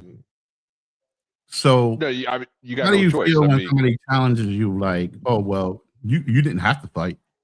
After you've served your time, you put in your efforts, and even though you might not agree with who the politician is in office or political agendas or whatever, your service is to the military, not necessarily that president or that politician in office. well, But Ronan, you they make remember, you you feel remember like my that. super chat? Yeah. You remember my super chat about Lieutenant Watata? Yeah, go ahead and Yeah. explain, and I'll pull it up so people can see what you were Yeah, referencing. he did that. First Lieutenant Watata. I was actually at Fort Lewis. That's where he was based at during that time. And I remember the media was coming by, and we were all brief hey, the media is going to be coming by. If they ask you any questions, do not answer any questions. Refer them to public. So what was the situation with him specifically? He went and said he was a conscientious objector. Yep. He said he felt that the order to deploy to Iraq, Bush's order, was illegal. Mm. Yeah. The first one or the second one? The second President Bush, the Iraq War. Okay. Okay. Good. Well, I mean, the first one did the first one. The second one did the second one. No, he was in during the second Iraq War, the 2003 invasion. But he refused to deploy, and citing conscientious objector, and he was court-martialed, but he got off on a technicality. Basically, the Army's JAG system is like, they're stupid.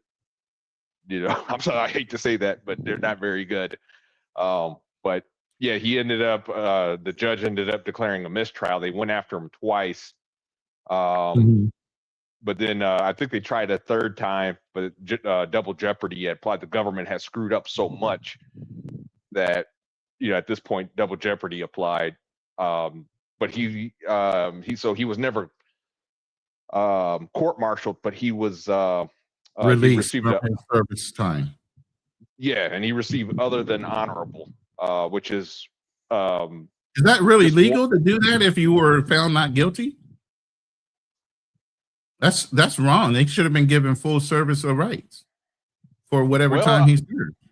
Well, you do have the right to appeal. Right. I know you can go back even after you've been on other than honorable discharge and fix that with the VA, because sometimes you get dismissed in other situations, like your command is just indifferent to you, and they give you unfavorable recommendations and different things like that, even though it's not really you. It's you guys just aren't vibing, and that happens. Yeah, I've been in a command like that. I had to fight for every rank. Yeah, my cousin's going through that right now, man. He's out there at Schofield Barracks, and he was telling me they're trying to bar him from re-enlisting. They want to kick him out. He hasn't done anything wrong. Like, he has no Article 15. Kiss everybody's ass, right? Yeah, and they're trying to boot him out. So okay, Financial Frontier, what do you think? When people say, well, you have a choice. You didn't have to fight. You could have just said you don't want to deal with the situation based on the politics behind it. Yeah, I mean, yeah, that is true. I could have just went to the brig and dealt with it, or got court-martialed. But that's not me. I mean, they could do that if they want to do that and stand up as a Kaepernick or whoever they want to be as a martyr. But that's just not my drive. No, I'm not even saying that. I'm not even, you know what? I'm not even going to say, I'm telling you what I'm going to do, right? And it's not that. And then on top of that, I emphasize, like, even if you see me wearing the MAGA, or if you see me vote for Trump, well, you never saw me disrespect Biden. I'm just not that type of person. I know people want you to be that person. Right. Like, oh, if you voted for him, you must disrespect and impede the new president that's in and try to call everything that he does corruption, fraud. And I know people are tribal, and regardless if a leader's doing good or bad, they're going to come up with conspiracy theories. They're going to incriminate them on doing it. Oh, Biden's retarded. He's incapacitated. He can't give orders. Who's running the country? Like, I'm just not with the shit. I'm not going to sit up there and, of course, dethrone my whole entire system of power in the United States because I don't like the leader and agree to what he's doing. So I'm not a big guy on that. So again, if there's a president in position and he's doing that, the system will work itself out. If he's really doing something grotesque, right? We have ways to really fixing that better than most countries I've seen, right? Like, there's been people who just take over Thailand for 15 years and nothing happens. So you can't get there we go, right? Or China, right? President for a lifetime. And so at the end of the time, North Korea. And then again, I'm not Chinese. It's their country. They can do what they want. I have no comment. But at the end of the day, I just feel as though I don't need to disrespect Biden. Just because I don't agree with him or voted for him doesn't mean that I discredit his whole entire presidency. If anything, that's just deterring him from doing his goal, which is not beneficial for me overall as an American. Well, it was proven Biden was not fit to be president. I mean, later reports came out. Yeah, the Democrats got caught hiding a lot of That's good. his cognitive decline. They got, so that's been confirmed. But as far as I mean, they say that about Donald Trump right now. Yeah, they say that about it. Yeah, that's what I said. You can't really like what test? What test is it that he did not pass? And then if he didn't pass it, then let's bring it up on trial. Like, instead of spending our time on YouTube, guys. It was. I mean, it didn't have to be YouTube. I just remember watching the debate against Trump. That was the first time I noticed. That's not how you. That's not good enough. That's not evidence. No, I can't say I watched the debate and I can send you to jail. You see what I'm saying? No one said anything about jail. No one said anything about jail. What I'm trying to emphasize, Darnell, is you're just making I seen the debate, and that means he's not capable of being a president. Like, you're making that up. You have to really. You can't string. I'm not making anything up. I saw the debate. He could not. That's not a rule, string though. Together That's not a sentence. rule, though. He could not. Yeah, but that's not a rule of the law. Yes, it is. Yes, it is.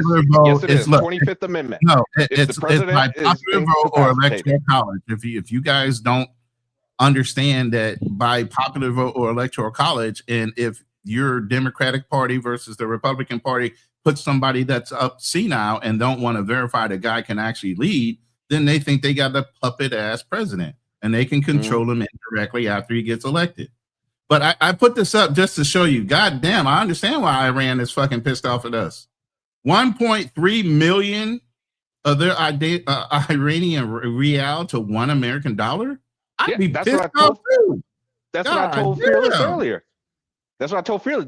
They're ridiculous. Their currency collapsed. It collapsed. Shit. Well, it looks like it's up right now.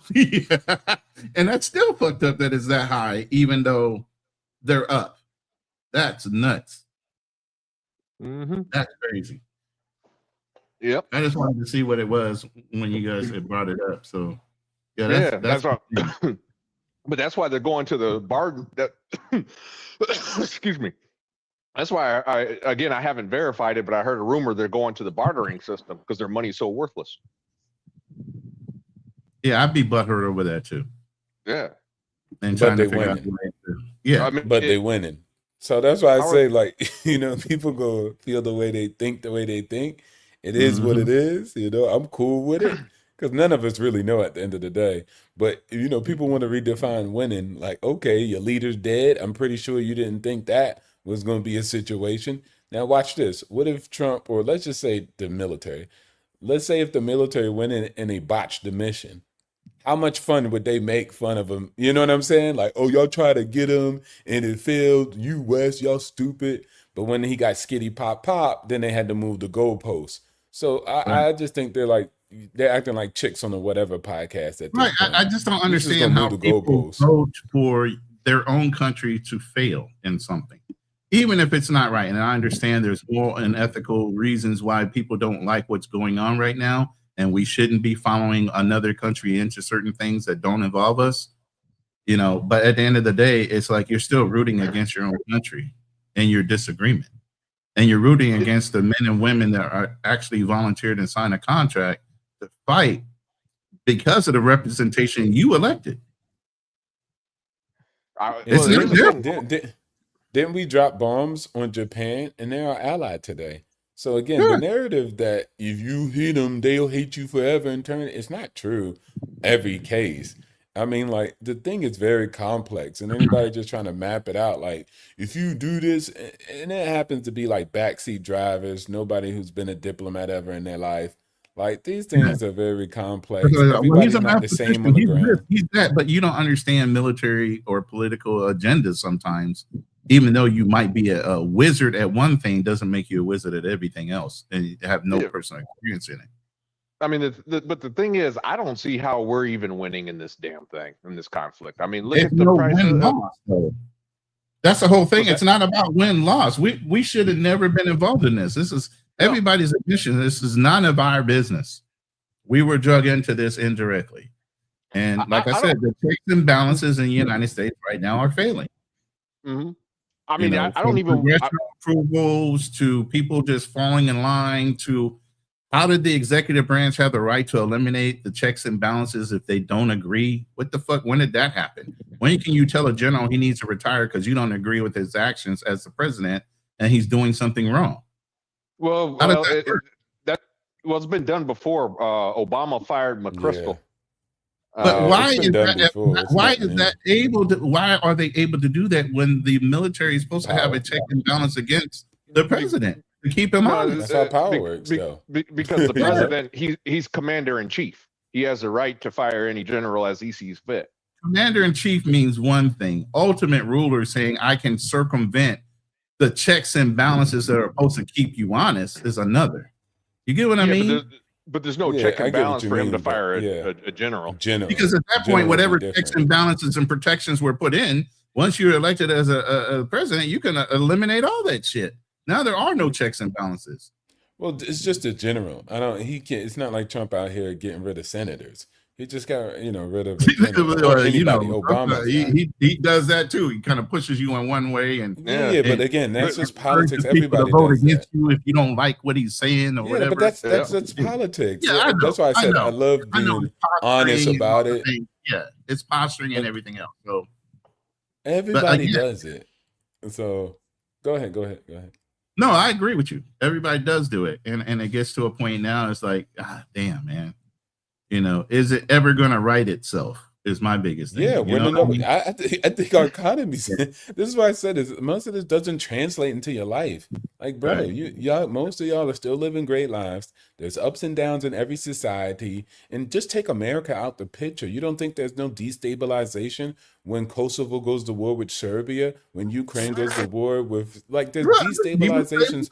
Whether America's on the board. 020, I don't know. And I'm saying this as a joke, okay? So please don't get too offended. But I don't know what you smoking, but I need some of that. I mean, because I'm just. He said you're too calm for any situation, but the whole thing is he's right.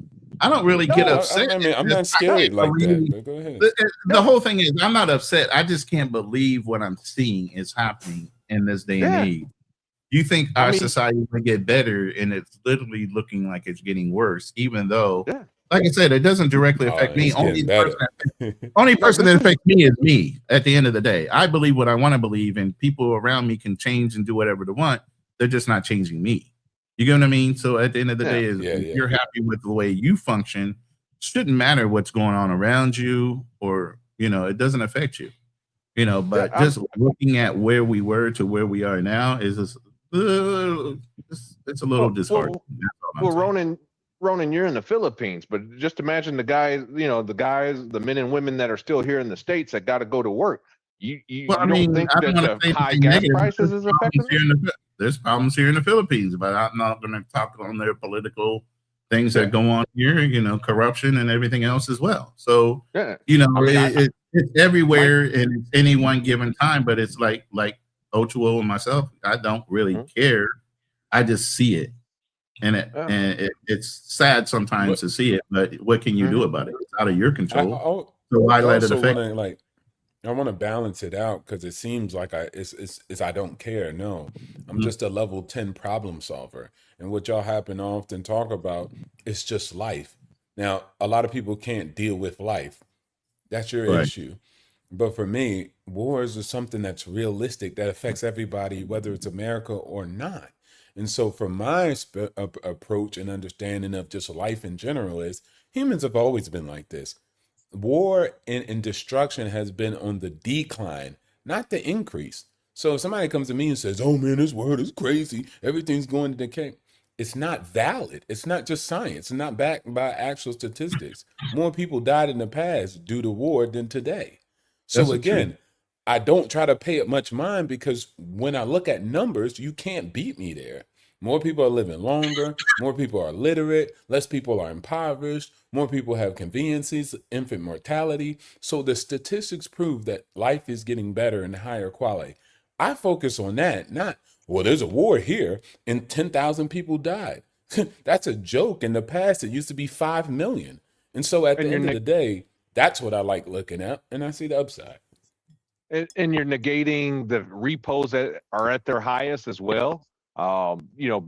delinquencies are going Repos? up. Yeah, but I'd here's the rather thing. have repos than 1 million people die. But That's just even me with though. that's your listen. That's you trying to keep up with the Joneses. Be disciplined in how you spend your money. Don't overstep. Don't overextend. Do the right thing with your money. So when you say repos are high, that's because somebody overstretched their bounds and brought something they shouldn't afford. Go buy a used fucking car. Don't finance your fucking shit. I buy used cars. I've been buying used cars since I sold cars. Once I realized once you drive off the lot, you lose $3,000 to $7,000 off a fucking loan. I'm like, fuck you. I'm not buying a brand new car. You won't catch me in a brand new car. I might lease one. I get a good option there, but I'd never buy one to own one. Why? It's depreciating in value. I just have common sense now about it because I know. Some people don't know, and they try to keep up with the Joneses and live above their means. Everybody knows you're pretty much 1 to 3 months out of fucking living on the fucking street because they don't know how to save. They don't know how to invest their money. They do stupid shit. Yeah, no, you're right. But the thing is, repos are at 2009 levels. If you remember 2009, nobody had any money. It's a year after the market took a dump. 2008 was when everybody fucking was hurting. Yeah. There you go. So the thing is that I don't think this is just a case of, you got 1 or 2 people that are bad with money. No, I mean, we're on the verge of a systemic failure. Look at what's going on with the private credit markets. They're seizing up. Money's running out. That's a sad situation, Terry, if that's true. Look it up. People have been saying that for a while, and they always been wrong. Look up Blue Owl Capital. Look up Blue Owl Capital. Hey, short it make all the money if you big short so much. If you know the discretion and everything, go ahead. You have to be careful. You have to be careful with shorts. And you got the projection. You know when it's going to decline and everything's going to shit. So make your money. You still have to be careful with shorts. Okay, it's almost like gambling. But just short. Put your money up. You can be careful, but you said you have the statistics. Then why everything's on the decline? Why don't I just go to the casino and just put my money in a slot machine? That's not the same thing. That's not the same thing. You just said you know when it's going to go down. No, I didn't say I know when it's going to go down. I never said that. I just said you said you had projections before last time we were speaking. You said you wanted to send me over. Yes, Are we staying in the politics, or we going into the money thing now? But no, we can go back to politics. War is war. It's keep happening, man. At the end of the day, I think we win as far as geniuses go. We still number one. Our leader ain't assassinated, and our currency is stronger. That's life. Big bully shit. Go get our currency's getting weaker. I can't help you. Our currency's getting weaker. Big bully stuff. Our currency is strong, but yours might be weak. Okay, I got you. And that's what I said. A lot of people are just hating on the fact that you got the youngest country on the planet, damn near, and we're running everything like big bosses. You know what I'm saying? You got the old colonizers that still hate us. A lot of the European nations might be close to us, but they're looking for every angle in the world to take over from us. You get what I'm saying? The first time we even asked NATO to come in and help us do something, they're turning around saying, "Oh, we're not going to contribute on anything." Okay, watch. When they come and ask us to help them on something, do we have the right to tell them no? Absolutely. Well, but you have to understand, Trump attacked Iran. They are under no obligation to come in and help. They're only under obligation to help them with Ukraine. We ain't got to help them with Ukraine. We ain't even over there. But that's not even our option. NATO should have helped out with Ukraine. We should have never been involved in Ukraine. But they wanted us though. They was begging us though. NATO officially never went into Ukraine. No, they wanted help from us when Russia went into Ukraine. Yeah, they applied for NATO membership, which last I heard was under. Listen, you're not listening. Listen, my guy. Listen. NATO, the UK, the European Union wanted America's help when Putin invaded into Ukraine. They reached out to us so we could help them. You understand now? That was not NATO. That was just different countries that happened to be a part of NATO. It was NATO and it was different countries. They were asking for our help, period. No, that doesn't make any sense. It's not. It was never. NATO Oh did my get gosh. called All up. right, you got it. No, You got no. it. It makes no sense. I mean, you're say not this. Let making me say any this. Okay, sense. hold on, Darnell. Let me say it this way. Okay, so here's Okay. the thing. The reason why Russia pushes into Ukraine because they were intimidated at the fact that NATO was going to be bordering their fucking border, right? And one of the agreements when they deregulated the USSR was what? NATO wasn't allowed to come close to their borders. Correct. Right? Wasn't that right? Yes. That's the agreement, right? So when Ukraine starts being touted or courted by NATO, what happens? Russia pushes in to initiate, hey, we're not going to go for this, right? So were they wrong in that? No. But what happened? The United States was asked to go help instead of NATO, who was courting them to want to join the NATO forces to assist them being closer to Russia, didn't want to get involved. So who was left holding the bag? United States, once again, was holding the bag for the European Union and the European NATO forces that could have easily went right there to help Ukraine, but they didn't want to get involved, even though it benefited them for Ukraine to be part of their union. Okay. You get what I mean? That's not fair. We're always stuck in the middle between all our allies. We're stuck in the middle. So when we turn around and say, hey, we need a lending hand, you know, we've extended ourselves on multiple different fronts here. And we're trying to help supposedly a common ally because Britain is just as involved in Israel as we are. But yet and still, they don't feel like they need the help. And none of the other ones, France bowed themselves out. And so many other countries right there in Europe bowed themselves out of helping. But yet we come to their rescue every time without failure. But Ronan, you know, when you were still active in the Marines, like you ever had that drunken battle buddy that every time, you know, y'all went out drinking, he always just picked a bar fight, you know, and no, I didn't hang out with dudes like that because if you picked the fight, you were out of my group. You know, I would usually go in. I would sit on. I don't get drunk like that, so I usually would regulate the guys that would get drunk and make sure they got pulled out of the bar, and I would drive them home. I literally was that guy. I sat on the bar, you know, and watched my guys have fun. But I made sure everybody got home at the end of the night. You know, so if you were one of those guys that instigated, which means I would have to get involved to get you guys out of trouble, I'm not hanging around with you. You got to go. You're not part of my group. And that's my point. It's the same thing. Basically, President Trump instigated this whole damn thing. Did he, or was it Netanyahu? Again, everybody seems to pull back when the fact that Netanyahu threw the first volley and then asked for help. That's correct. That's correct. But now every news agency is not bringing in Netanyahu as part of the culprit. Now they're putting it all on the United States, and that's not necessarily cool because it wasn't us that initiated. We might help finish it, and we might have gotten pulled into it, and that's our fault for AIPAC or whatever being involved and people just not being able to pull the trigger and say no like some of the other presidents. But at the end of the day, everybody in their projections and everybody in their rhetoric is blaming the United States when it wasn't us. If anything, you're helping out a battle buddy, right? Your battle buddy is Israel. You're helping them out because they picked a fight. Now, all of a sudden, we're assuming all the damages. And the restoration or the reparations they're asking for is from the United States, not Israel. Israel can do all the damage they want, but they're asking for the money from us. Why are we paying for somebody else's debt yet again? That's why you money and all these other things. Why are we the ones stuck holding the bag time and time again? Well, I think a lot of times we forget, and I said this last time we were talking, Ronan. Like, you know, we did the same thing for Europe. You know, who did the Marshall Plan? Like, so at the end of the day, George Marshall. I think. Anyways, I think that we do have these situations where that happens, of course. And again, I don't know. I just again, I live a different reality. I know what I think, and then everybody else has their opinion, which is rightfully so. But at the end of the day, I know most people tend to ignore the atrocities that are committed by other countries to other people with no U.S. involvement.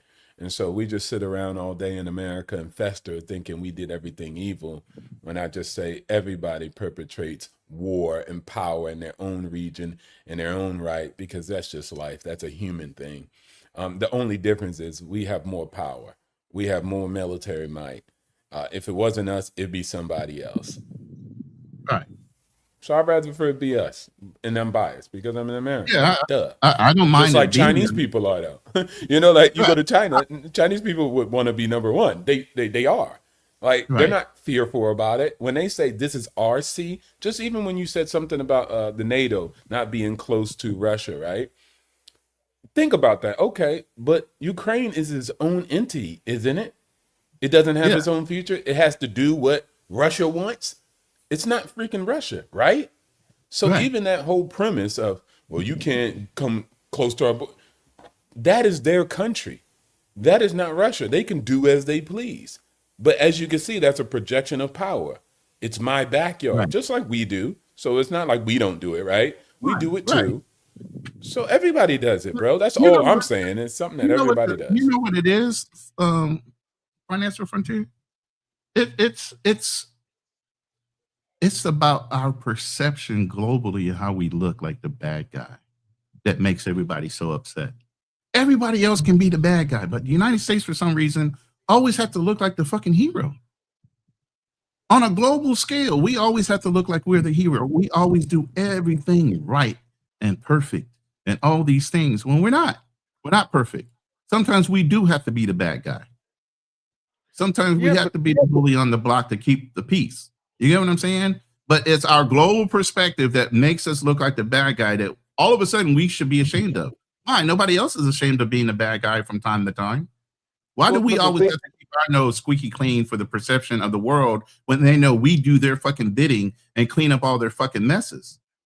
So when we act up, all of a sudden it's a fucking problem. When they do it, it's okay. Well, the thing is, though, Ronan, is like, too, we also created a lot of these problems that we're having anyway when you look at history. So did they. No, I mean, I'm talking like nobody comes out of this with a clean nose. No. Let him cook, Ronan. Here it comes. Watch, here it comes. I know, but nobody's coming out of this with a bloody nose, man. Everybody's done that dirt. But go ahead. Right. But here's the thing: you mentioned earlier about Israel. You know, why are we, doing their bidding? You know, we've been doing it. Basically, we've been, since they were the only democracy in the Middle East at the time. Right. The Truman Doctrine, we had to back them because we were afraid of communism the whole time. I mean, we went into we got into the Korean War because we were afraid of communism. We got into Vietnam because we were afraid of communism. And basically, it's like we create our own enemy. So when we backed Israel, right? We we basically created this quagmire that we see today. We basically said we were I believe the first country to recognize Israel, and basically there was already people there. The Palestinians were already there. Right. So it's that's why I'm yes. It used to be called Palestine. Yeah, but who cares? Who cares? Like that. Obviously, grow up, Peter Pan. Who cares? Obviously, the Palestinians do. Yeah, and they lost, and they got slapped up, and they got moved out the way. That's nice. Grow up. What the biggest thing is: be careful who you're friends with and who you allow into your country. Being nice. Yeah, just don't get slapped up. Yeah, they had no choice. They weren't even a country. They were Hiddish Jews. Look at it. The Indians, everybody comes in and takes advantage of America, but if somebody else goes and takes advantage of another country, now all of a sudden it's a bad thing. Right. But the thing is that Palestine wasn't even controlled by the Palestinians. It was British mandate Palestine, controlled by because they slapped them up. So you see, you blame America, man. You don't even know history, man. No, it was part of the Ottoman Empire. That's how they and the Ottoman Empire slapped somebody else up. I know history. Everybody slapped each other up. No, you don't. That's all it is. Bro, see, Darnell, listen, this is a fascinating thing I find. I often just say my opinion, and I always say it's my opinion, and that's what I know and I believe and I think. You and other people too. It's not just you. You guys, this is why I disengage, because you don't allow other people to have an opinion and a perspective. You're like, well, you don't know history. Like, what do you know that, like, you don't know what I know. So at the end of the day, maybe your perspective is just different.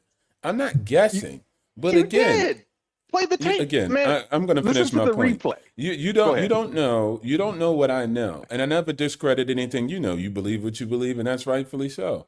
But at the end of the day, you guys never know. This is how you know you can't talk to someone with a keen intellect.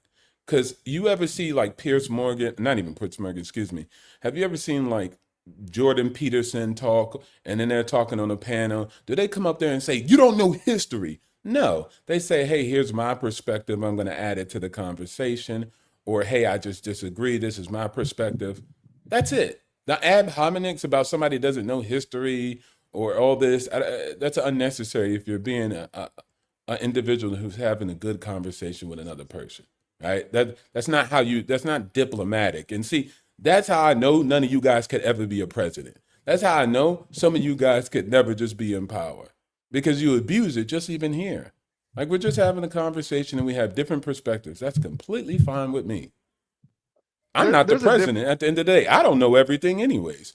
This is just my opinion and my perspective. That's it. There's a difference between having an opinion on something, say a policy, like even the discussion we're having about this Iran conflict. I mean, that's an opinion. You know, if you say, hey, I think this war is great, that's an opinion. If you say that, oh, I think this war is terrible, we should not get involved, again, that is an opinion. But when I say something like, you know, the history of, you know, the region, and you say, you know, and the Israelis, they smacked up the Palestinians. I'm like, well, Palestine was not even the country. You know, it was under British mandate. Palestinian people. But go ahead. You know, and you're like, you know, and they, you know. You're not making much sense when you're landing your plane right now. You know that, you're right? not making. You weren't making any sense. You stop it. Yeah, you didn't even remember what I said. You was. I listen to your crap. I listen to your crap. It's good entertainment, but y'all stop it, man. Y'all can get along, man. Come on. No. We getting along perfectly. We getting along perfectly. But I'm just saying though, it's like, man, you were literally guessing until you were right. I was not guessing. And again, this is what I'm saying. God. People don't agree on history, Ronan. If you come here, Thailand and Cambodia are fighting. They disagree about the history. But I can't come up here and say, Thailand, you stupid. This is history. Cambodia, you stupid. This is history. Nobody agrees about history, my guy.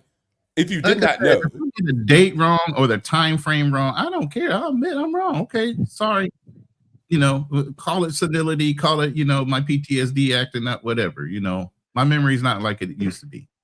So, okay, you made your point. I got the dates wrong, but it still doesn't distract from the fact that it happened, whether I got the date wrong or not. You know what I mean?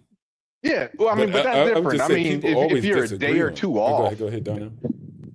If you're a day or two off, I mean, or hell, even a year. I mean, come on. I mean, it was the order of things. It doesn't matter. It happened, whether the order was right or not. But the point I'm saying is, we get so tied up in the minutia of the detail instead of looking at the overall point. Why are these things happening? You know, well, when I brought up, you know, Palestine, Israel, like I said, that's the main point. You know, this wasn't just some little, you know, nuance. You know, this I mean, even somebody in the chat said, you know, they were shopped around. A lot of people said no. But you know why they said no? Even if you look at the history of the Ashkenazi Jews all over Europe, they were loan barons. They used to loan money until the king would kick them out of their country. Yep. You know, and they roamed even Europe before even this happened in Germany. So then, why would a lot of countries even want them in if they already know the history of what that people did when they came into the country? Not that it's a problem. They had the money to loan. They loaned it out. They were allowed to charge interest to Gentiles. They can't charge interest to their own people. So they were, what do we call it? Geo-arbitraging. Their asses off to the point where countries owed them. You get what I mean? Yeah. So is that a negative, or it depends on the perspective? But again, I yeah, didn't know were they stuck could. around for a while. Yeah, they were I kicked did. out of several countries. No, that part I know, but I didn't know that they couldn't charge. Yeah, it was illegal for them to yeah, charge interest. it's part of the Torah. You can't charge interest to your own people. You can only charge Ah, interest to others. I know that's in the Quran. Yeah, it's also in the Torah too. I didn't know that. Yeah. But I mean, they're both literally, I'm not going to say the same, obviously, but they have very similar beliefs. Like, for example, what is it called? Kosher, and then you got Well, that's just the halal. way that your food is handled. It has to be blessed, and animals have to be handled a certain way before they're killed. And there's a process behind what they believe. What animals they can eat, what ones they can't eat, and that's all part of what we would consider traditions. And that's why I said with certain traditions, you can follow through on them, but if somebody oversteps that tradition, then no, that's not in the spirit of what the tradition was about. Can I just add this real quick too? I think this is just explain my perspective on a lot of things. Again, nobody has to agree or nothing, but this is just my perspective, and it helped me a lot. Even in the chat, I think Fearless said something to the nature about like the police are supposed to uphold the law, not break them. But for me, I kind of just see it as that's not true. Like people and humans, it's just a human thing. Humans at the same time, when they're like, hey, we're the cops or the police of the world, they also perpetrate fraud. They also, do things in their own interest. And most likely they're doing something in their own interest and dressing it up as policing or being righteous. And then sometimes they actually are being righteous. Yeah. So it's a mix of a lot of different things.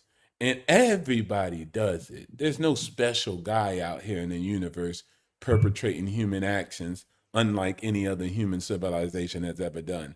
Ottoman Empire, Rome, all these great civilizations have done these things throughout their history, colonized, oppressed, then said they weren't, but then they said they came in the name of this. So I just think it's a human thing.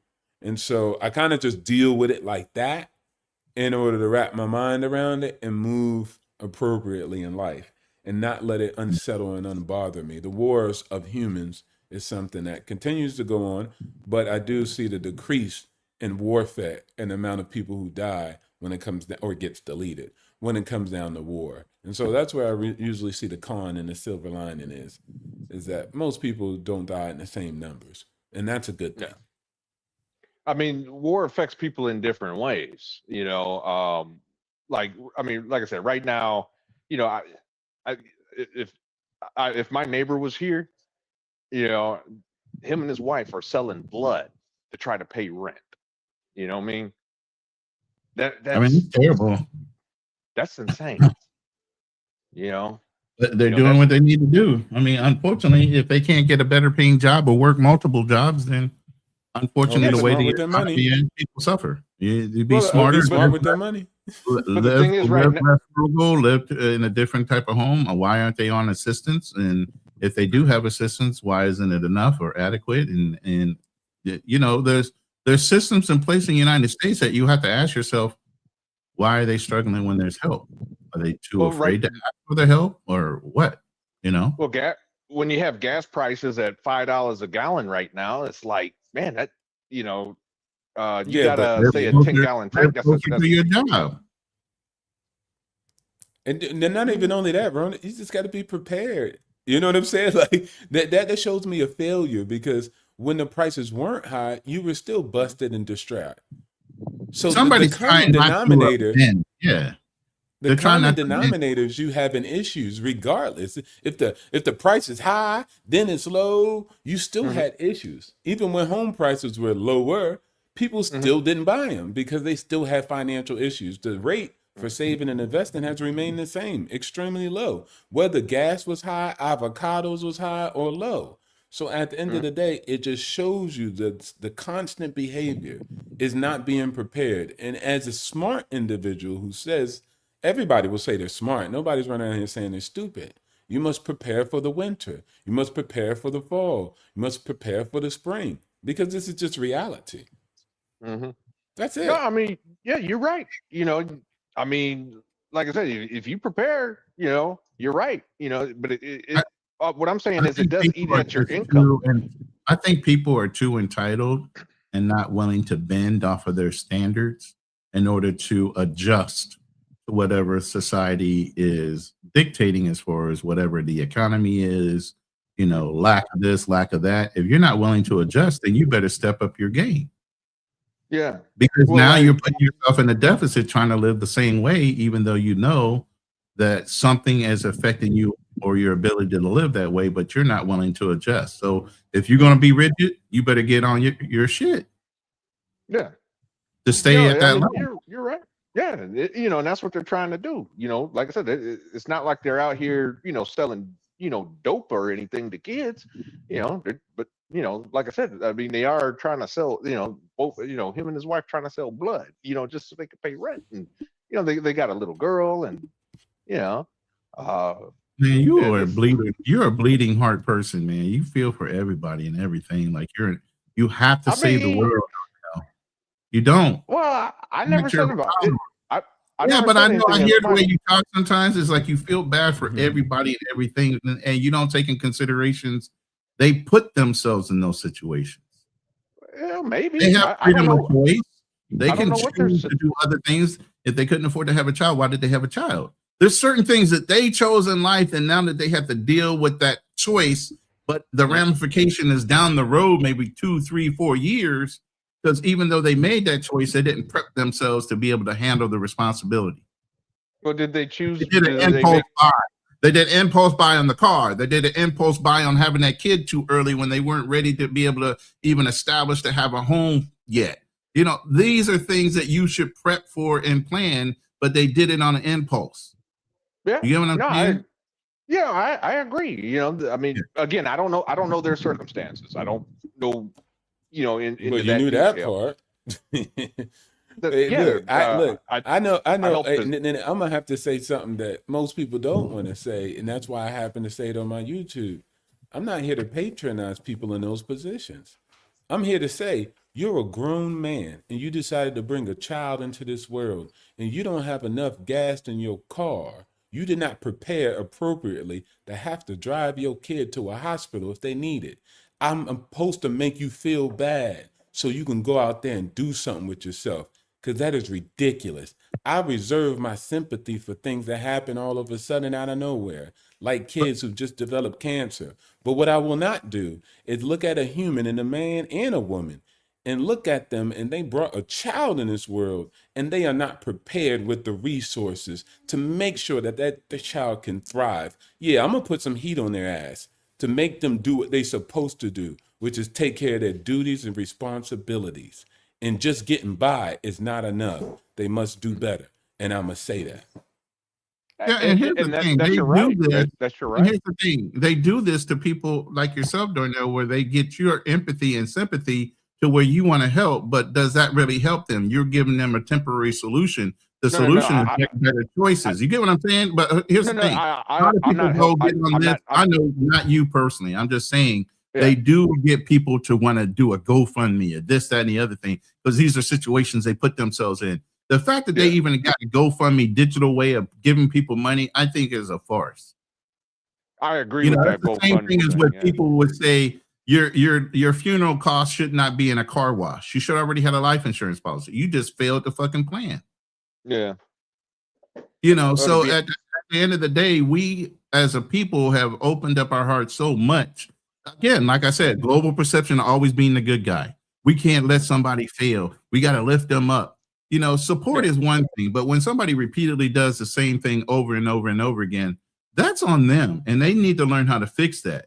And until they hit rock bottom, they're not forced to. And if everybody's always trying to lend a hand to those certain type of people, they'll never learn how to get back up. I've told you guys, I've admitted, I've made hundreds of thousands of dollars in a year. I've had agencies where I had over 300 agents and over 5,000 clients that I was running. I gave it all up because I had a PTSD event.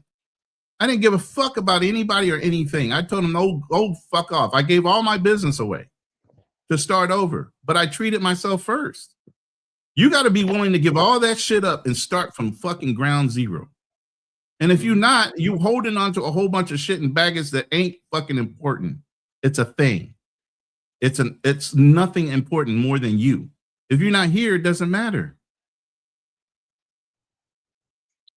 But everybody prioritizes everything else but themselves. Facts. In the perception of the way they look in front of everybody that doesn't really give a fuck about you in the first place. Don't care 2 cents what you got on, what kind of brand name it is. They don't give a fuck.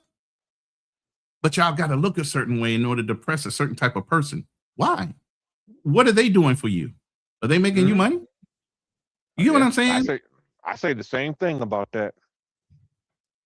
You know, and then when they get into these situations because they overextended themselves, all of a sudden we got to have the bleeding heart to help them out. You put yourself there, get yourself out, change the way you live, change your perspective, learn and rebuild. Yeah, you young enough. Even me at 57 years old, I'm young enough. Average people live till 78. That's another 20 fucking years. Plenty of people can make millions of dollars in shorter time than 20 years.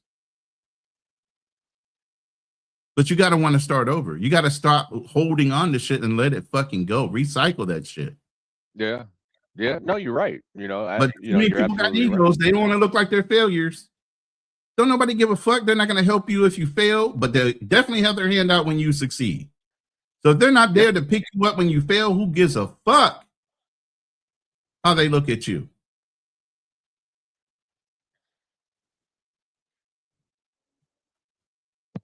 Yeah, no, you're absolutely right. You know, you gotta always be prepared. You know, it's just one of those things. You know, but it's one of those things. Like, how do you prepare for $5 a gallon gas? You know, how do you prepare for inflation at the by not having the $5 price even bother you? Well, I mean, that's kind of tough because now you're raising your input costs. Remember, ins and outs, right? If your input costs are going up, your cost of living's going up. But are you living above your means to where that's stressing you out? Or are you living within your means where it doesn't matter because you always had extra cash flow? Yeah, I mean, as long as you're not, a couple buying a new extra car. bucks a gallon and you're doing all the right things shouldn't matter for a temporary time period. Right? Yeah. As long as you got, if it's affecting you, what you're basically saying is you didn't prepare for that time frame. Like everybody knows, most people in America don't have a savings account. Most people in America can't make it 2 to 3 months if there's something major happened to them medically or health-wise. You are not prepared. So even when the little things happen, they're accentuated because what? You didn't set a good base. You didn't prep. Yeah. You're not prepared. And this should be a wake-up call to anybody. If these little dollar price amounts are hurting you that bad, when the situation rights itself, y'all need to start reconstructing and looking at what you're doing because you're doing something fucked up. And adjust. Yeah. Lower your cost of living, lower your output, lower your spending. Make sure you put some money away. Prep for emergencies. Really prep. Don't lie and say, I'm going to put this money up and I didn't do it this month, so I'm going to double up next month. It never fucking happens. Yeah. And I'd say shout out to the people, people make fun of like doomers, preppers. Like, that's what I'm saying. That type of mindset and mentality to prepare your life for the worst case scenario, right? Oh, yeah. That 6 months reserve, a war that might break off and change economics across the board. Just got to be prepared because what people are attempting to do through a fake morality, virtue signaling, you're trying to change the world to be prepared so people don't have to go through hardships. I found out it was best prepare myself for the hardship versus trying to change the world to conform to me to alleviate hardships. So that's what I say. That's the biggest key. Exactly. That's been the biggest key of my life. And I get it. I understand the same mentality. I used to have it. Trying to change politics, trying to make sure our country never went to war. And I'm like, yo, that's something that's like been with humans forever. How about I prepare myself if a war comes? Prepare myself if, gas prices increase. Prepare myself if there's an economic downfall. I have to prepare myself because all these ups and downs are a part of life. Even God had to deal with them. So do you. Yeah. Yeah. I mean, hell, that's why I always keep 10 pounds of rice and 10 pounds of beans. I'm always going to eat. My What girl kind would of be happy beans, to though? hear you Baked say the rice beans? thing, because in the Philippines, rice is life, bro. The minute you Oh, yeah, said that 10 kind of pounds of beans, rice, though? you'd be like happy as fuck. You got Mhm. 10 pounds of rice. Oh yeah, he's good. Yep. But you're right. You got to have a storehouse. What kind of Oh my beans, though, God, Darnell? Fearless couldn't resist. He had to come back up. Jeez. Coming back up. Wait, hold on. Can I ask something real quick? Darnell, what kind of beans? Baked beans? What? No, it's black beans. Okay. Yeah, that's good. That's good. Yeah. I think I got some pinto beans too, I think. I know you got some baked beans too, the bacon joints with it. No, I don't have I don't have any, like, you're talking canned baked beans. Yeah. Oh, you got the real, okay, guys. Yeah, I got dry goods. Yeah, the real ones. Yeah, okay. Yeah. Go ahead, Fearless. What's up, man? You had to come back. What, something was tingling your ear while you were listening in? What? Yeah. Oh, I'm sorry. I'm on my phone, laying down, trying to get some sleep. So here's the thing. I know. I do understand what y'all saying, but and at times I do agree with obstacles. But here's where my issue comes in. There are people who do things right, all right, and still become in a position. And the reason I know that is when I was purchasing real estate back in the 2005, maybe before that, I just happened to, be into it and really just was selling my property prior to the downfall. But during that time, I was buying foreclosed properties. And I had seen people who were doing things right, master's degree, both people working. Then when the downturn happened, both people lost their jobs. They went through their 401k, they went through their savings. They couldn't sell their house because nobody was buying houses at the time. The banks wouldn't refinance the house. They were stuck. They couldn't even get the jobs. These were people who were very educated and said, I started off educated. I'm giving up the six figures. I'm going to like a McDonald's job. And McDonald's was like, yeah, we're not hiring because you overqualified. You're qualified. So it wasn't that they were not working hard or trying to work or not sacrifice. They were in a position where they couldn't even get out. Meaning the banks were saying, be late. The only way we can do this is if you this late. So it's like, okay, in order for me to even get a refinance on my house, I have to destroy my credit because that's the only way I can even try to get a forbearance or anything. I can't get out of the house because now I'm underneath. I can't. Did we lose them? Yeah. We can't hear a word you saying right now. You just cut out. How am I just cut out? You just did. You said forbearance. You back now. Oh, okay. We heard forbearance, and that was it. You dropped. So what I've seen is there's some people who can do everything right and still fall into those hardships. So we always say, and I hear obstacles, pull yourself up by the bootstraps. And if you don't have $5, hold up. And if you don't have $5 for this gas, here's the thing. Sometimes people have that extra money. But when the gas goes up, it's not just the gas that went up. It's the gas, then the food, then the clothes, then your electricity. So that $1 that went up in gas isn't just $1 in gas. It's everything around you that went up. So it's not like, oh, you couldn't afford an extra dollar in gas. Well, sometimes that you have $200 saved that it's like, man, I got a buffer of $250 or $500. Well, now that buffer's gone because everything around you went up.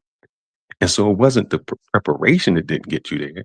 It was that everything was there. So I can have empathy for those people who have had that downfall due to nothing to do with themselves. To say, man, I educated myself, put myself through school, I saved my money, And then this situation came and it wiped us out.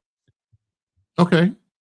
It happened. So what happened to them? Did they fight their way out of it? What did they do? Oh no, hold up. What you were saying, but fight your way out of it. And I know it's hard when I start agreeing with Darnell. Even in the position of I got to give blood, you're like, oh man, how you get in that situation? Well, I wouldn't put how you have a kid. Well, these people had a kid, and when they had a kid, everything was the way it was supposed to go.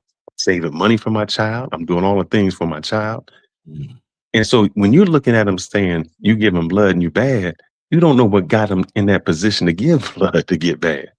It wasn't like they just said, man, I'm ready to get blood and I'm bad. It was a whole set of circumstances. Something had nothing to do with them, meaning they put themselves in positions to win, and life didn't go like that. And it's not saying they're dead, they fail, but that's a point where you're coming bad at them and say, oh man, you're just a failure. You didn't make it. No, sometimes circumstances get people to things like that. Didn't fail, just don't give up. Get up and go do something to make a difference so that you can get back up on your feet again. Start by crawling. Here's the thing. It's easy to say to a drowning man. I get it, bro. Listen, hold up. No, you're talking to somebody that lost everything. I lived in a fucking damn near a veterans home. I know what you're talking about. I did it. And when you were going through it, if somebody just said, Ronan, get off your ass and do it. I did. You didn't have to tell me I did it. You didn't have to tell me shit. I knew what I'm saying that I'm sure that the people are not saying, I'm not trying to get off my ass and not do it. When somebody's drowning, you don't say, man, just go swim. At that point, they're not going to swim. Take time. You're not going to recover right away. You're going to have to take your lumps. You're going to have to take your losses. You're going to have to rebuild. Like I said, you're going to have to go all the way back down to ground zero. Your ego and all that shit's got to go out the fucking window. I don't think Darnell was saying that the person wasn't rebuilding or they couldn't. They in a position at this moment. When you drowning, you don't say swim. You can't swim. You in a moment right there, bro. If somebody came at you and said, man, just go work, just go do this. Oh, brother, I'm trying. When you was homeless or lost everything, the last thing you needed somebody to do was say, but just go do it. You're like, bro, I'm trying to do it. Would you think I want to be in this position? Do you think you wanted to be in the position? I didn't whine about it. I just did what I needed to do to get back up. But what you didn't need was somebody coming at you saying, bro, do this when you already trying to do it anyway. There was nothing that somebody could say to you that made you work harder than what you was already working. You didn't want to be I wasn't looking for anybody to tell me that either. Yeah, exactly. But no. I wasn't This is looking what for I'm saying. anybody to tell me shit because I was already doing it. So when they said this, I'm doing it. I appreciate the effort or you telling me that. I'm already there. I'm good. So do you think the people who was giving blood needed you to tell them to go do something? If they're giving blood, at that point, they kind of down at the bottom. Maybe, if it's that bad off and they're saying they can't find I don't know what the situation is. Darnell has to go into clarity about why they didn't pick up another job. But I mean, insurance is always hiring, bro. All you have to do is pass the background check. You can make all kinds of money in insurance. Did they change their job titles? Again, I don't know. Officially, they never told me. The only reason I know is because, I helped their dad, get around a little bit, because he smokes. So I help him, right. Hey man, take my arm and, whatever efforts they're doing, kudos to them. But it's going to take a while once you fall that far, because obviously everybody knows, depending on what your income is, if you're not prepping, Fearless, I know you're good about what you do, but a lot of people live above their means. The minute they can't fucking take care of those immediate needs after a couple months, whether they have savings or not, they're fucked. Yeah. Not everybody lives like you, where they're all prepared. That's what we're saying. And even though you liquidated your 401k and whatever you had in savings, if you're in that type of job market where it takes that long to recover and get another job, like you did, Fearless, you paid for your rent for a whole year or 2 years or whatever. You had your wife work, you went and restructured your life. You got a whole nother career. You got a degree in a certain thing that you wanted to do, but you did what? You prepped and you saw the market was going to change and you did it. Some people procrastinate to where they stick themselves in a situation and they saw it coming. The writing was on the fucking wall. They still didn't want to do anything. But I don't think we're talking about those people. I'm talking about the people who tried to do it right and still got messed up. I mean, when that downturn happened, I told you where I was working at, I was looking at even the city, where the city was, when you say, oh, the gas went up, the city was telling police cars, don't drive. If you don't get a call for service, you don't go nowhere. You just, you go out the station and you park. That's it. Yeah. And that's the city, and that's the city telling. So if the city was in that financial debt, dire strait, imagine how the regular people were, who were saying, man, nobody's hiring me. I got everything. I'm overqualified for the jobs that I could get, and the jobs that I really am qualified for, they're not there. And I'm not making excuses for the people. I just have seen it. And so sometimes we just say, oh, pull yourself up by the bootstraps. Everybody says that. I say it. Everybody says that. Yeah. I say it mainly. I say it mainly because I get it. And again, I'm not against that message. You can send whatever message you want out into the environment if you think it's going to help. And I think my message helps. And it's just a two different audience and demographics. Some people need that hand where they're like, hey, I empathize you, and a pat on the back. And that could keep, help them keep them going and think that somebody else hear them understand. And some people are wired where, like Ronan just said, man, shoot, I need to hear that. Like, get up, man, keep going. Hey, he prepared. Yeah, a famine came. I mean, a lot of people used to prepare in the past, and then famines hit them, and then, they were in a situation. So I think most of the time, actually, when I speak to the actual masses, and the masses aren't prepared. So most of the time I'm speaking like, hey, get over it, pull yourself up by the bootstraps. That's to the masses who don't save. That's to the masses who don't invest. That's for the masses who don't pay attention. Now, even Darnell almost slipped up. He said he was dropping the dude off because he smoked or something. So the dude out here smoking. Yeah. But again, I'm not trying to. I'm just trying to. No. That's no. Okay, it's not him. It's his dad smokes. Okay, gotcha. His dad smoked. All right. Yeah. So this is no thing against you. It's cool. It's cool. I'm with it. Okay, the pat on the back and the encouragement and I have empathy. I just do it differently, and I think that's it. That's all it is. We just speak different messages to the same group, both trying to help. So at the end of the day, I don't have no reason to say what you're doing is wrong or incorrect. You're not doing it right. I just think my messaging is different. And it speaks. Some people take the softer method, and it's just like exactly. It's just like with. Wait, let me say this. It's just like with Kevin Samuels. Okay, it was not the message; it was the tonality of the message that offended people, and got him in a situation where he became polarizing. It wasn't, everybody says a similar thing, but it was the way he was delivering it that made it either offensive or receptive, depending on who you were. So maybe it's the way we hear things that make it either a positive or a negative way of saying it. But the phrasing and all that, I mean, encouragement comes in multiple different ways. Sometimes you have to verbally slap somebody awake in order to get them up and moving to motivate them. Being nice to them doesn't really motivate them. If you verbally slap them awake, and we know this in the military, it got you to straighten up a little bit more. When your dad talked to you, did he talk to you nice, or did he verbally kind of slap you awake before he physically put his hands on you? Well, your mom might talk to you a little softer, and you like that version of it too. So it depends on your personality, who you are. Some people need to be slapped awake, and some want to be talked to a little softer. It's not that. I think that sometimes, and this is nothing against obstacles, I think sometimes you oversimplify it. Example, my mom used to say, man, just go study hard. And that was cool. I study hard. I got accepted into a private school going from the 8th grade to a 9th grade, a real prestigious private school. The summer before I went, I'd never gone to summer school. They sent me to summer school. The whole summer school was how to study. No one ever told me how to study. My mom just say study hard. I don't really know what that meant. That just meant, kind of study. They really taught me the technique of what studying is, how you study, break it down, all of that. I think sometimes obstacles just says, just buy the house, just do this, do that.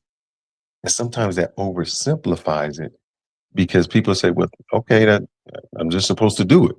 They don't understand even the technique of how to do it. Yeah, but when somebody's talking in general, why would they give you let me add specifics? that because he said. I'm just let me asking, why would somebody give you specifics in a general No, conversation? watch this, run it. Watch this. This is again. I want to say this, Fears. I don't think nothing about your message. I think you're trying to help in the best way you see it, and I have no advice because you do it. You're doing it. You're helping people. You're assisting people. That's going to be the difference between me and you. I don't think you oversimplify things. I don't think you complex things, make things too complex. I think you actually help people out here. So I have no comment. I think you're doing great. Now you have a comment for how I do it and you think I simplify it. Okay, I'm okay with that too. At the end of the day, I have over 700 videos on my YouTube channel breaking down how people do it. So to say that maybe I oversimplify it, well, maybe sometimes people also just got to get to know my content and my body of work and my deeds. And so again, it's a different approach, and that's that happens. People have different approaches. I'm hoping that all of us will come to understand and respect other people's approach and not try to, I'm not going to try to tweak your approach, especially you got results, I'm pretty sure. And I got results. So let's keep working to help the people out instead of trying to revise each other's plans. Because as Ronan just said, there's different demographics. People receive messages differently. And I know that. And I understand that. And I get with it. So when another brother's delivering a message differently, the way I wouldn't do it, I don't say, hey, man, I think you're doing it. I'm not trying to make you a carbon copy of me so you can deliver the message like I think it's best. That wouldn't be good. There's many people who need a message given to them by many different ways. And so the market ain't enough helpers out here. So I'm open for anybody putting their hat in the ring and attempting to make things better. Yeah, and I could testify. And I don't to take that. anything away from that obstacle. I think you do great. If I had any, I wouldn't say negative, if I had any advice, and I only say this because someone came into my chat stating it after we were on. And my only advice is sometimes when you almost say that you can't do this or these people aren't doing this, it's almost giving them something negative. And I understand that that's not your goal. Your goal is to say, hey, pick it up, be positive, do it. If you're not doing it, you need to do it. And there's nothing wrong with that. I just seen the other people who have said it, who came in and just said, man, I don't think I know what it is. And I'm simplifying what they said. He doesn't get us, whoever those us is. No. Yeah, that's well, cool. That's okay. They connect with you and then you're helping them. So I'm okay with that. I have zero advice about what you do for you. Because again, other people follow me and they get what I'm saying and they don't ask questions and some don't too. But that's just life. I have zero advice because you're doing great. So that's just me. I'm big on that, bro. I don't want to be Martin Luther King and Malcolm X. Going back, we both trying to help the people. We have been acting like we know the answer and I'm about to give you advice to switch it up. You're not doing nothing bad. I don't think so. I don't hear you out here, disrespecting people. You get me? So keep doing what you're doing. And then as far as what I'm doing, I hear your advice, but brother, I'm going to have to deliver the message the way I deliver this message because it's for that certain type of segment. And then you deliver it the way you get it. And those guys who said they don't get it or whatever, they for you. And I want you to keep talking to them and inspiring them the way you do. I dig it. Let me say this real quick. And I just want to say this in a perspective of the way I used to train people in sales and things. I would tell you and show you. Okay. Second time you come back, I tell you, okay, I'm going to tell you again, but I need you to take a note because I didn't see you take any notes the last time. And that's why you don't remember. So I tell you and show you again and have you write the notes down. You come to me a third time, you either aren't trying or you don't care. Now, is that for me to continue to keep on trying to fix you? The third time you come around, I tell you, go refer to your notes. And if you don't have your notes, don't ask me, go ask somebody else.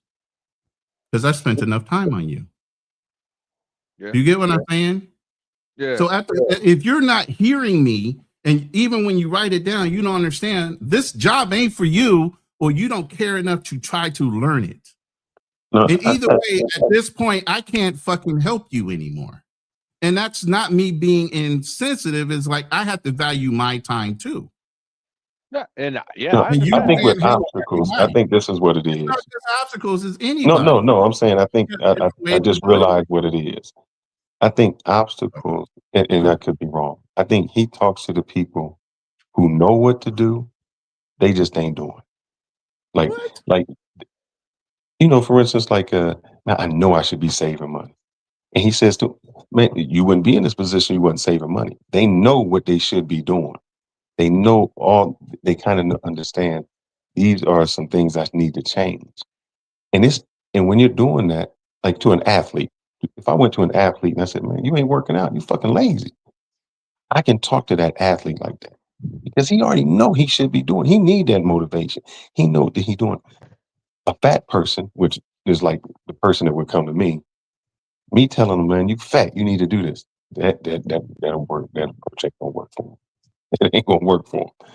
The approach that obstacle does is for the person who needs to hear it and get your bootstraps together, man.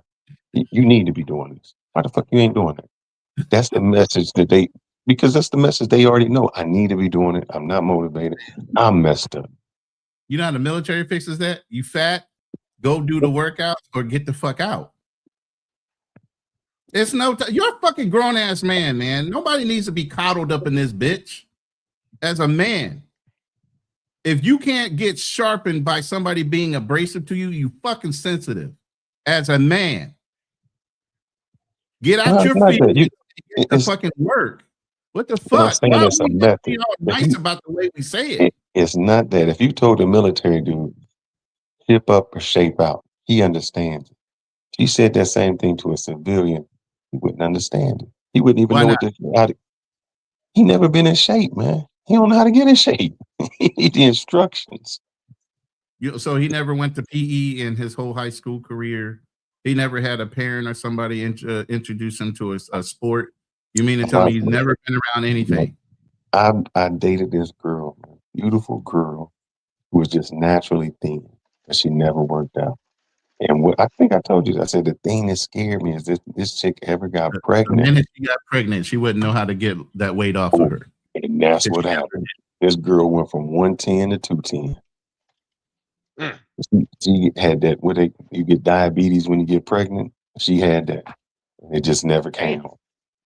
I've never heard of that. Yeah, you can get whatever the pre-diabetes or whatever it is. And she just beautiful girl. She used to talk about the people who, it's like they jealous of me because I'm just thin. She never had the foundation. Stop saying that shit after that, huh? Oh yeah, it was a rap. Glad she wasn't pregnant by me. So that's a person you can say do it, but they never did it. They don't know what it's like. I mean, when I trained athletes, it was easy to say, man, get in there, get the last one in. They knew how to go to failure. When I trained people never work out, they didn't even know what failure was. It was just like they were afraid to go there. We had to teach them a whole different way. The way that I approached them was entirely a different way I approach people who were going to go on the stage. And what you just said explained exactly what we've been saying. People hear the message differently. And you either read the room on the person, like I had to be able to identify in my salespeople what approach I need to do to get the best performance out of them. I literally have to understand psychology on getting people to perform better, to get them to perform to their best. But everybody wasn't a carbon copy or a cookie cutter type of thing. What worked with one did not work with the other 5. So you have to kind of tailor your message to the person you're talking to. Hence why we even do analytics to figure out who our individual people that listen to us are. But at the end of the day, it's not one size fit all. Everybody's going to have a different approach based on who they're talking to and who's receiving the message. And sometimes people just ain't going to receive it the way you say it. But if somebody else said it, they hear exactly the same thing you said, but they said it and all of a sudden they heard it. I'm in agreement with you. The one thing you used to say a while ago was take your personality test. Yeah. So if you know that person's personality, you know how they react. Exactly. I'm right in agreement with you. But again, you would have to deliver that message to that person differently than the other person with the other personality. I'm right in agreement with you. So, I mean, there's no one way to deliver a message. It's just you either talk to one general group, and hopefully some of the people that come in the room are part of that common group, or they skip up out the room because they don't understand what you're talking about. You're talking over their head, and maybe that's just not a match. You know what I mean? No, I'm in agreement with you. So, I mean, I get it. I just like I said, I've seen it so many different ways. I've been browbeat by fucking Russian salespeople and Italians to, me being in the military. There's more than one way to skin a cat, and there's more than one way to get a message out. And at the end of the day, we're all contributors to that message of positivity and getting out there and getting it done and not whining, because we're talking to a bunch of men. We're supposed to be. Some of these guys are son husbands. Some of these guys are still incels in their house, not doing anything, only on the computer. We're talking to an overall group of multiple different personalities. While I might not say something the right way, they identify with you. Sometimes you don't say it the way, but they identify with me. It's interesting the way the psychology of hearing and comprehension works. And sometimes no two people hear the same thing. We always run into conflict because you heard something that I didn't hear, and I say something that you thought I said, but I didn't say it that way. It just happens. And that's the uniqueness of human beings in psychology. I'm in agreement with you. And I think we had this conversation when Kanal was on. He was like, "Oh man, you just go get the girl." I'm like, "Brother, you've done that before. You're not them." They never approached somebody. They never been in that position. So you telling them to do that, and for what was easy for you to do, these people have never done it. So their circumstances are entirely different. And that's the other thing, lived experience. You can be book smart all you want, but your lived experience also dictates on how you perform and how you act. I've hired master's degrees in business, and they were fucking terrible salespeople. I hired somebody that didn't have a degree, and they were great. So just because that degree is one thing, the motivation behind the degree, hey, you had time to get it because your parents were well off or whatever, or you just put your head in the book and you got the degree. It don't make you a performer. You make yourself the performer. You make yourself successful. And if you don't, and if you aren't, you're going to fail. And you're going to continue to fail until you fix the things that are wrong. I don't know what to tell you. That's just the way it is. And unfortunately, as men, nobody's going to come fucking save your ass. So if you don't get it, nobody else is going to get it for you. They'll help a woman all day long. They're not going to help you. They're not going to feel bad about you either. Nope.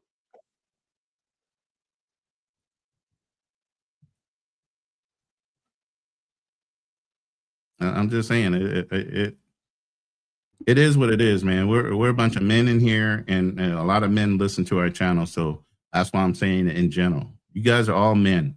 Whatever your station in life, whatever your position in life, whatever you can change, you should go and change. If you're happy with something, don't worry about what other people think. If it's working for you, do it. I want to add something, Roland. It was interesting when I spent my time overseas at the embassies. I would always look at something that was crazy, and I learned, like, dang, the government be smart. Now, over the time, I realized hard power, soft power. But one of the cool parts was, you always had the Peace Corps, right? And people volunteered for that. Most of those people didn't need to get convinced. Maybe they wanted to help. They wanted to go teach, right? So the government created the Peace Corps for that.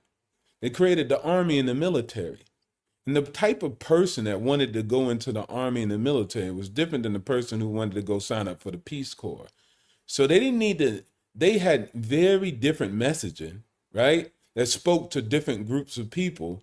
And those people went to go seek that or found that institution and decided to roll with it because of them, who they were and what they wanted out of life and how they saw it. So I found that to be interesting. And that's how I see people who can create content, who can be influencers. It's like we all have messages that are different. And then the people that are allotted will walk through our doors and sign up to go to the Peace Corps and not the military. And the people who want to walk through that door, the military, will sign up for that military, but won't go to the Peace Corps.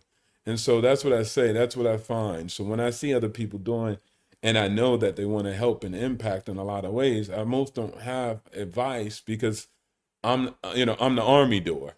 You know what I'm saying? Anything I'm telling you to do, you're going to be speaking to my you think is not going to make sense to the other person, so why attempt? Yeah, and not even only that, it just don't address that group now. But now we lose out on that group. Thing is that you just said both are of people of service. You just choose to do exactly right. One is more aggressive than the other, but you're both are people of service. You just choose to do it in different ways. Doesn't make one worse than the other or better than the other. You chose to give up your time unselfishly for the benefit of the overall people in different ways. But you both are people of service. That's why I say that's why you know how our people in the community, we're all kings. No, you fucking aren't. Everybody wasn't a fucking king. There's a whole society. There were farmers. There were theologists. There were doctors. There were people in the society that contributed to the overall wealth of the society, but we're not all kings. We have different leadership roles and different things that we're supposed to be in. Stop believing that lie that everybody was a fucking king, because you're not. Some were warrior class. Some were this. Some were that. We weren't all kings. But they were all queens. So be careful. Yeah. And that's the problem with us. We were all taught, oh, you're all kings and queens and princes and bullshit. No, you weren't. No, your people weren't. You didn't come from that stock. I know in general, genetically, my family is a lot of people of service.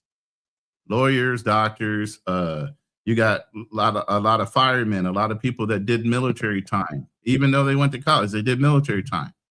I can look down my whole lineage genetically.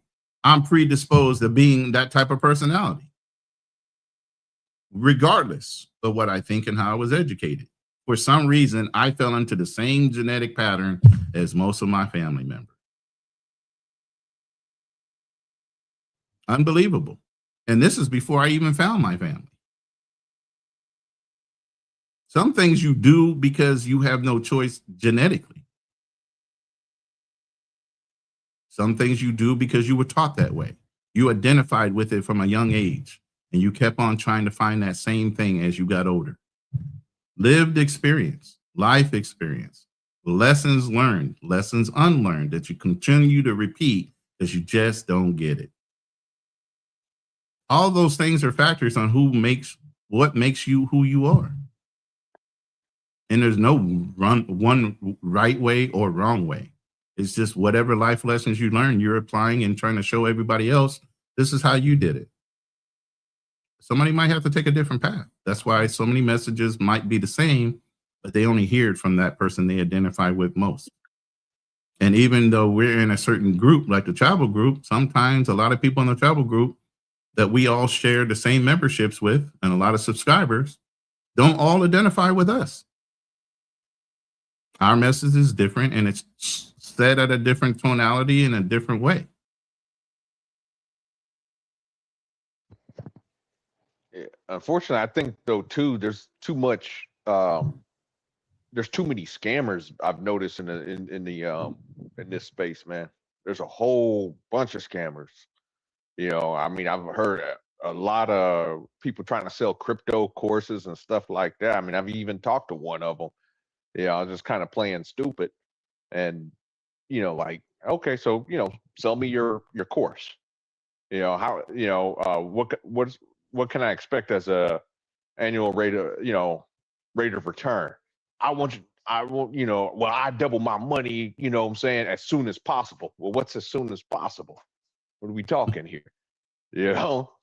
And it's like, and then you can hear the story. Yeah, I was in jail, and I learned from a white man. He taught me how to trade crypto, and it's like, man, come on, bro. They all come up with the same story. Like, and I learned that from. I even learned the script from what's his name? Pocket Watching with JT. Mm-hmm. The man even broke down the script, and I've heard people in the travel space say the same exact thing what JT was warning you against. Verbatim.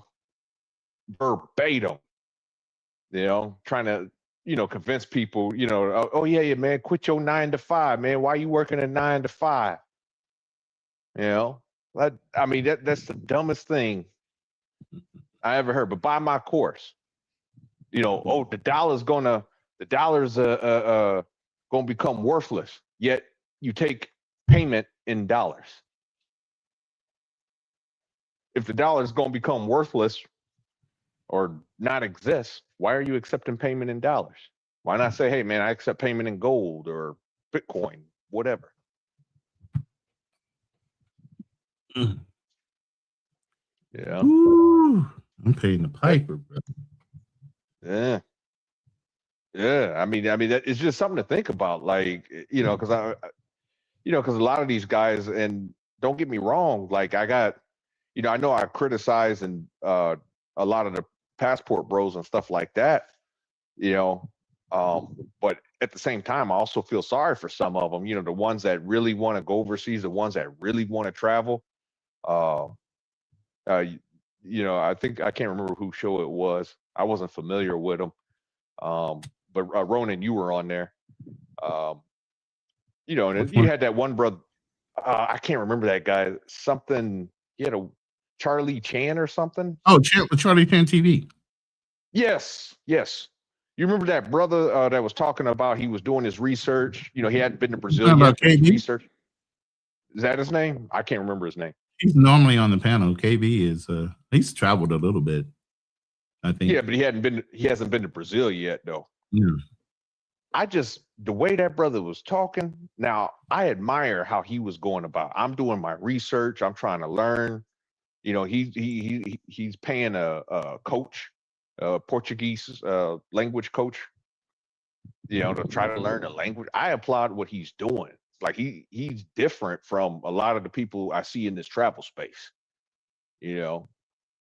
Just go down there and do it. Yeah, we all know what you're doing. You know what I'm saying? But this guy, he really wants to learn the culture. So it is good that that not everybody, what I'm saying, is about that. But I think the space. Was he trying to move there? I don't know if he's trying to move there or not. He didn't say, but it sounded like he is trying to at least, maybe he want to pick up a Brazilian woman. You know what I'm saying? I don't know, but I think he's kind of set on the idea of living there eventually when he gets older, but he still wants to go down there kind of prepared. So while he's still a young man, I think he's early 30s, if not younger than that. Yeah. I mean, I applaud that. I ain't gonna lie. I just went down there, what I'm saying? Trial and error, I mean, some of it worked out, some of it didn't, but I still applaud what he was doing versus what a lot of other people in this space do. You know what I'm saying? But the people that are desperate and just want to go down there, they're the ones that fall victim to a lot of these scammers. And you just got to be careful. You got to be careful, I guess, being online, and trying to seek advice. Like a lot of these dudes selling courses on overseas, about, yeah, man, just live overseas. I'm gonna teach you how to date and stuff like that. It's like, man, they're taking advantage of desperate people, man. It kind of reminds me of the ending of Wolf of Wall Street. Y'all remember that movie? Towards the end, sell me this pen, and the camera's like panning around, to see all the people, and you could just look at the desperation on their face. They're tired of the status quo. They want, they're looking for hope, and these people are selling too much hope, but no substance.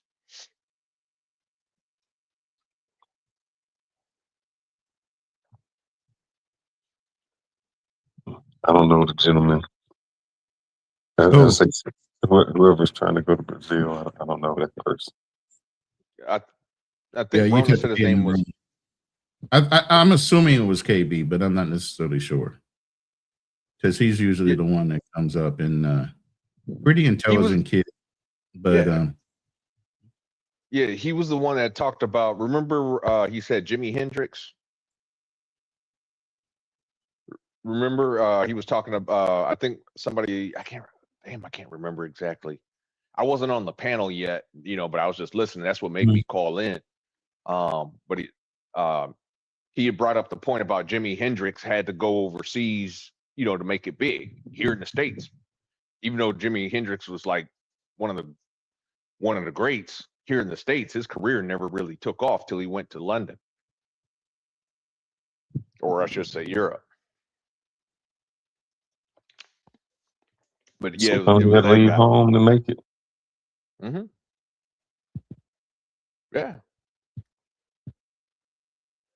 Yeah. Woo.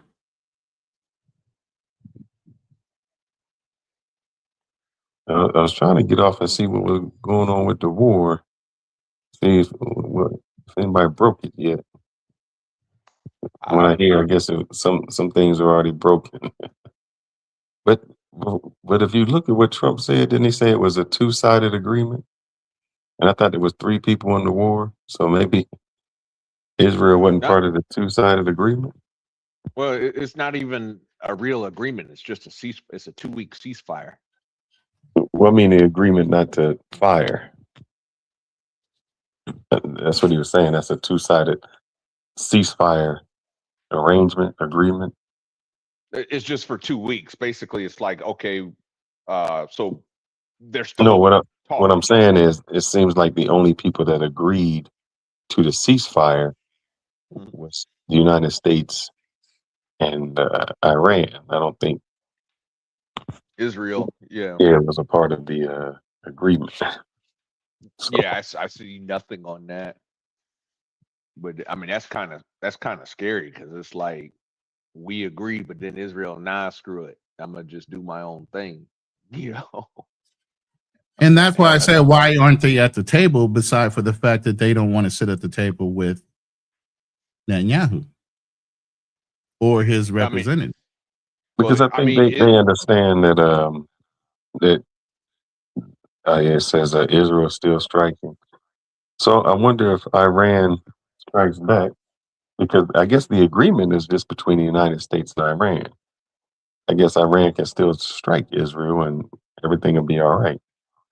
I'm assuming. Which is weird, because if we make an agreement, how are we going to guarantee Israel's still not going to do what they're going to do? And then are we not still backing up Israel if we make our own individual deal? What a fucking waste of time. Israel, I even think if we come to an agreement with Iran, we mean the United States, I don't think Israel will hold it. They'll still be bombing because they want to expand into Lebanon. They want to keep expanding, so I don't think they'll hold to any agreement that's there. Yeah, it's kind of scary that we let them. I don't know. I can't say we allow them to. Well, yeah, I would say we do allow them to do that, because the reason they feel emboldened to do it is because we will come to the rescue. So it's they feel emboldened to do a lot of that because we consistently have their back. Yeah, but I read something interesting. Israel is because I think Ronan had made it a point earlier that Israel receives its ammo from us and stuff. We basically supply their military, which is true. But I also read starting last year, I guess Israel, I think they see the future. They decided to invest $100 billion into their defense industry. So it looks like they plan on trying to start manufacturing their own. Sounds like equipment and munitions.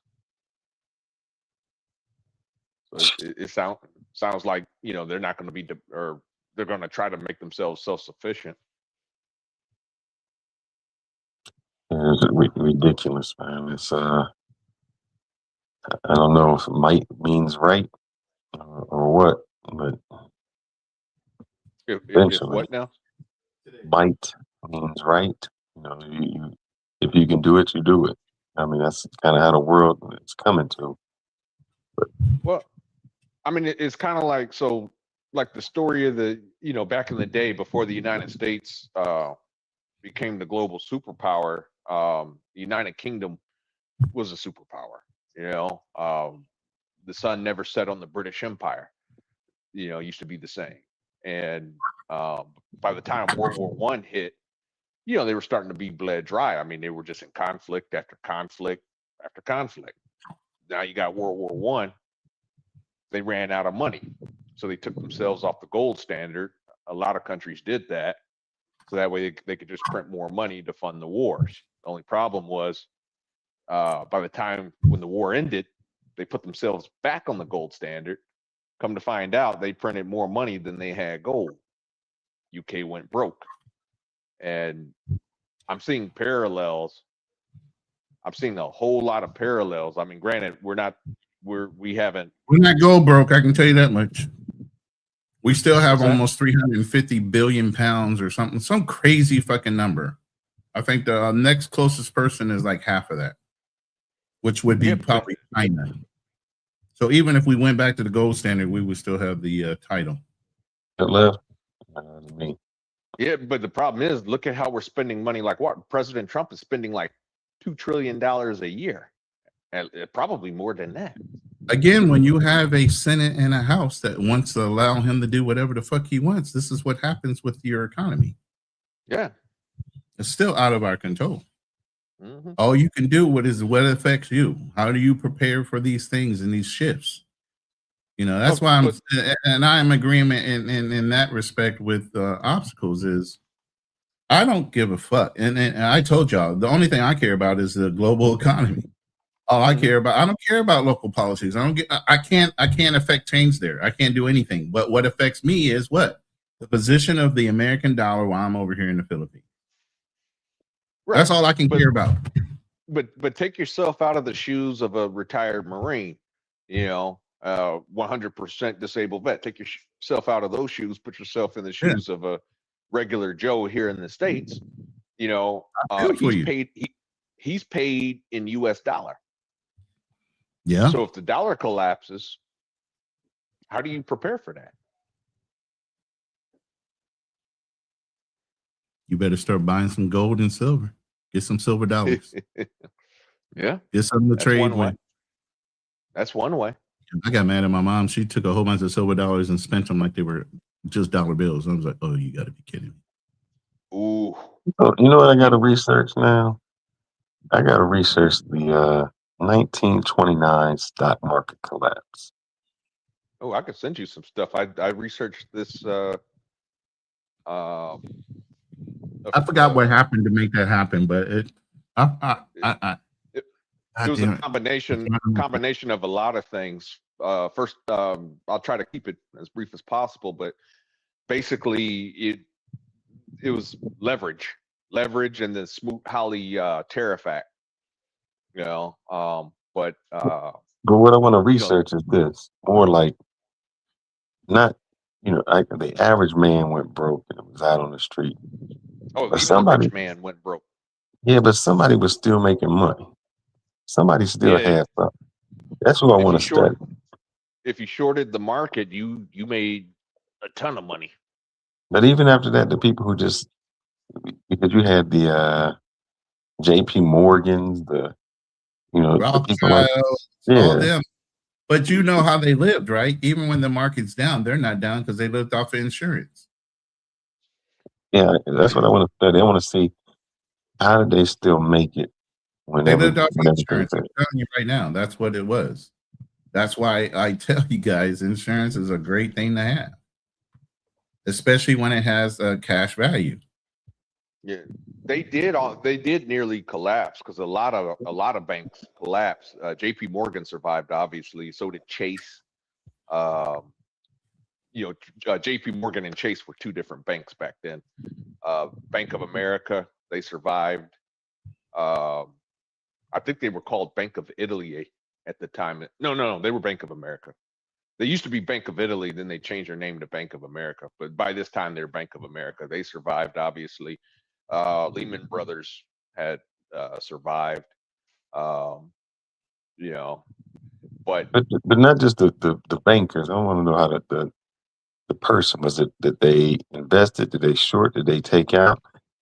And I say that so if this goes through that cycle. You had two types. You had people that shorted, down to nothing, and then you also had people that were if you were smart, you weren't leveraged, and you sat on the sidelines. Like, for example, if you were in cash, for example, the market went down. Believe it or not, the US dollar actually went up. We had a deflationary period.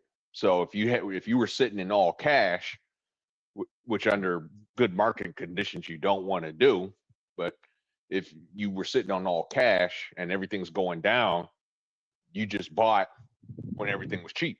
You didn't lose anything. You were cash. So like invertly, so let me twist this up a little bit. If you pull money out of your insurance policy, it's tax free. So when you pull money out your insurance policy, if money was up, you got a huge evaluation for the money that you pulled out. How many insurance companies went bankrupt? None. The law is you have to be liquid with the amount of insurance policies you have outstanding. You can't be upside down in insurance policies. Okay. I mean, I don't know that. Well, that actually happened with AIG.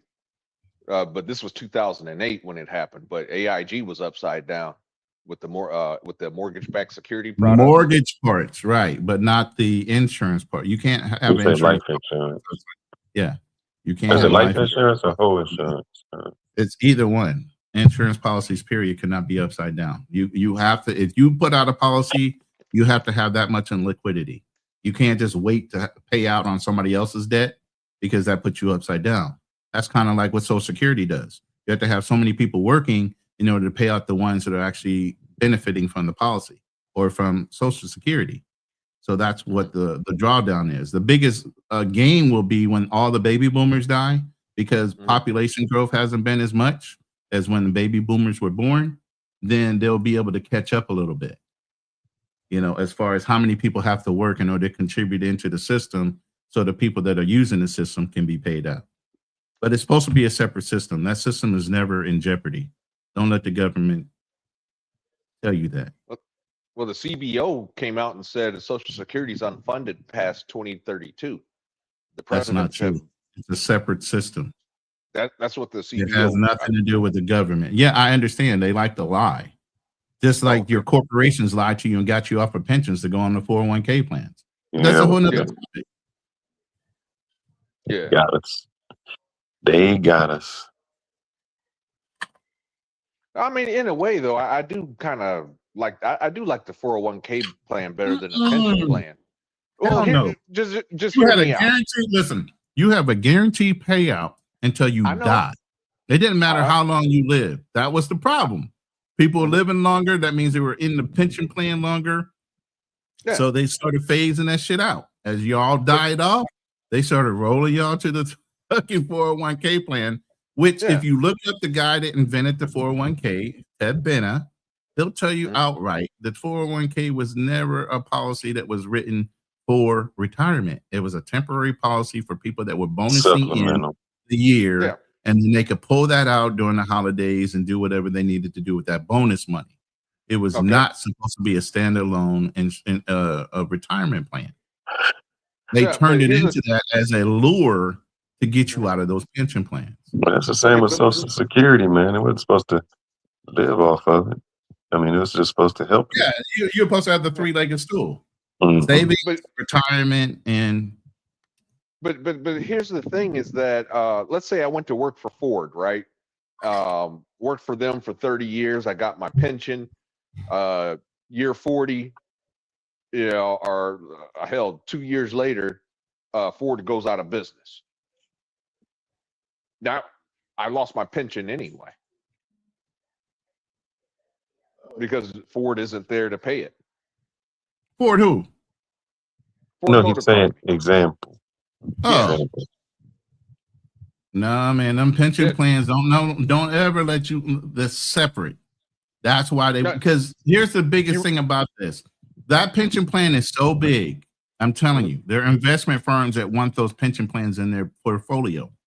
Those pension plans are so big. After the last person dies out, whoever the owner is, the company, they inherit all that back money that's sitting in that fund back into the company, and they're huge dollar amounts. That's why they want everybody off those plans, because they want access to those dollar amounts over the years that they've been open. Yeah, but we actually had a real life example. Remember Enron? Yeah. Yeah, Enron. They were mismanaging the pension fund, and That was already illegal. You get what I'm saying? When you do illegal shit, that's what. Yeah. So that's why it failed. But normally, that's not supposed to fail. That shit is solid. It's like locked tight, solid type of thing. Mm-hmm. All right, fellas, I'm gonna bid a good night because I'm tired, man. It's gonna be a long I don't day know where tomorrow. you get back on, but hey. You punishing yourself. That was a choice. You got up and got back on the thing for a choice.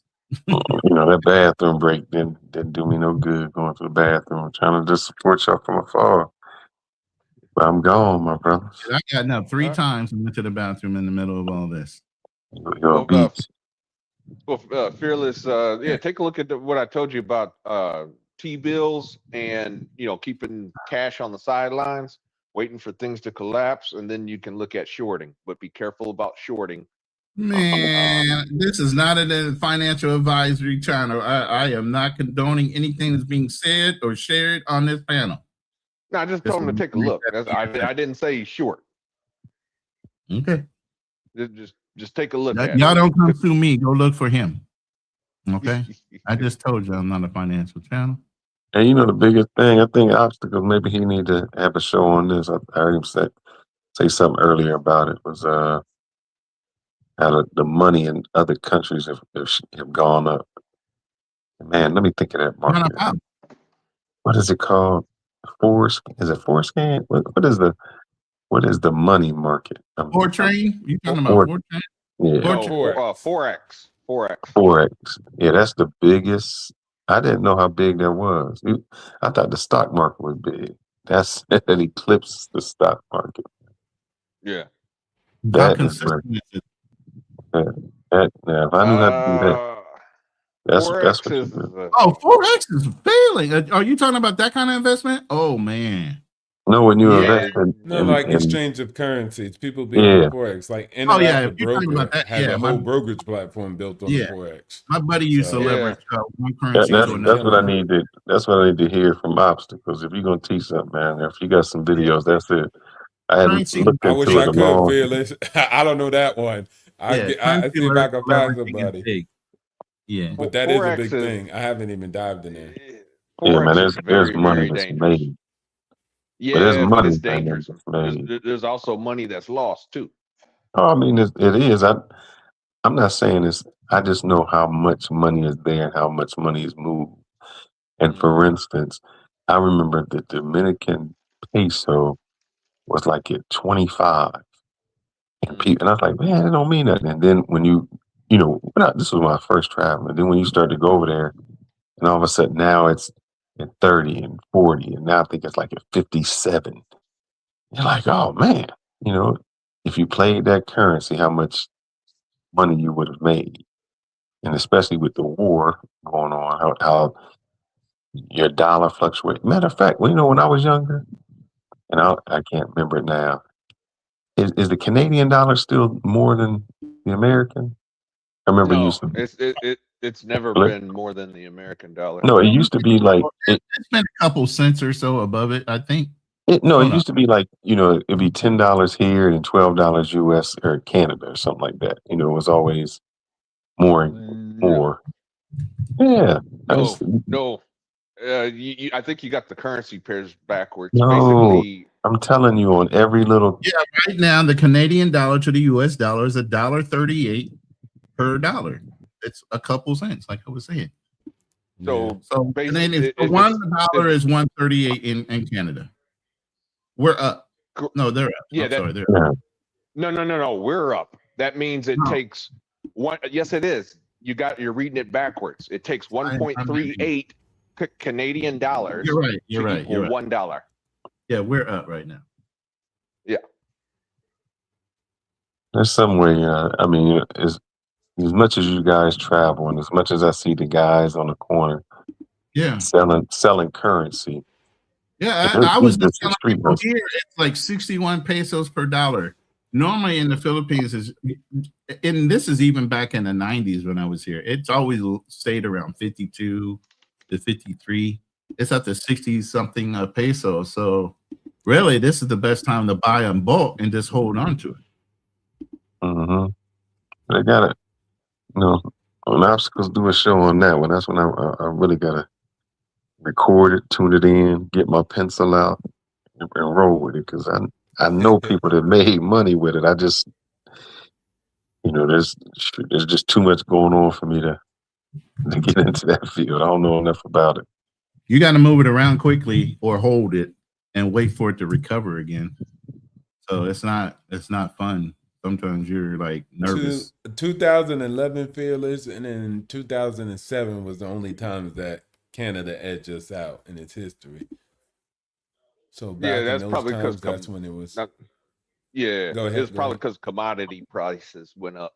Usually they're the loonie, as they call it. That's the nickname for the Canadian dollar. Usually, if commodity prices go up, the Canadian dollar strengthens. Danny's saying you can't. Yeah, I just did that yesterday. I just balanced my stocks. I had to do a whole bunch of rebalancing and reshuffling. So I know you can't beat the stocks. Yeah, I'm doing that. I've been doing that pretty much since January. I went to T-bills. Oh, here we go. I'm still in stock. Investment on this channel, man. Oh, I just said what I just said what I did. I didn't say, hey, go out and buy T-bills. That's just what I did. By the way, while we've been on the live, I have two polls running, one in the vertical room with 223 votes. Do you think there will be war or peace? Was the question. 64% in that room said war. Yeah. And then in the other room, 25 people voted war or peace, and it's 60%. So overwhelming, at least 60% or more are thinking this 2 weeks is just 2 weeks. It's still going to be a war at the end of the day. I think what happens is Trump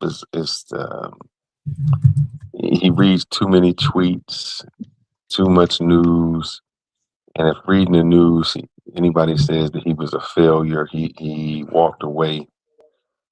That just his ego, his pride is too deep for that. That's where the checks and balances stop the ego from working. And when you got people in power that are allowed to change their checks and balances to control the fact that somebody's telling them no, that's a problem.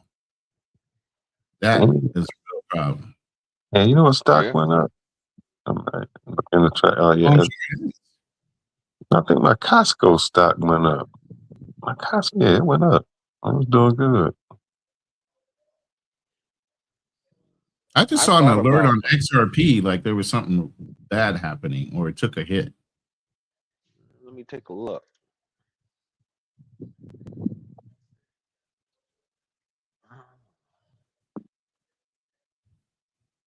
But anyway, the crypto markets, they're very volatile.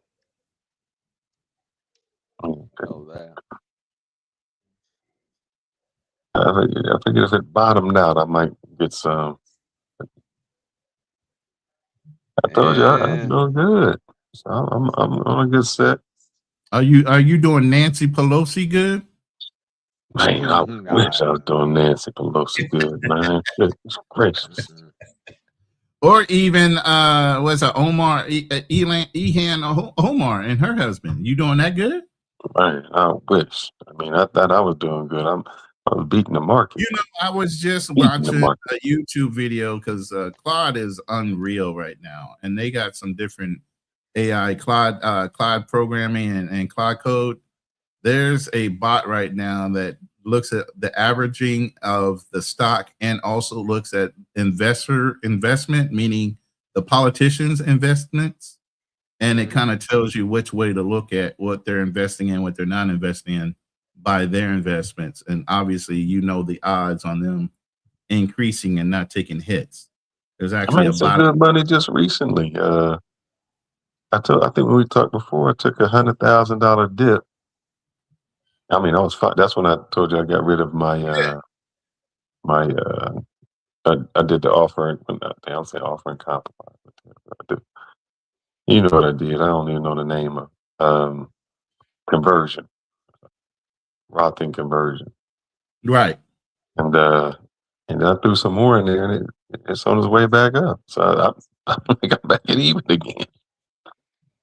It's down and back at even. So I was like, just keep going. Is it in your Roth or your taxable?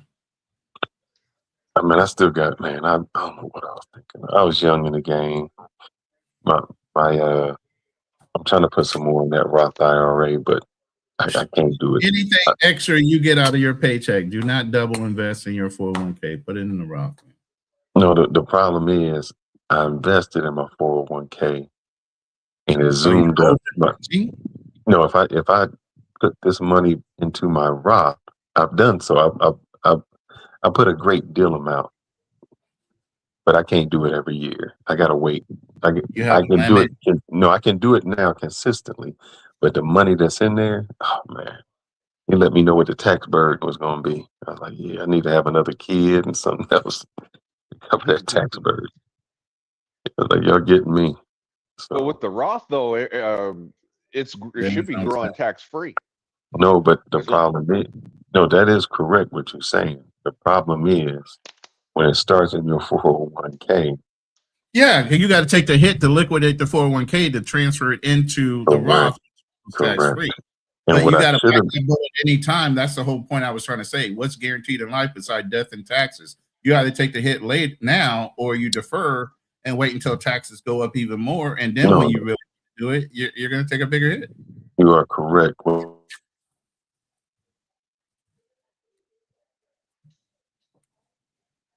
conversion. I mean, take it as a contribution into your full profile as far as how much of your income is actually taxable.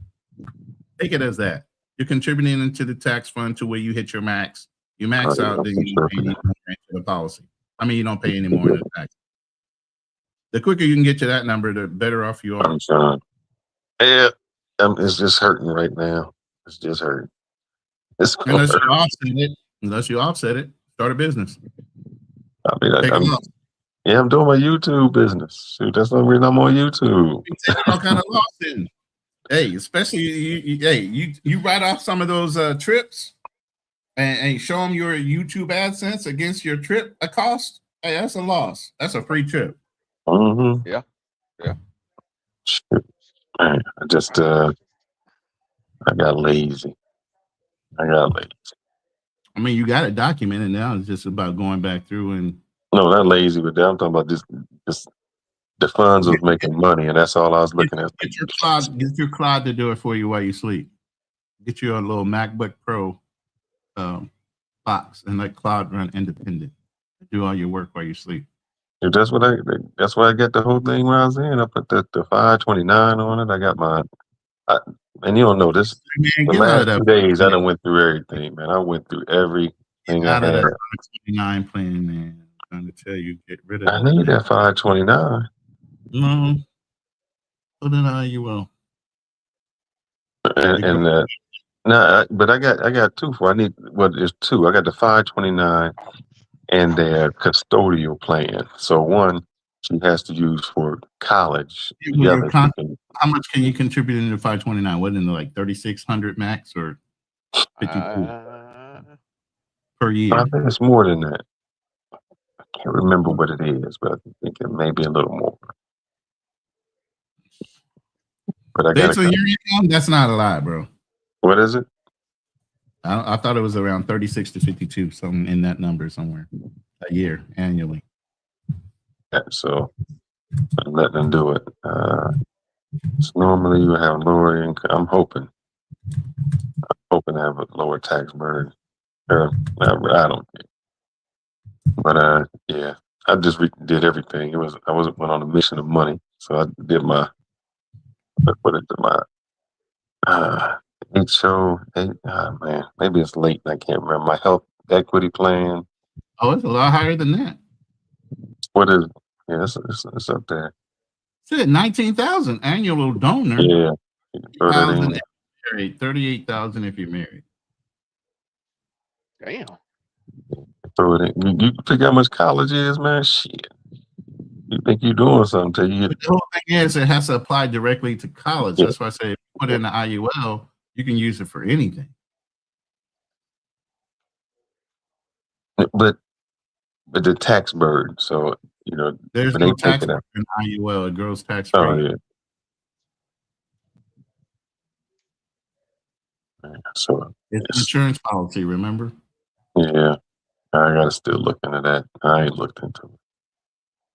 I have not looked into that.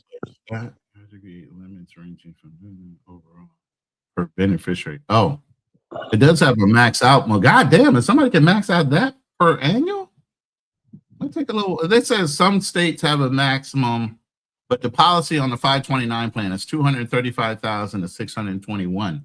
That's a good college fund. That's what I'm saying. That person can't listen. If that guy can't use it for college, now you stuck.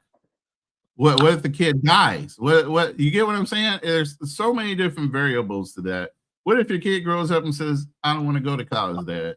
Now you got this money. They can use it for different trade schools and stuff. I mean, you put enough in it just to cover for the just in case. Like, all right, here's that, and then the majority goes into the custodial plan. I got a Roth custodial plan. Right. So I think with that one, they can keep it at 18, or they can keep investing. It's like 30, and then they can roll it over. Hey, we're gonna shut this down at 6 hours, man, because I ain't doing this marathon thing again. Yeah, I'm gone. Last time we were trying to do it at 3, it got to 4. Next thing you know, we looked up, it was 11 hours. What the fuck? Yeah, that's what you need to do, man. People have kids. What are they investing for their kid? I think that's a good show. Who was that to put like one of the rappers put their kid as a name, as a writer or something on their record? Yeah. Consistently got royalties. Yeah. Give them the royalty access. Mm-hmm. You figure if you could get a rental house, I know my wife's friend, she bought a rental house for her little daughter. And, I figure she figured it's a 15-year loan, and by the time she's 18, I guess it's paid off. So the house she'll go 18 with a house. So that's a good thing. Yeah. What's the massive? All right. I'm trying to find out what he said. The massive benefit of marriage. What is that? Oh yeah, taxes. That's it. Yeah, but then your wife gets to clean you out after 7-8 years. Tax credits from children. All those good things. All right, fellas, we gotta go. All right. We started about 6 hours. I appreciate you guys joining the panel and this discussion. We'll see you in 2 weeks now with this deferment and ceasefire, but it ain't too much of a ceasefire because Israel and Iran are still volleying at each other. So I don't know how long that's going to last for 2 weeks. It was a ceasefire, man. We was told 3,000 years ago that there wasn't going to be a ceasefire. Donald Trump would agree to that. You know, it was like 3,000 years ago. God told us there wasn't going to be a ceasefire. So, anyway, I'm gonna push this button and end the stream. Appreciate you guys. Tune in on Friday. I guess we're going over the whole Frisco being invaded by the Indian nation. And I'm not talking about the American Indians either. I'm talking about the Indians from India. All right, fellas. See you later. All right.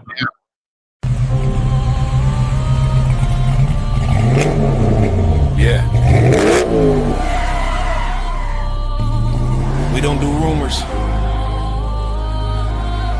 We run facts. No smoke without structure. No noise without receipts. This is hit and run. Chopper 1, visual contact, vehicle heading northbound. I walk through deserts with boots full of sand. Carry more weight than most men understand. Steel in my spine, cold in my chest. You test what we built, you better come correct. This ain't no gossip, this ain't no show. We don't chase clout, we chase what you owe. Stand on the line, never cross it for fame. We say what we mean and we mean what we claim. Seen men fold when the lights got bright. See truth drown in the headline fight. We pull it back, break it down slow. Facts hit harder when the ego go. I've seen too many lies dressed up like kings. Too many weekends pulling fake strings. So we step in the ring, no mask, no bluff. If it's truth you want, we call it rough. This is hit and run. Stand your ground till the job is done. No retreat, no second guess. We break it down, expose the mess. Hit and run. Hard truth overloaded guns. Say it straight, we don't sugarcoat none.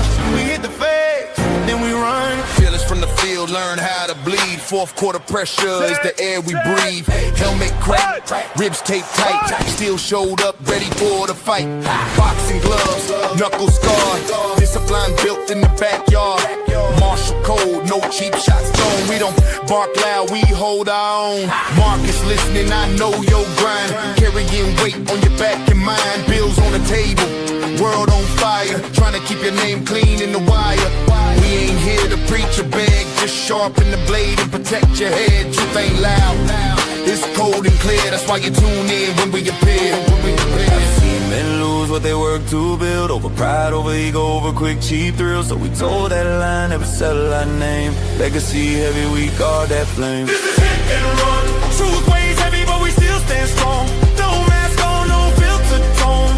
If it's wrong, we call it wrong. Hit and run. Built from discipline, sweat and blood. Facts hit harder than a loaded gun. We hit the truth, then we run. Unit 1 airborne, scanning downtown grid. No emotion, just evidence.